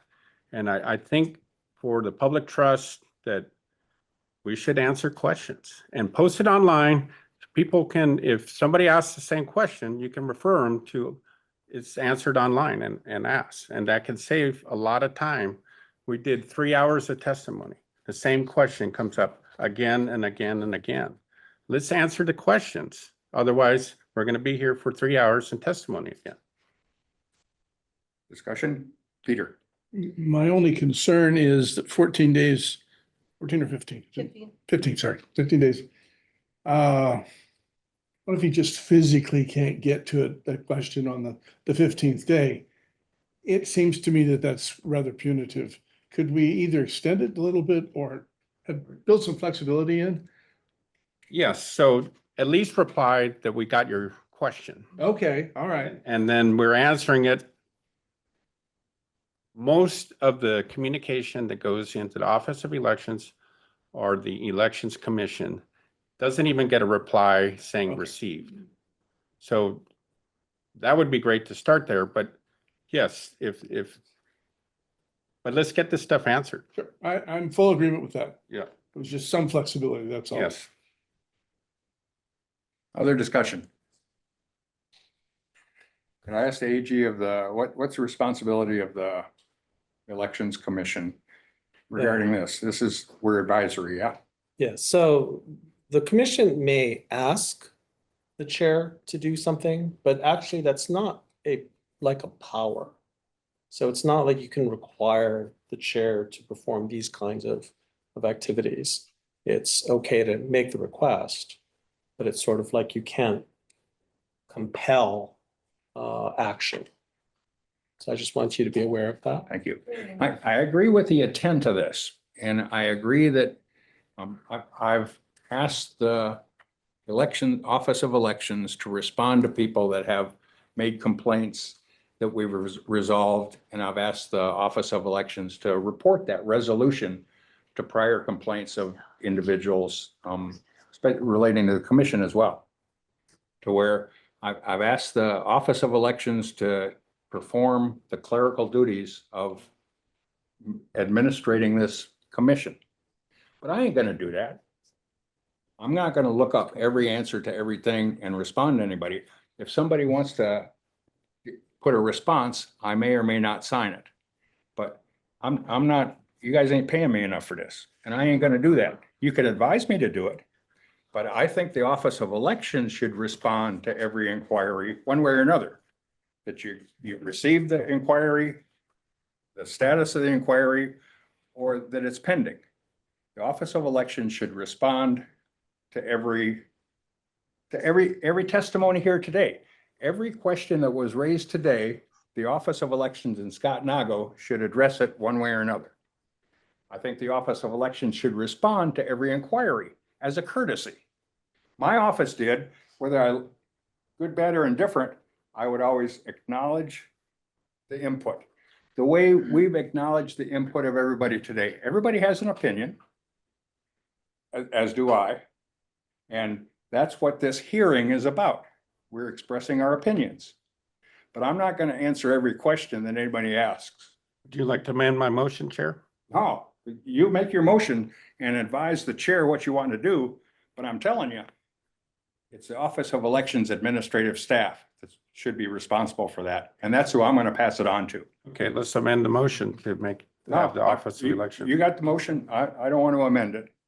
I'm just saying that the motion is advisory, not mandatory. I'm not going to lose my job if I don't answer the first question that's asked.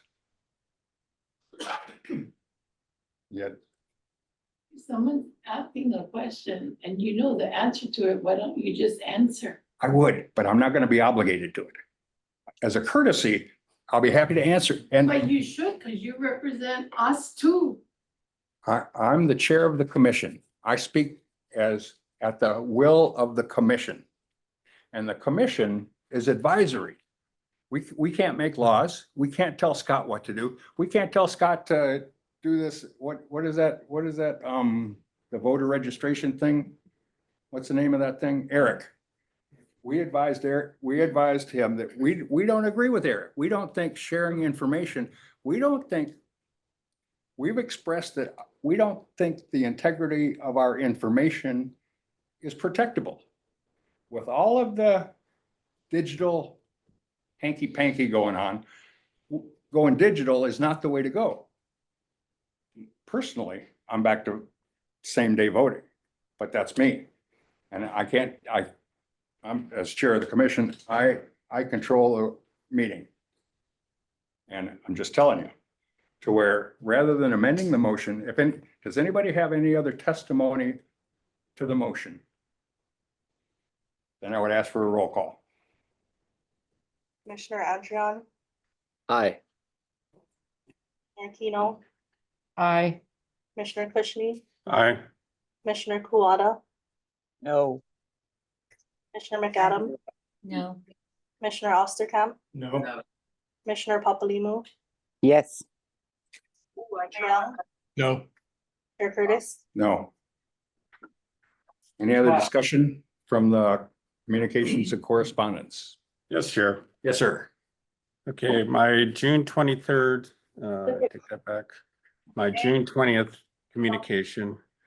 I move to have the Deputy Attorney General answer my email regarding the vote on Scott Nago's removal. Do I have a second? Second. Second. Discussion. Yes, Chair. Yes. In the last meeting, we took a 4-3 vote. And I wrote a letter to the Deputy Attorney General to get their ruling on this or their opinion on this. And then I cited that there was 4 votes for moving him and 3, there's some background noise. Ms. Papalimo, could you mute yourself, please?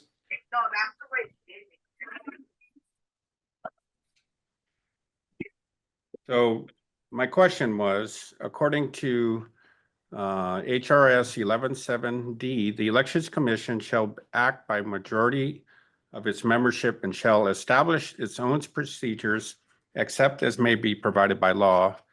And per HAR 5-1-22, conducts of meetings unless otherwise required by statute or administrative rule, meetings shall be conducted in accordance with the current edition of Robert's Rules of Order. Per Robert's Rules of Order 1.1, if any interested members are if any members are absent, the members present at the regular or properly called meeting act for the entire commission, subject only to such limitations as may be established by the body's governing rules. And so I asked on that reading of that, I asked the Deputy Attorney General's opinion on this, and I'm asking to answer that question and to have the commission ask them and have them answer it in writing. So what's the question? I move to have the Deputy Attorney General answer by email regarding the vote on Scott Nago's removal. In a second, Yes. I seconded that. and discussion. I would ask that the Attorney General give the opinion of what a majority of the body is. Yeah. In this case. You gave that to.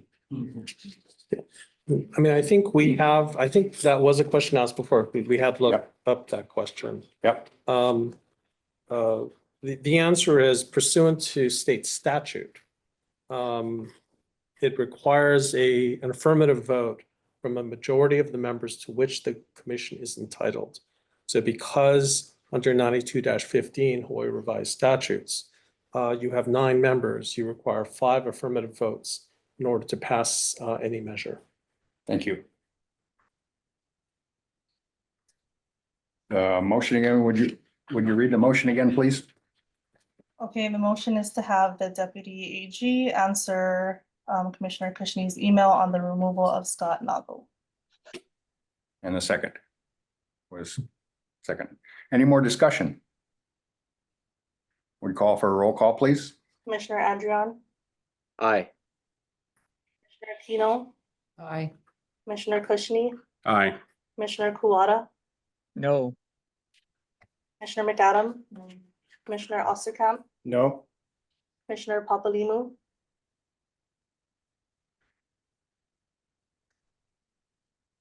We can come back to her. okay, Commissioner Young, No. Chair Curtis. No. Ms. Papalimo? Aye. Okay, thank you. So the motion dies. Anything else, Ralph? Yeah, the next, on my correspondence on June 23rd. Okay. I move to have Deputy Attorney General Leong remove Deputy Attorney Leong and have the letter answered by the new Deputy Attorney General. What I have a letter? second. Is this the one we just voted down? What are you asking? I move to remove Deputy Attorney General Leong and have this letter answered by the new Deputy Attorney General. So I have a second. You're talking about June 23rd? Yeah. And there was a second? And there was a second to the motion? Motion dies for lack of a second. Anything else, Ralph? Yes. I moved to sanction Deputy Attorney Leong for insubordination. There a second? Motion dies for lack of a second. Anything else, Ralph? I move to have Deputy Attorney Leong's answer the question that we already adopted a motion on to answer.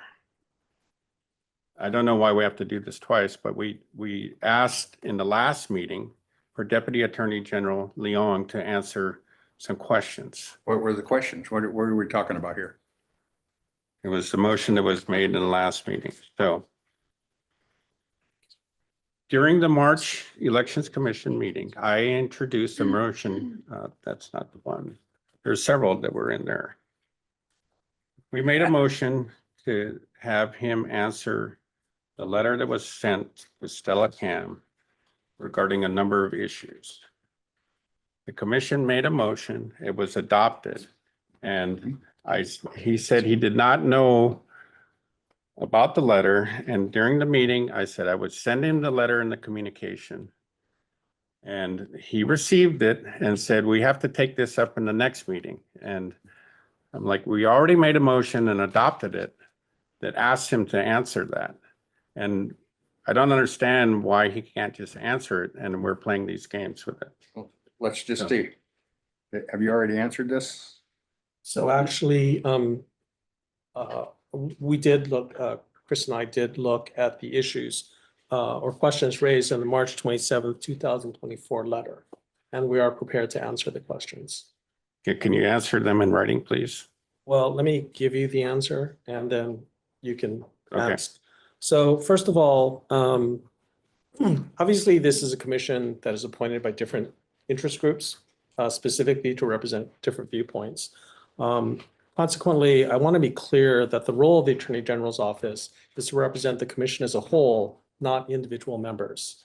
You each may have different viewpoints, which are deserving, but our role is not to represent an individual, but rather to represent the commission as a whole. Consequently, we have asked you that we not answer questions from individual members because we don't want to have one individual member play us off against another. But we would be willing to answer questions from the commission as a whole, which you did at the last meeting, vote as a commission for these questions. But we also want to be clear then that the answers are given to the commission as a whole, not to an individual member. So we're not going to be, ask one person will not be sending us a question. We'll answer that one person without, informing everyone. So we'll receive only questions from the commission and then giving the response to the commission. With that understanding, let me respond to the request from the last meeting. You may remember the March 27th letter. The first question, what is the proper method to get communications distributed amongst the Elections Commission in accordance with HER 3-170-5?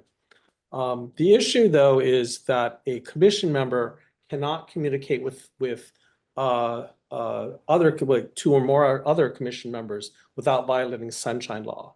So the issue there then is how do you distribute a communication to all members? And the answer is you really can't do that. You can't send an email out, you can't send a letter out, you can't organize a phone call. The Office of Information Practices has been very clear about these kinds of serial or hub and spoke type of communications.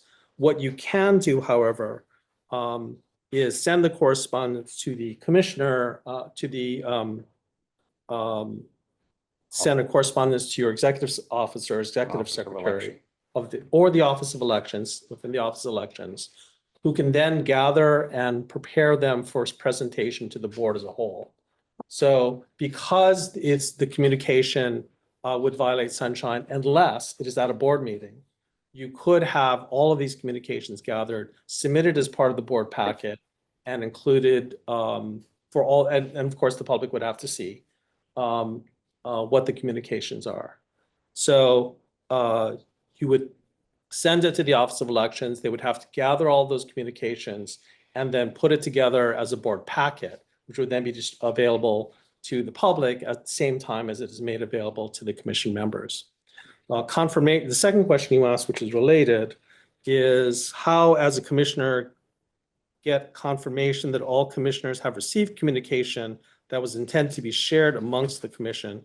So you would only get that when the board packet becomes available. So when you get the board packet and everyone else gets the board packet, you can see whether or not that communication was available to all others. Could I pause there for a second, please? It might be easier if I go through all 6 and then I'll come back to every individual if I could.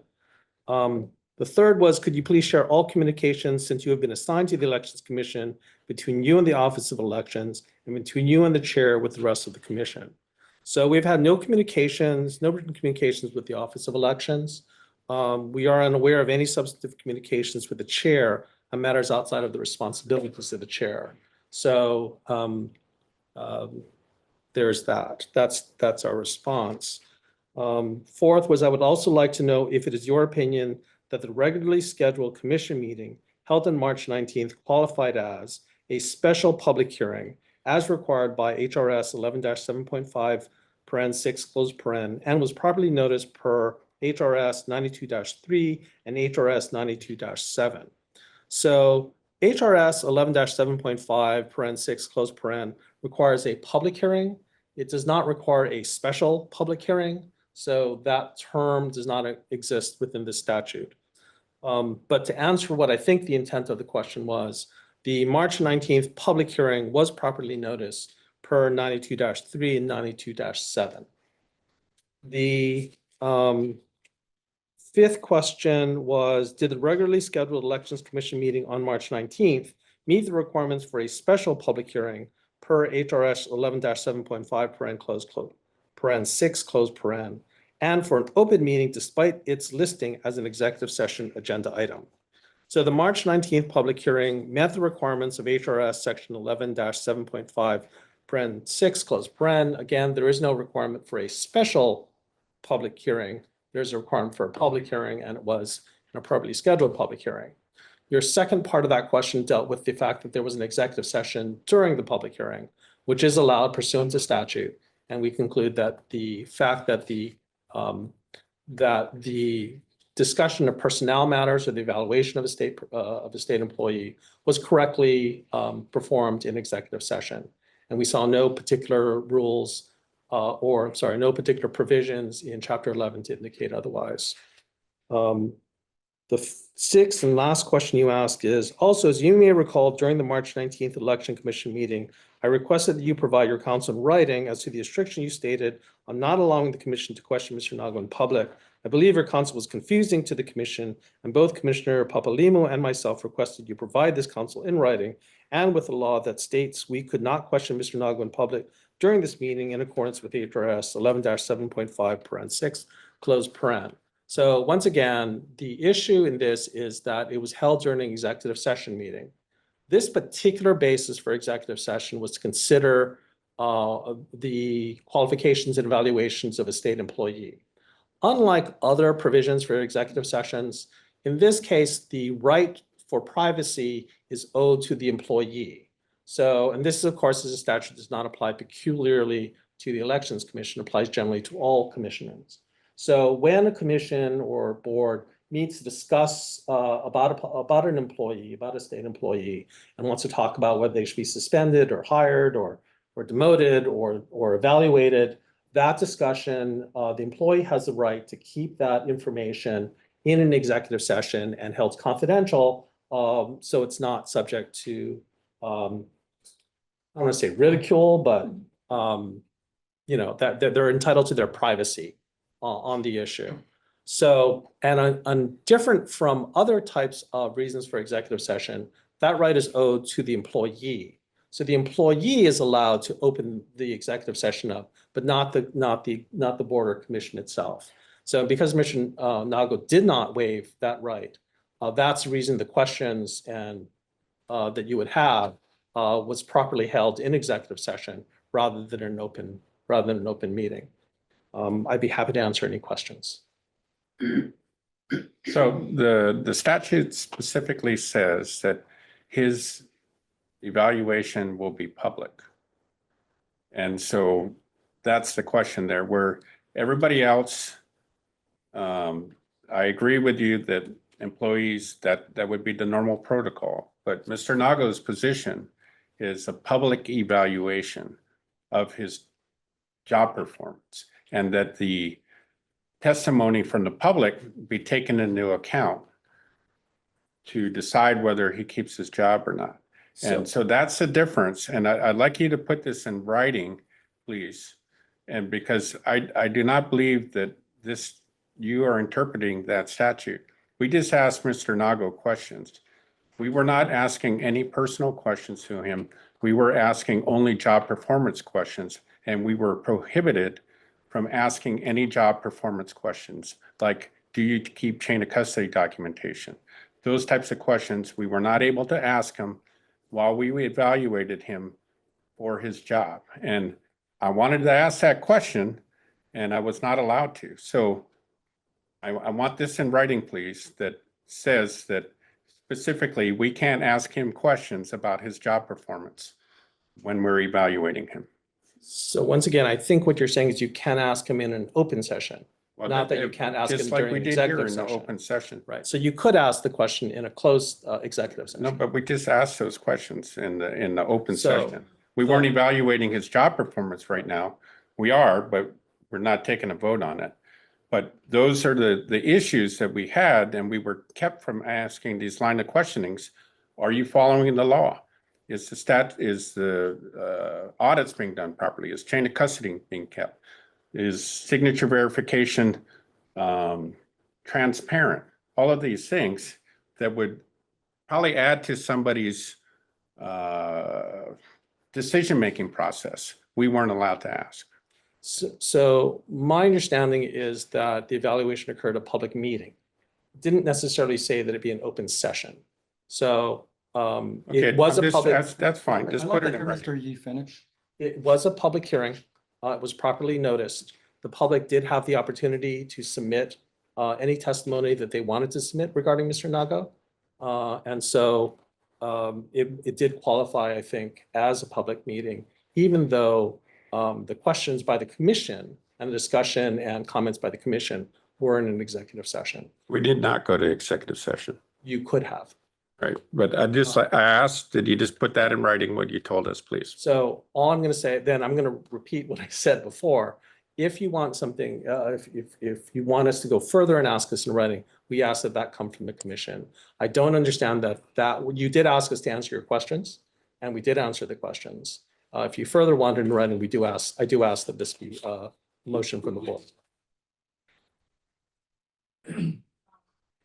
So that's what I thought we did in the last meeting, in writing, to answer the question in writing. We already made that motion. So we'll look up in the meeting minutes. You can try it again. Okay, but if it's already done, then that's already done. Was that with 5 votes? Yes. I don't think so. Well, let's take the time right now to research the meeting minutes. Are there any other discussions Did you say that, regarding? can I ask a question of Deputy Attorney General Young? Sure, go ahead.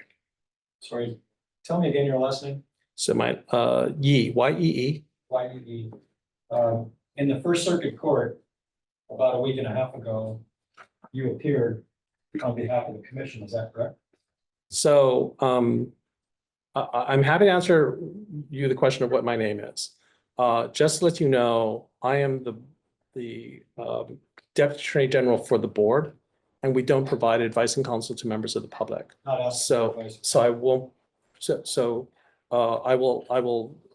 I'm just sort of laying that marker down, to let you know that, I won't be answering any substantive questions. It is true that our office represents the, Elections Commission, and therefore we did represent them in a recent court case. Okay, so to that point, how is it possible that your office, the Deputy Attorney General's office, answered a question in First Circuit Court with a motion to dismiss on behalf of the Elections Commission, when this board is the Elections Commission and they didn't know anything about it?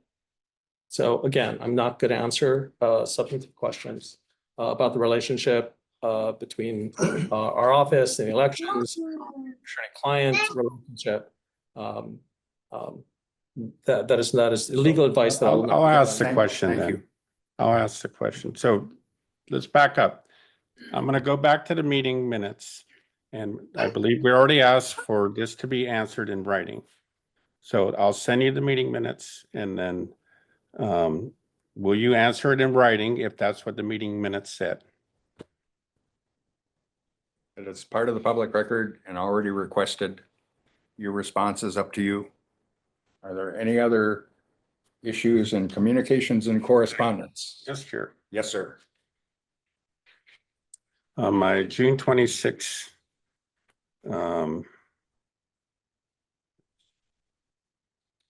communication. We asked Deputy Attorney General Leong to help us move forward a rule that said that we're going to pursue adopting a rule in accordance with HRS 11753 to require the county clerks and the chief elections officer to individually certify under penalty of perjury that the chain of custody was maintained in accordance to 317761 and HAR 3177453. So that's exactly the exchange that we just had with Mr. Nago. The motion was adopted by the Elections Commission to put that wording into the administrative rule. Again, Deputy Attorney General Leong said that he was unaware of any of the issues. And so I sent him all of the pertinent information.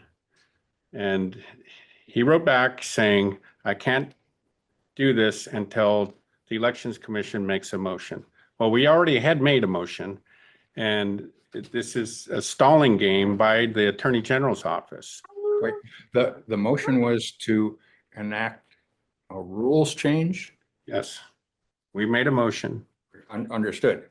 To pursue adopting a rule in accordance with HRS 11753 to require the county clerks. We already adopted that motion. I know. Okay. So we've already made that statement. And I We sent a haven't letter. received any response.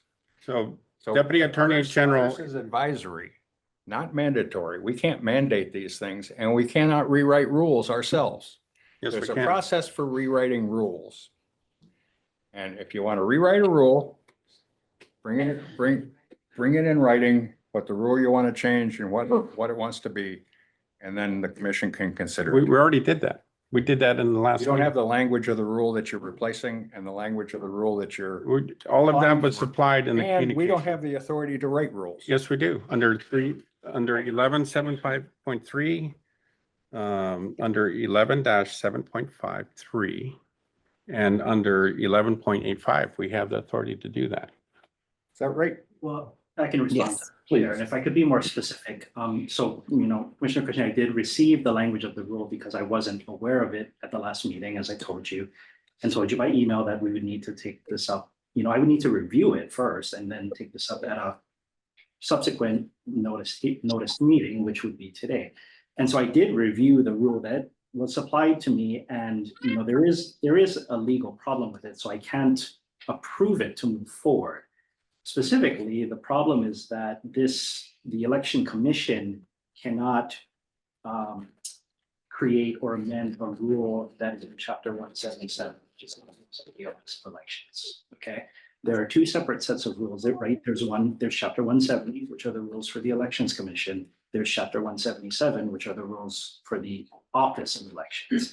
And according to the rules for the office of elections, as well as HRS 11-4, the only way that a rule amendment to chapter 177 can be made is either the chief election officer initiates proposed rulemaking, or any interested person or agency may petition the chief election officer for the adoption amendment.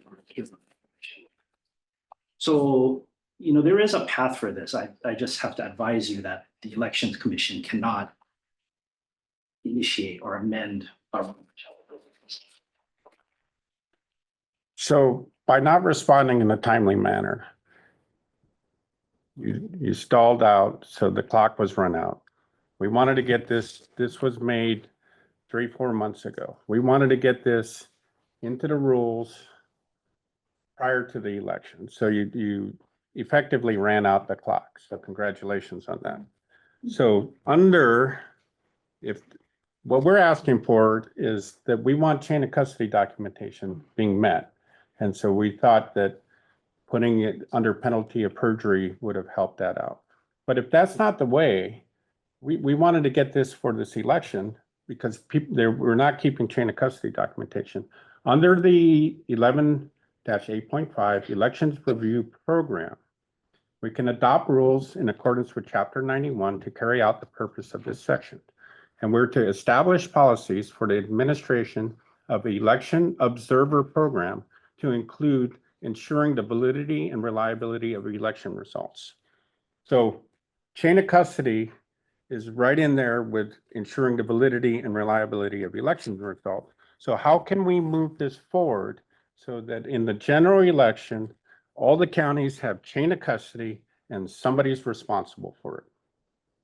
You just said that you could recommend to the chief elections officer rules changes. He just said there's a path forward on this. Yep. In accordance with 11.85, help us, the commission, because we already voted to get something. We want to know, the people want to know the chain of custody documentation is being kept.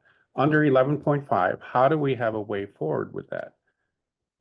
Everybody thinks it's important. We already discussed that. So help us move forward with that.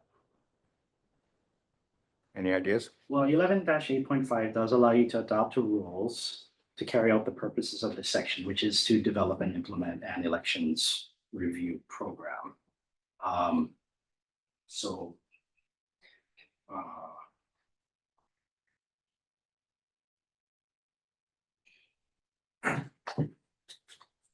You know, I don't have any specific.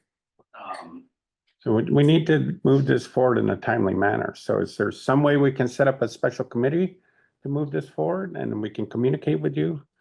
What would the process be? Because we're not stuck on this one way, but the intent is that the counties provide chain of custody documentation from the collections of the ballot box and the United States Postal Service. Is that already the practice? It's not. We haven't received any documentation. Then I would have to go back and check. Okay. We have not received any documentation except from the county of Kauai, and I just got it yesterday for the 2024 election. I UIPA'd the Big Island, I UIPA'd the Hawaii and Oahu, and they have not provided that information.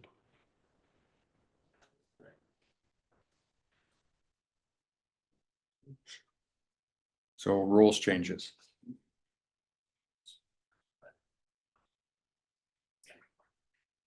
So I think I have to go through. Mr. Leon, could you can give us the procedure if we want to initiate a rules change?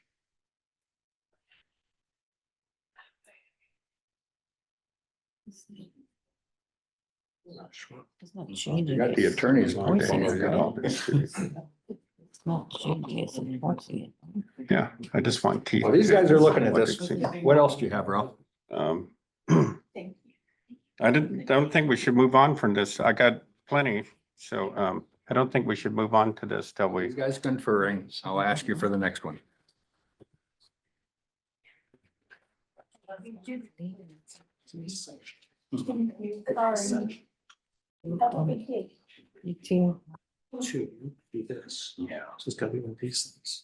Chair, if we have a minute while we're waiting, I have a question. Yes, ma'am. So I just correct me if I heard right. The Elections Commission was represented by the AG's office in a case? That's what I understand. And so that would be myself personally as a commissioner, The commission as a whole. the commission as a whole. Am I named independently? You're named as a member of the commission. Okay, I would like, please, to request that the AG's office let me know anytime they are representing me and what the case is about. I do not give my sovereignty away. I want to know what's happening if it pertains to me individually as commissioner on this team. Understood. Please. Did Thank you guys come up to any conclusions? Yes. Please. Sorry, I mean, if we can find a way to, yes, we'd be happy to do so, but under the laws, it's written, This is 8.5. 11 8.5. It allows you to pass rules for specific matters. It does not look like those specific matters includes that, what you're asking for. That seems to fall within the jurisdiction of the Office of Elections. So for the Office of Election to pass a rule, you could petition them to change the rule, but that would be up to them. So, we're trying to see if we could find a way to interpret the statute. But we just our best opinion is it does not include that ability. Thank you. So how do we get accountability with it? We have to go through Mr. Nago then to. Yeah, you have to petition the Office of Elections. What else you got? I got plenty of stuff, so. Well, let's get on with it. Briefly to Commissioner Papadimo on a question about representative. No. Okay. So you're killing our motion to require chain of custody information. Is that what you're telling us? No, you already made the motion. We've required it. That's our advice. So that'll be another insubordination if Mr. Nago doesn't do that then. or the clerks. Yeah.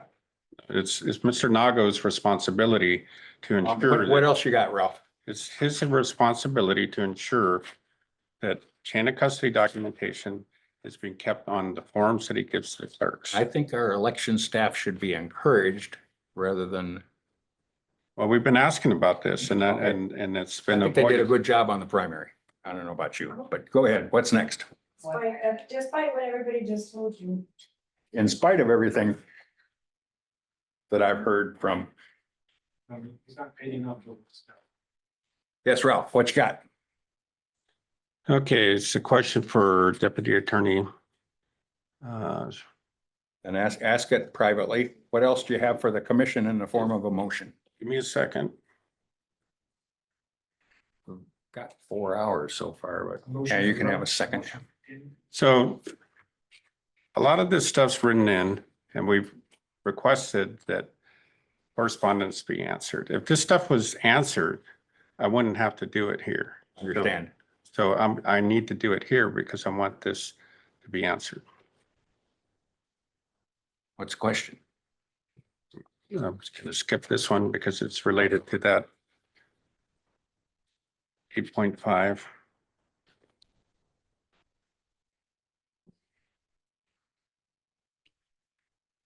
Do any other commissioners have any questions or input? I have an input. Yes, please. as Commissioner Papalima requested, I would like to be also informed Oh, yes, absolutely. Concur. if there is any Any legal action? legal action happening Concur. I concerning me as a commissioner. I would like to be informed. understand. So Thank you. I move to ask the Deputy Attorney General how they can represent the commission in court without advising the commission that they're representing us in court. Do I have a second? Second. It's a fair question. Repeat your motion. I move to ask the Let's Deputy just Attorney ask 'em. General. Huh? Can we just ask them? Mm, How can you represent us without us knowing it? So when none of you were served in your individual capacities. In fact, none of you were individually named, I believe.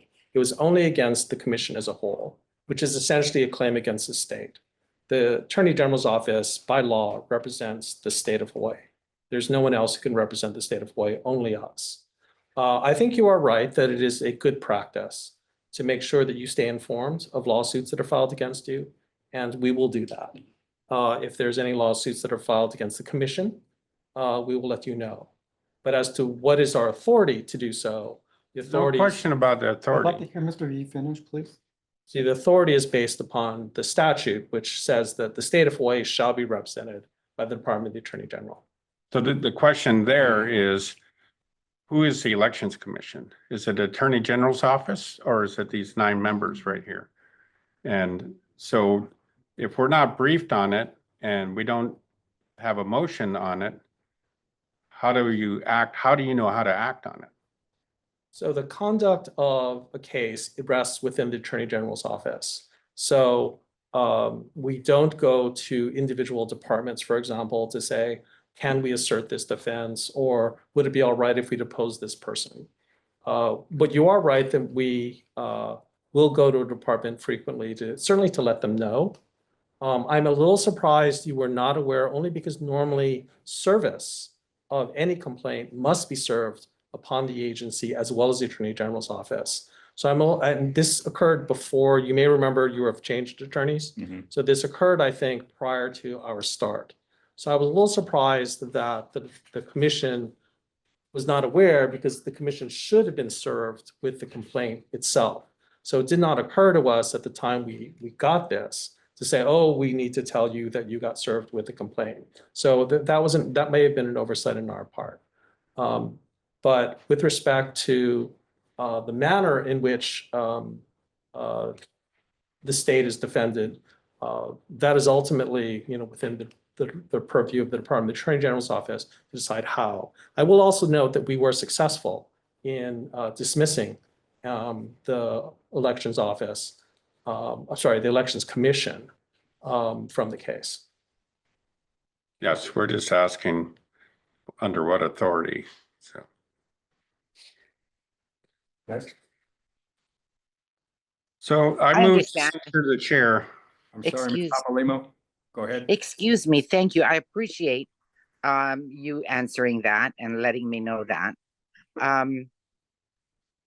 However, I believe, and I'll ask Chair Curtis this, were you aware, were you notified, and then it stopped with you, and then we did not hear from? No. I have to apologize. I'm watching my grandchildren in San Diego. Yeah, no, Okay. it's news to me too. Thank you.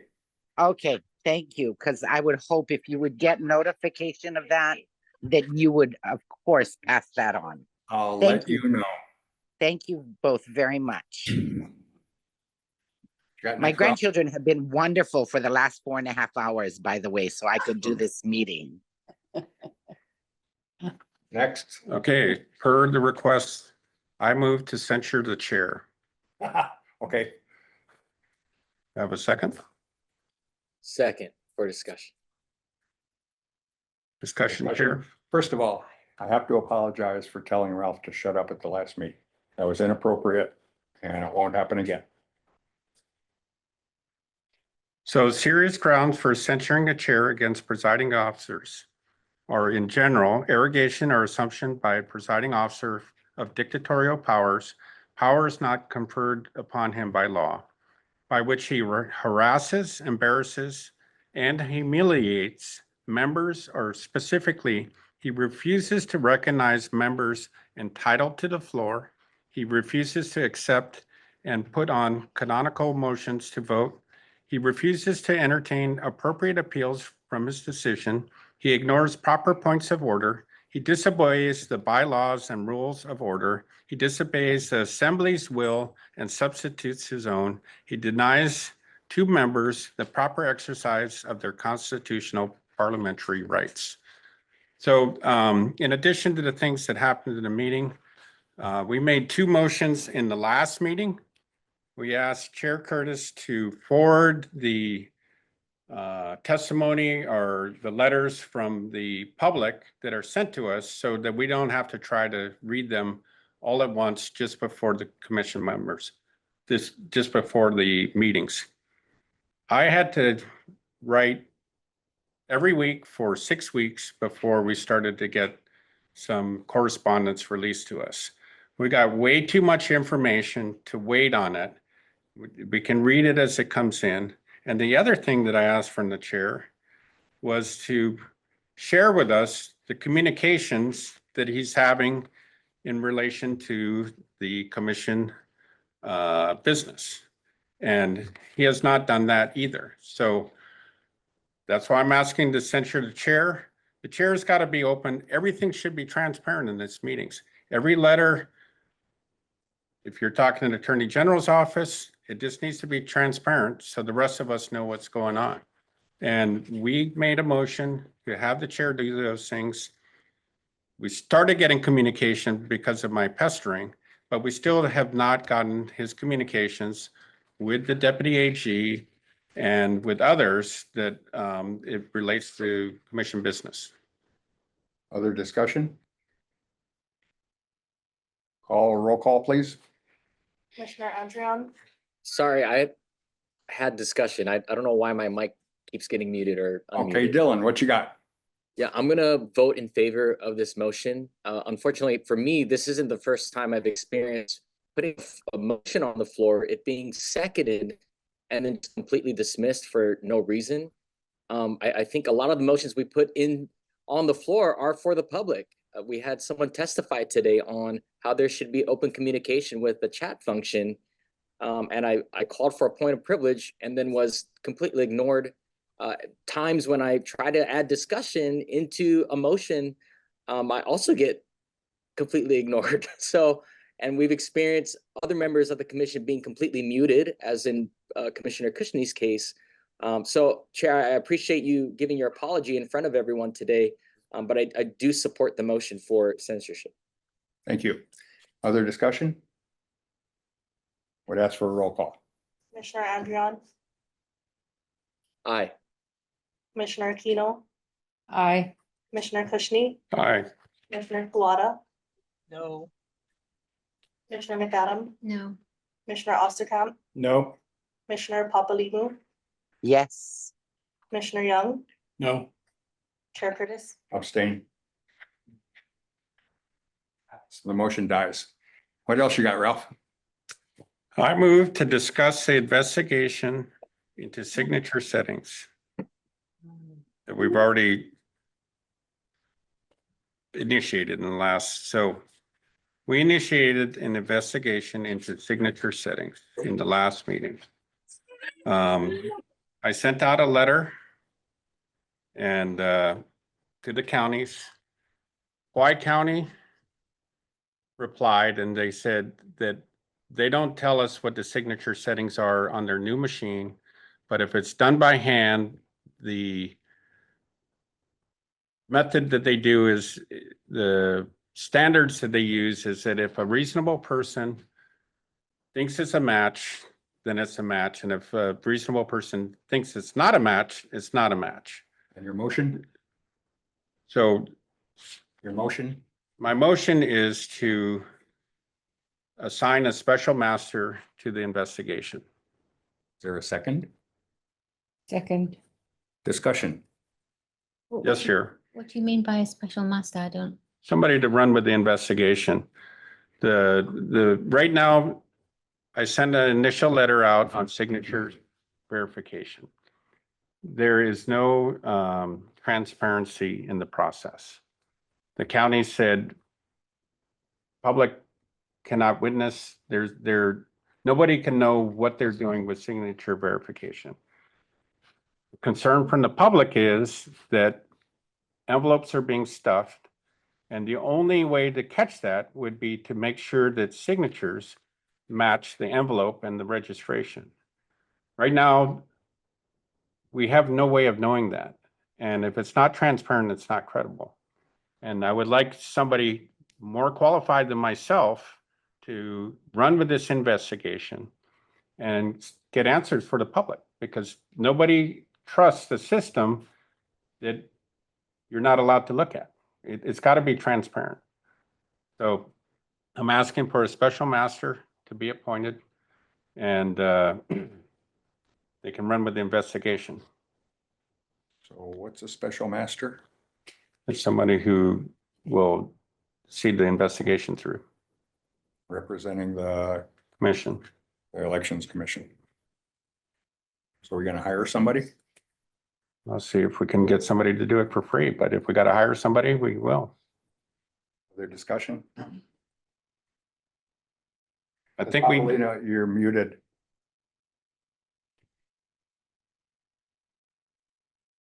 What were you Yeah, saying? maybe one of the other commissioners would be interested in looking into that. Other discussion? Ask for a roll call?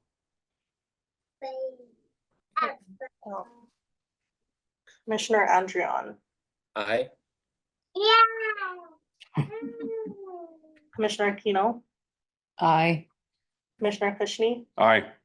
Commissioner Kuwata, No. Commissioner McAdam, No. Commissioner Osterkamp, No. Commissioner Papalimu, Aye. Commissioner Young, No. Chair Curtis. No. Next, Rob. We're already asking for our chain of custody, right? On the last motion, I don't have to make that one again. Okay, I move to have Scott Nago give us the legal definition of a ballot image and explain how a ballot image is created. For a second, Second. discussion. Yes, Chair. So I've been asking Mr. Nago for months now to give us a definition, the legal definition of a ballot image. Right now, Mr. Nago is performing the HRS 1642 audits using ballot images. If we can't define what it is, how can we use it for audits? And when I spoke to him personally on Kauai, he said he can't define a ballot image. Well, if you can't define it, let us know. But a ballot image should not be used for audits. And if you guys, Anita and I went to Kauai and we watched the audits. And they have a computer monitor like that one over there. And they pull up a ballot image. And then you have people with a tally sheet behind a computer counting the computer images. And that whole system is absurd. I don't know why we're doing that. There's no question that the computer is counting the ballot images correctly. The question is a ballot image the same as what the voter put on his piece of paper on his ballot?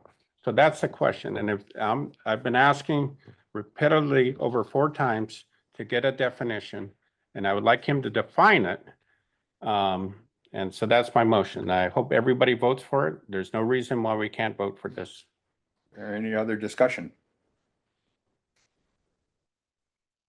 We're gonna ask for a roll call. Commissioner Andrian, Aye. Commissioner Keno, Aye. Commissioner Kushni, Aye. Commissioner Kuwata. He's Commissioner muted. Kuwata, Mr. Kawada, you're muted. Thank you. Sorry, my vote is no. Commissioner McAdam, Yes. Commissioner Osterkamp, No.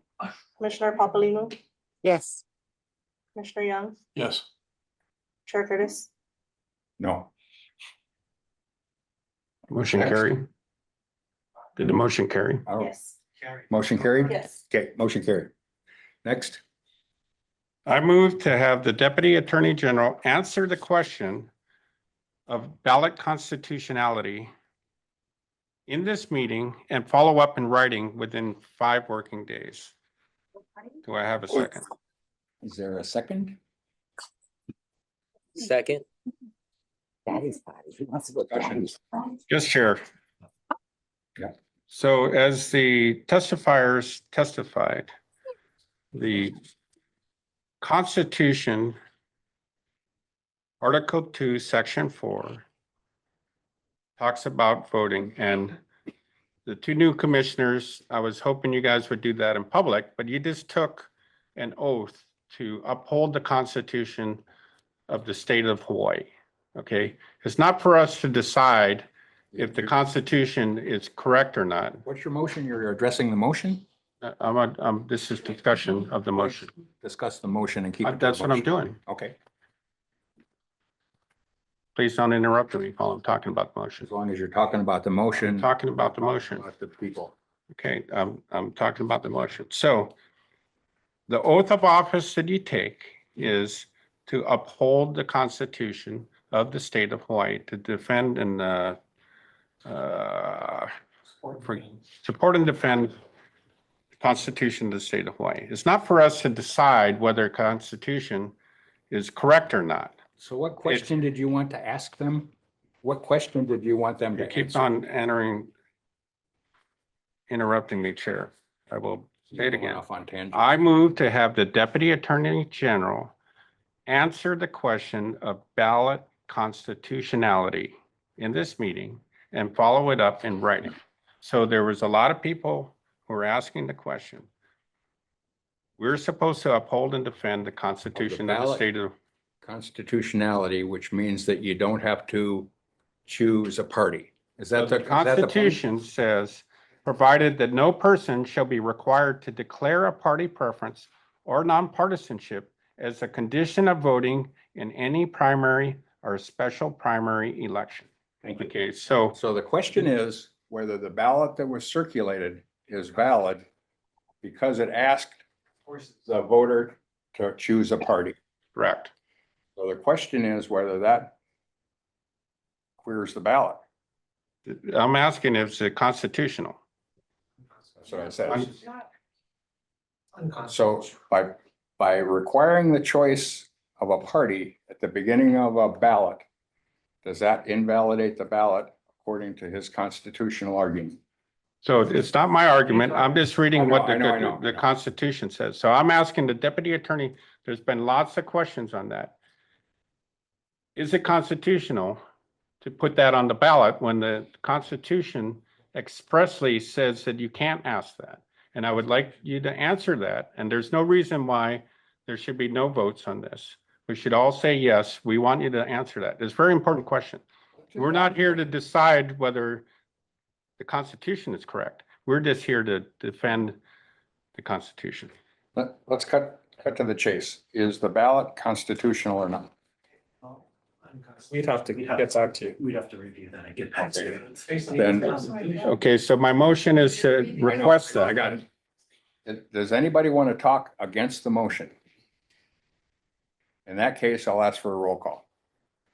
Commissioner Andrian, Aye. Aye. Commissioner Kushni, Yes. Commissioner Kuwata, No. Commissioner McAdam, Yes. Commissioner Osterkamp, No.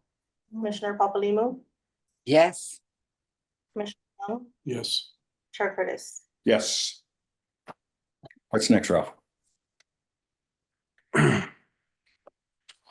I move to place Scott Nago on probation for not complying with motions adopted by the commission to respond in writing to all inquiries within 14 days of receipt and to post all the responses publicly. Is there a second? Second. Discussion. Yes, Chair. Go for it. So we have advised Mr. Nago on a bunch of things, but specifically for this one, we have advised him, we adopted a motion to advise the Office of Elections to respond in writing to all inquiries within 14 business days of receipt and to post the responses publicly, starting on approval by this of the commission. So this was back several months ago. I think this was in February. And with Mr. Young's advice, we just said, okay, if you can't reply to the person right off the bat, just tell him you got his letter. So that has not happened. And you can see there was so many people testifying that we send you letters, we ask questions, and nobody responds. So I'm saying at some point, we got to get accountability from Mr. Nago. And I'm saying, let's put him on probation. And it would be nice if he took some of it, our advisement to heart, and it would make these things a lot easier. Other discussion? That's for a roll call then. Commissioner Andrian, Aye. Commissioner Aquino, Aye. Commissioner Kushni, Yes. Commissioner Kuwata, No. Commissioner McAdam, No. Commissioner Osterkamp, No. Commissioner Papalimu, Yes. Commissioner Young,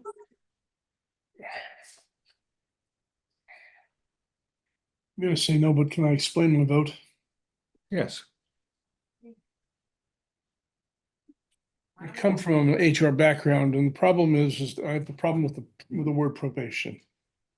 That has some legal implications, and there's no time limit on the probation. There's no level of discipline and disciplinary action. And that's why I have to vote no. Thank you. I like in concept, I like what you're saying. But from an HR point of view, I have real problems with it. That's all. Maybe you can help me tighten it up later. Chair Curtis. No. Next, Ralph.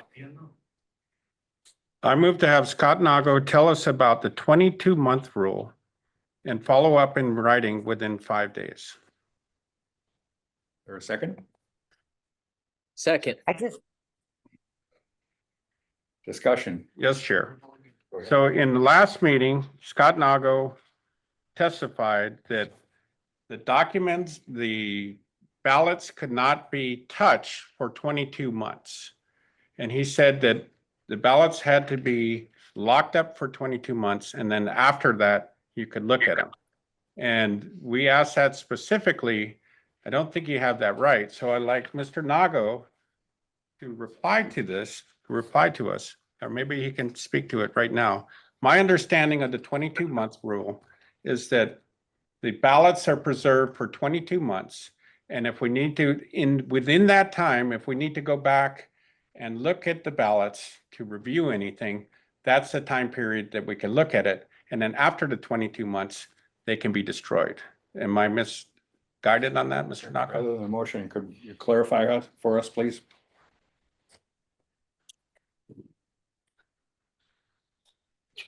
So the 22-month rule is a federal law.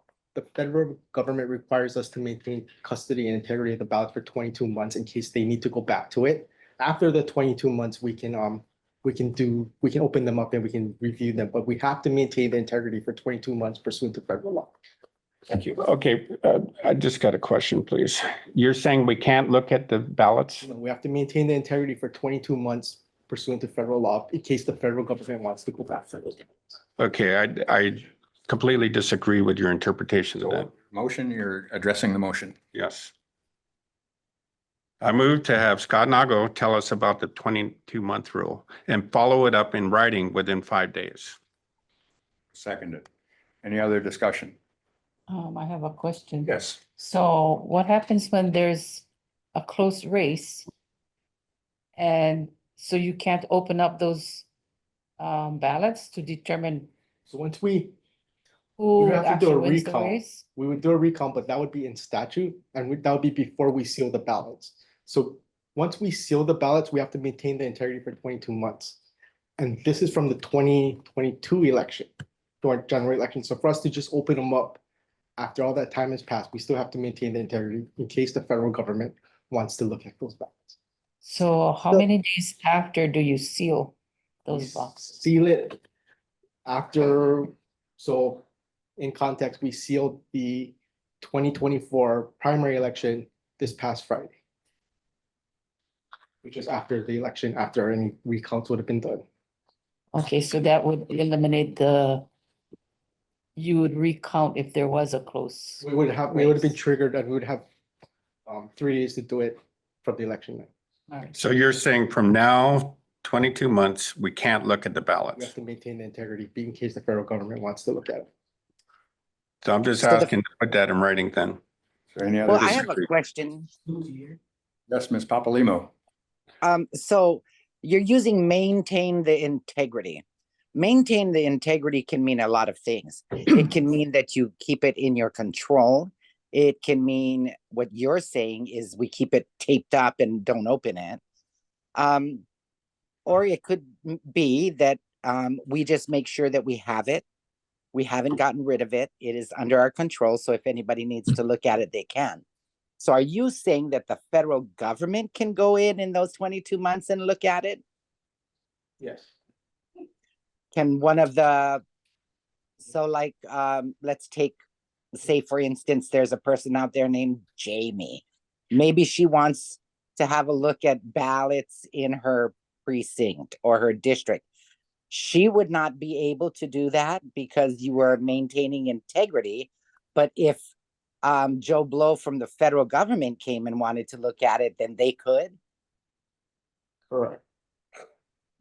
So where do you get the definition that maintaining the integrity means it's off limits for the people in the state of Hawaii, but not off limits to the federal government?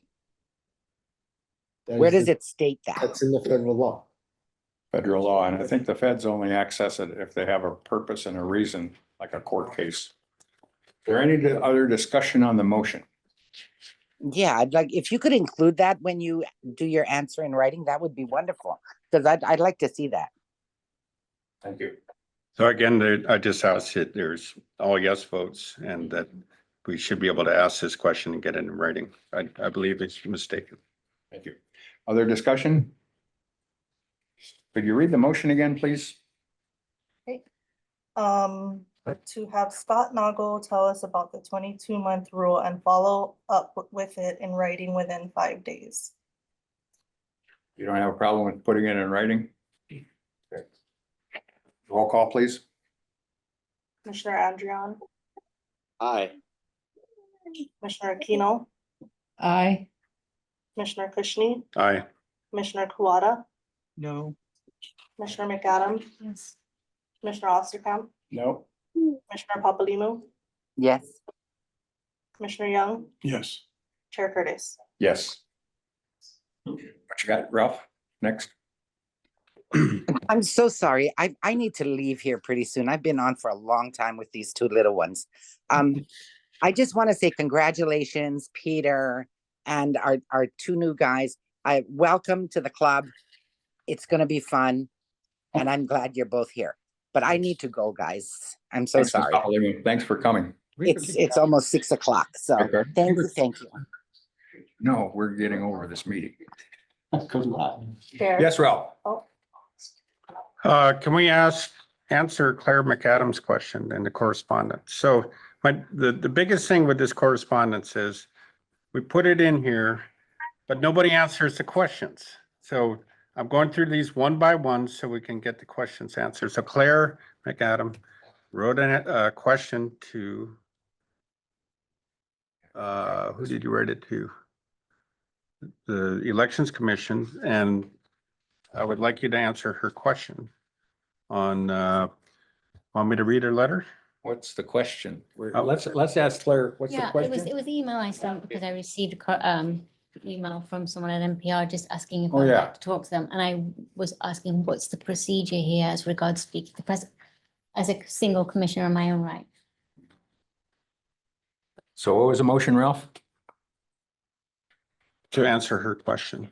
Okay, so rather than a motion, the question was, as individual commissioners, what can we say to the press?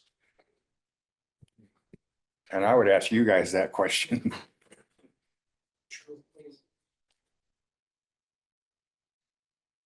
Basically, I don't think there's a particular rule you would speak on your own behalf and on behalf of the commission. Oh, yeah. Because in the absence of a motion, you would not. But I don't think there's any restrictions on what you can say, provided that there's nothing that you are using that would be confidential, such as things that are held within the executive session. Thank you. Does that satisfy Ralph? Yep. Thank you. What's next? Chair, could I just? I'm sorry. Say something? Yes. We only have the room till 3 p.m. I just wanted to make everyone aware. Okay, so that's your bathroom break. Okay. What you got, Ralph?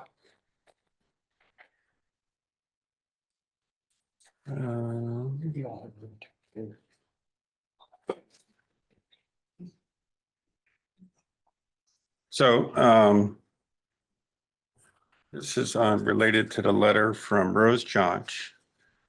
I move to advise the chief elections officer to have elections in person one day in the precincts, hand counting paper ballots.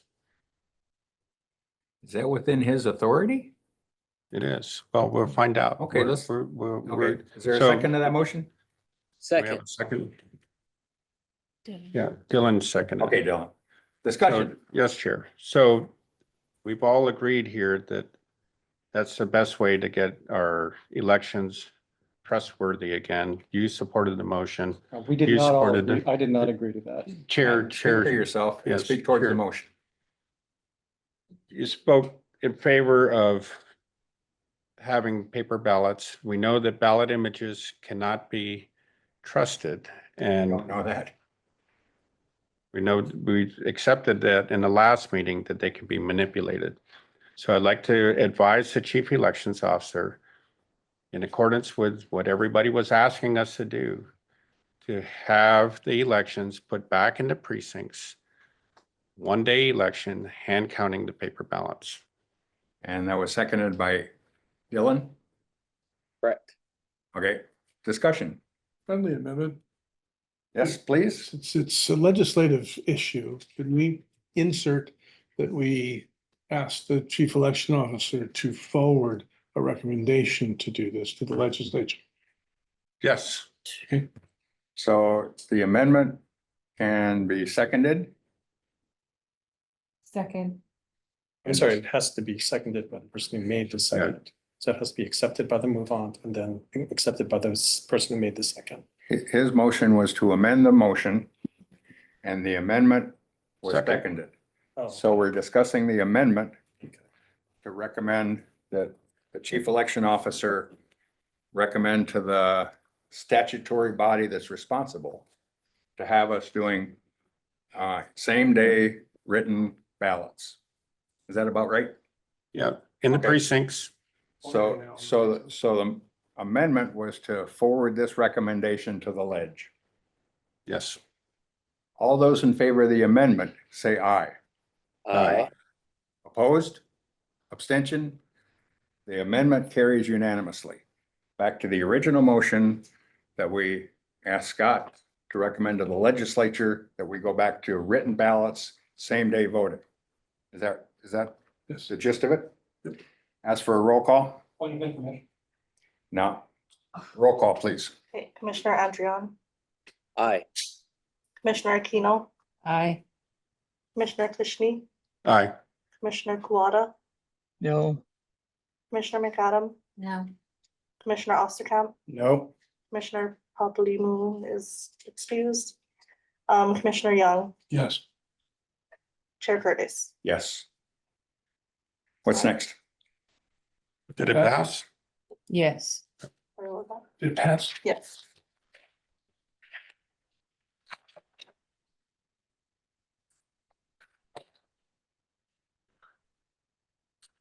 So I move to have the chair and secretary acknowledge receipt of documentation sent to them and then tell the sender what action will be taken with the document. Who's the secretary? Giselle. We don't have a secretary to the board. To the commission? Yes, we do. We could refer to the Office of Elections. Yeah, they provide the assistance. They provide So clerical support. again, do I have a second? Did you second? Sorry, Can can you repeat repeat your the motion so I motion? can record it properly? Say it again, please, Ralph. I move to have the chair and the secretary acknowledge receipt of documents sent to them and then tell the sender what action will be taken with the document. And that was seconded. Dies for lack of a second. Dylan just seconded it. Dylan, you seconded that one? I did. Okay, discussion. So again, the public is expressing that they need acknowledgement that when they send a letter in, that somebody has received it, but this goes into a black hole. And I think that's just common courtesy. And you can say received, I'm forwarding it to Mr. Nago for action, whatever it is, just acknowledge. People didn't even know that you're receiving documentation. So I'm just asking for that common courtesy to do. Other discussion? Wouldn't that be covered in a prior motion? I'm not sure. Well, let's address this one. So the motion was to have either the chair or the Office of Elections respond to any inquiry. At least that you received it. Is that correct? Yes. Other discussion? I think that could be problematic if we have people flooding the office with correspondence of the sort that we think just in this meeting. We could have basically the same text repeated 100, 1,000 times, and people need to be able to get their work done. If the goal is to basically flood the office, it could be a real problem. In concept, it's great if they get 2 or 3 letters a month, but if it's much more than that, I don't know if that's going to be workable. Yeah, thank you. Other discussion? Maybe there can be something, program where there's an instant response, like many times you send out a email and you get an There's email instant responses, programmable. instant response that it's been perhaps. received. Any other discussion? Roll call. Commissioner Andrian, Aye. Commissioner Aquino, Aye. Commissioner Kashmir, Aye. Commissioner Kawada, No. Commissioner McAdam, No. Commissioner Osterkamp, No. Commissioner Papadino is excused, Commissioner Young, Yes. Chair Curtis, No, 4-4. motion dies. What's next, Rob? I move to ask for this, no, there already got. Sorry, I'm gonna skip that one.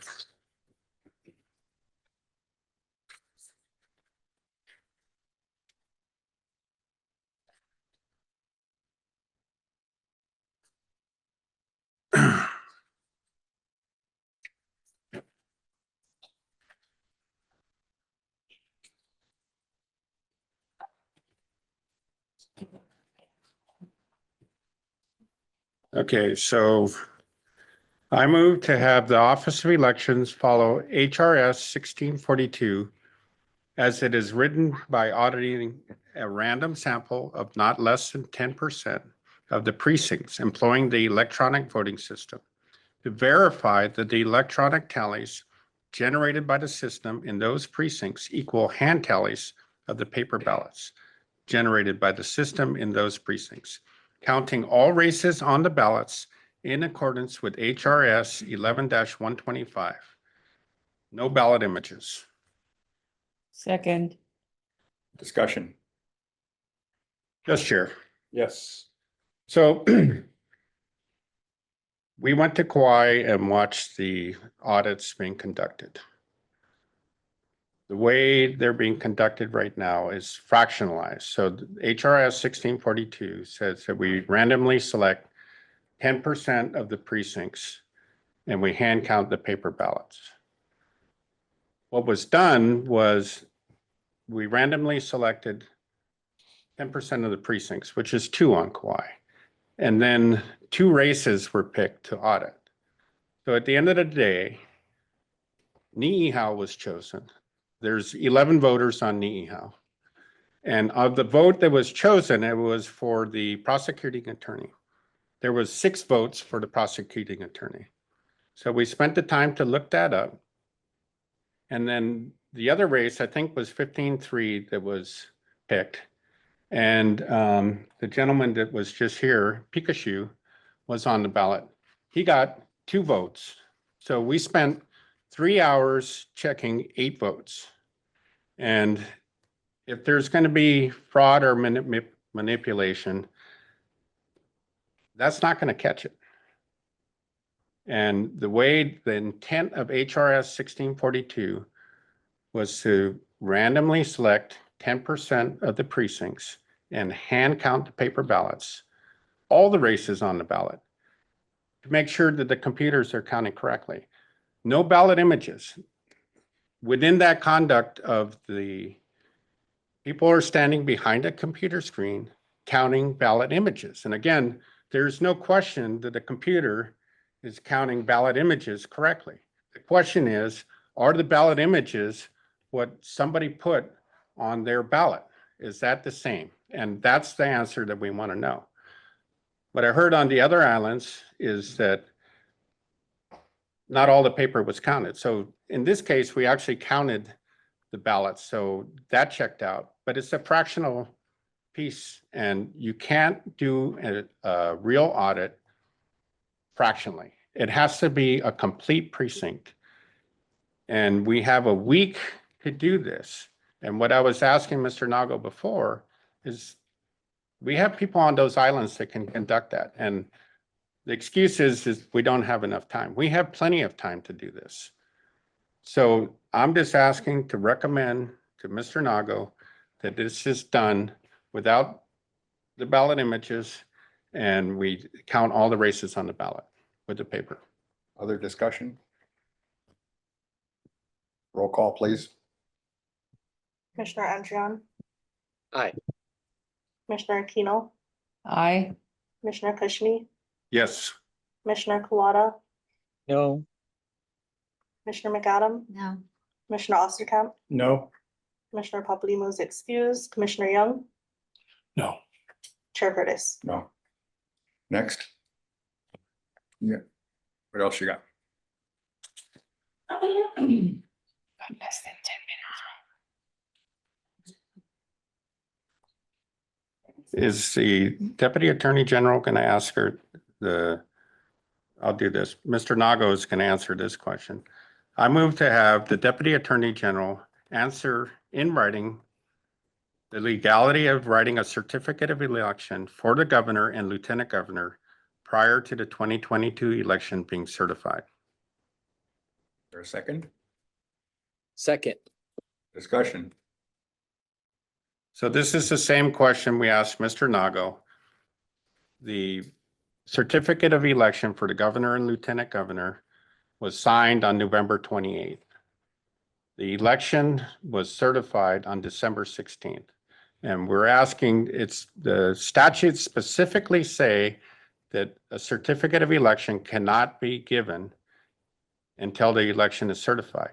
On the day that Mr. Nago signed the certificate of election on the 28th, the Deputy Attorney General, Reese Nakamura, wrote to the state Supreme Court and said specifically that it is illegal for Mr. Nago to do this. And so I would just like the Deputy Attorney General's office to weigh in on this. And it is an important question. I hope there's no votes on this. So I hope everybody votes yes. Thank you. Discussion?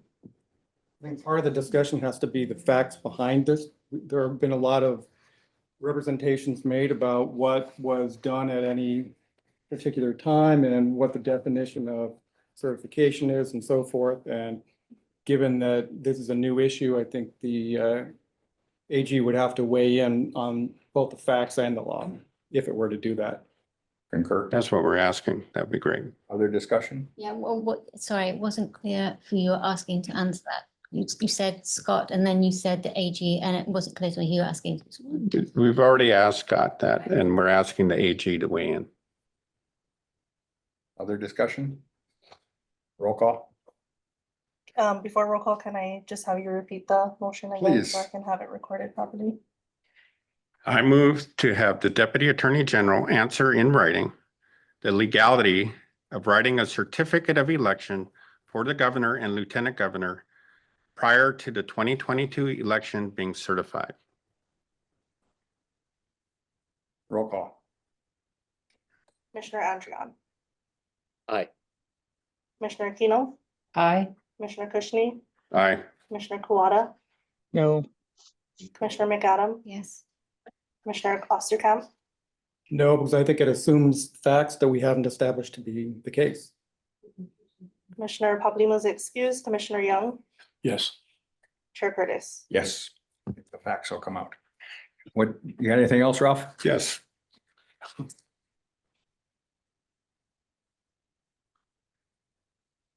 I move to recommend to have the chief elections officer certify that the statutory requirements of HRS 11-155 are met prior to certifying an election. There a second? Second. Discussion.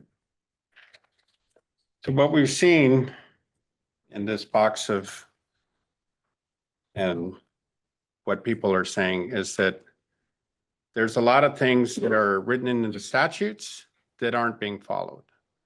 Chain of custody, signatures, and we're just asking as a commission to remind Mr. Nago to look at all of these items in order to certify an election.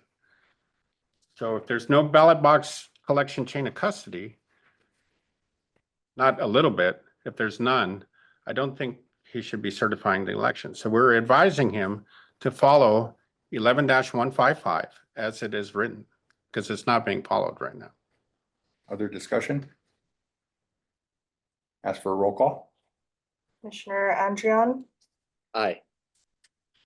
Commissioner Aquino, Aye. Commissioner Kushni, Yes. Commissioner Kawada, He's muted. Mr. Quada, you're muted. sorry, no, Commissioner McAdam, No. Commissioner Osterkamp, No. Commissioner Paplimo is excused, Commissioner Young, Yes. Chair Curtis. No. 4-4. What else you got, Ralph? And one last one. Thank you. I move to have the over-under report be compared to how many ballots the county collected and handed to the state by precinct using the chain of custody forms generated from the counties. There a second? Discussion. Yes, Chair. Yes. The over-under report is established to, it's supposed to compare how many ballots were counted and how many votes were counted. In 2020, the island of Kauai had a 3,379 ballot count discrepancy. And we never resolved that. We just say it was miscounting, this, that. But this spreadsheet that the County of Kauai produced should be the basis of the over-under report. We can't have an over-under report of what the computer counted and what the computer produced. We need to have an independent count to compare those two items. And right now we're not comparing what the county is not even declaring how many ballots they're giving to the state. And that's it's been completely centralized. In the old days, a precinct would count all of their races, report to a district, the district reported to the county. Right now, they're just giving a stack of ballots to the state, and then the state says, you gave us this many ballots. It should be the other way around. It's basic accounting principles. They should, the county should report as they're giving to the state how many ballots they're handing over. Other discussion? Ask for a roll call, please. Commissioner Andrian, Aye. Commissioner Aquino, Aye. Commissioner Kushni, Aye. Commissioner Kawada, no, Commissioner McAdam, No. Commissioner Osterkamp, No. Commissioner Papadimos is excused, Commissioner Young, No. Chair Curtis. I'm gonna say yes. You got anything else, Ralph? What happened to that motion? It died. Didn't get 5 votes. That's all I have.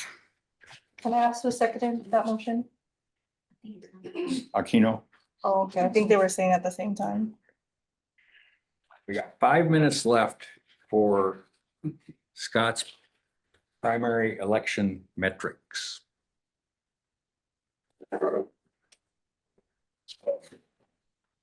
Yes, I'm gonna have to apologize on that because we just wrapped up the election, so I have to go back to get the more finite numbers from the counties of how many ballots were received, how many were not. So I'll have to get back to you on that. Okay. Are there any other questions for Scott before he gets out from under the hot seat? I have a quick question for Mr. Nago, Chair. Yes, Dylan? I understand in response to Mr. or Mrs. Detweiler's 2-year-long request, we're finally doing that audit in District 37. Did you receive her request to preserve the vote, the VBC for the records for this, for District 37 past the September 8, 2024 date? Yes, I did. And I believe the commission also made a motion, and I also did say that I would not destroy those records. Okay, great. I just wanted to confirm that. Thank you so much. That's the end of my agenda. We'll adjourn the meeting. We're supposed to vote to adjourn. Yeah, yes, right off the door.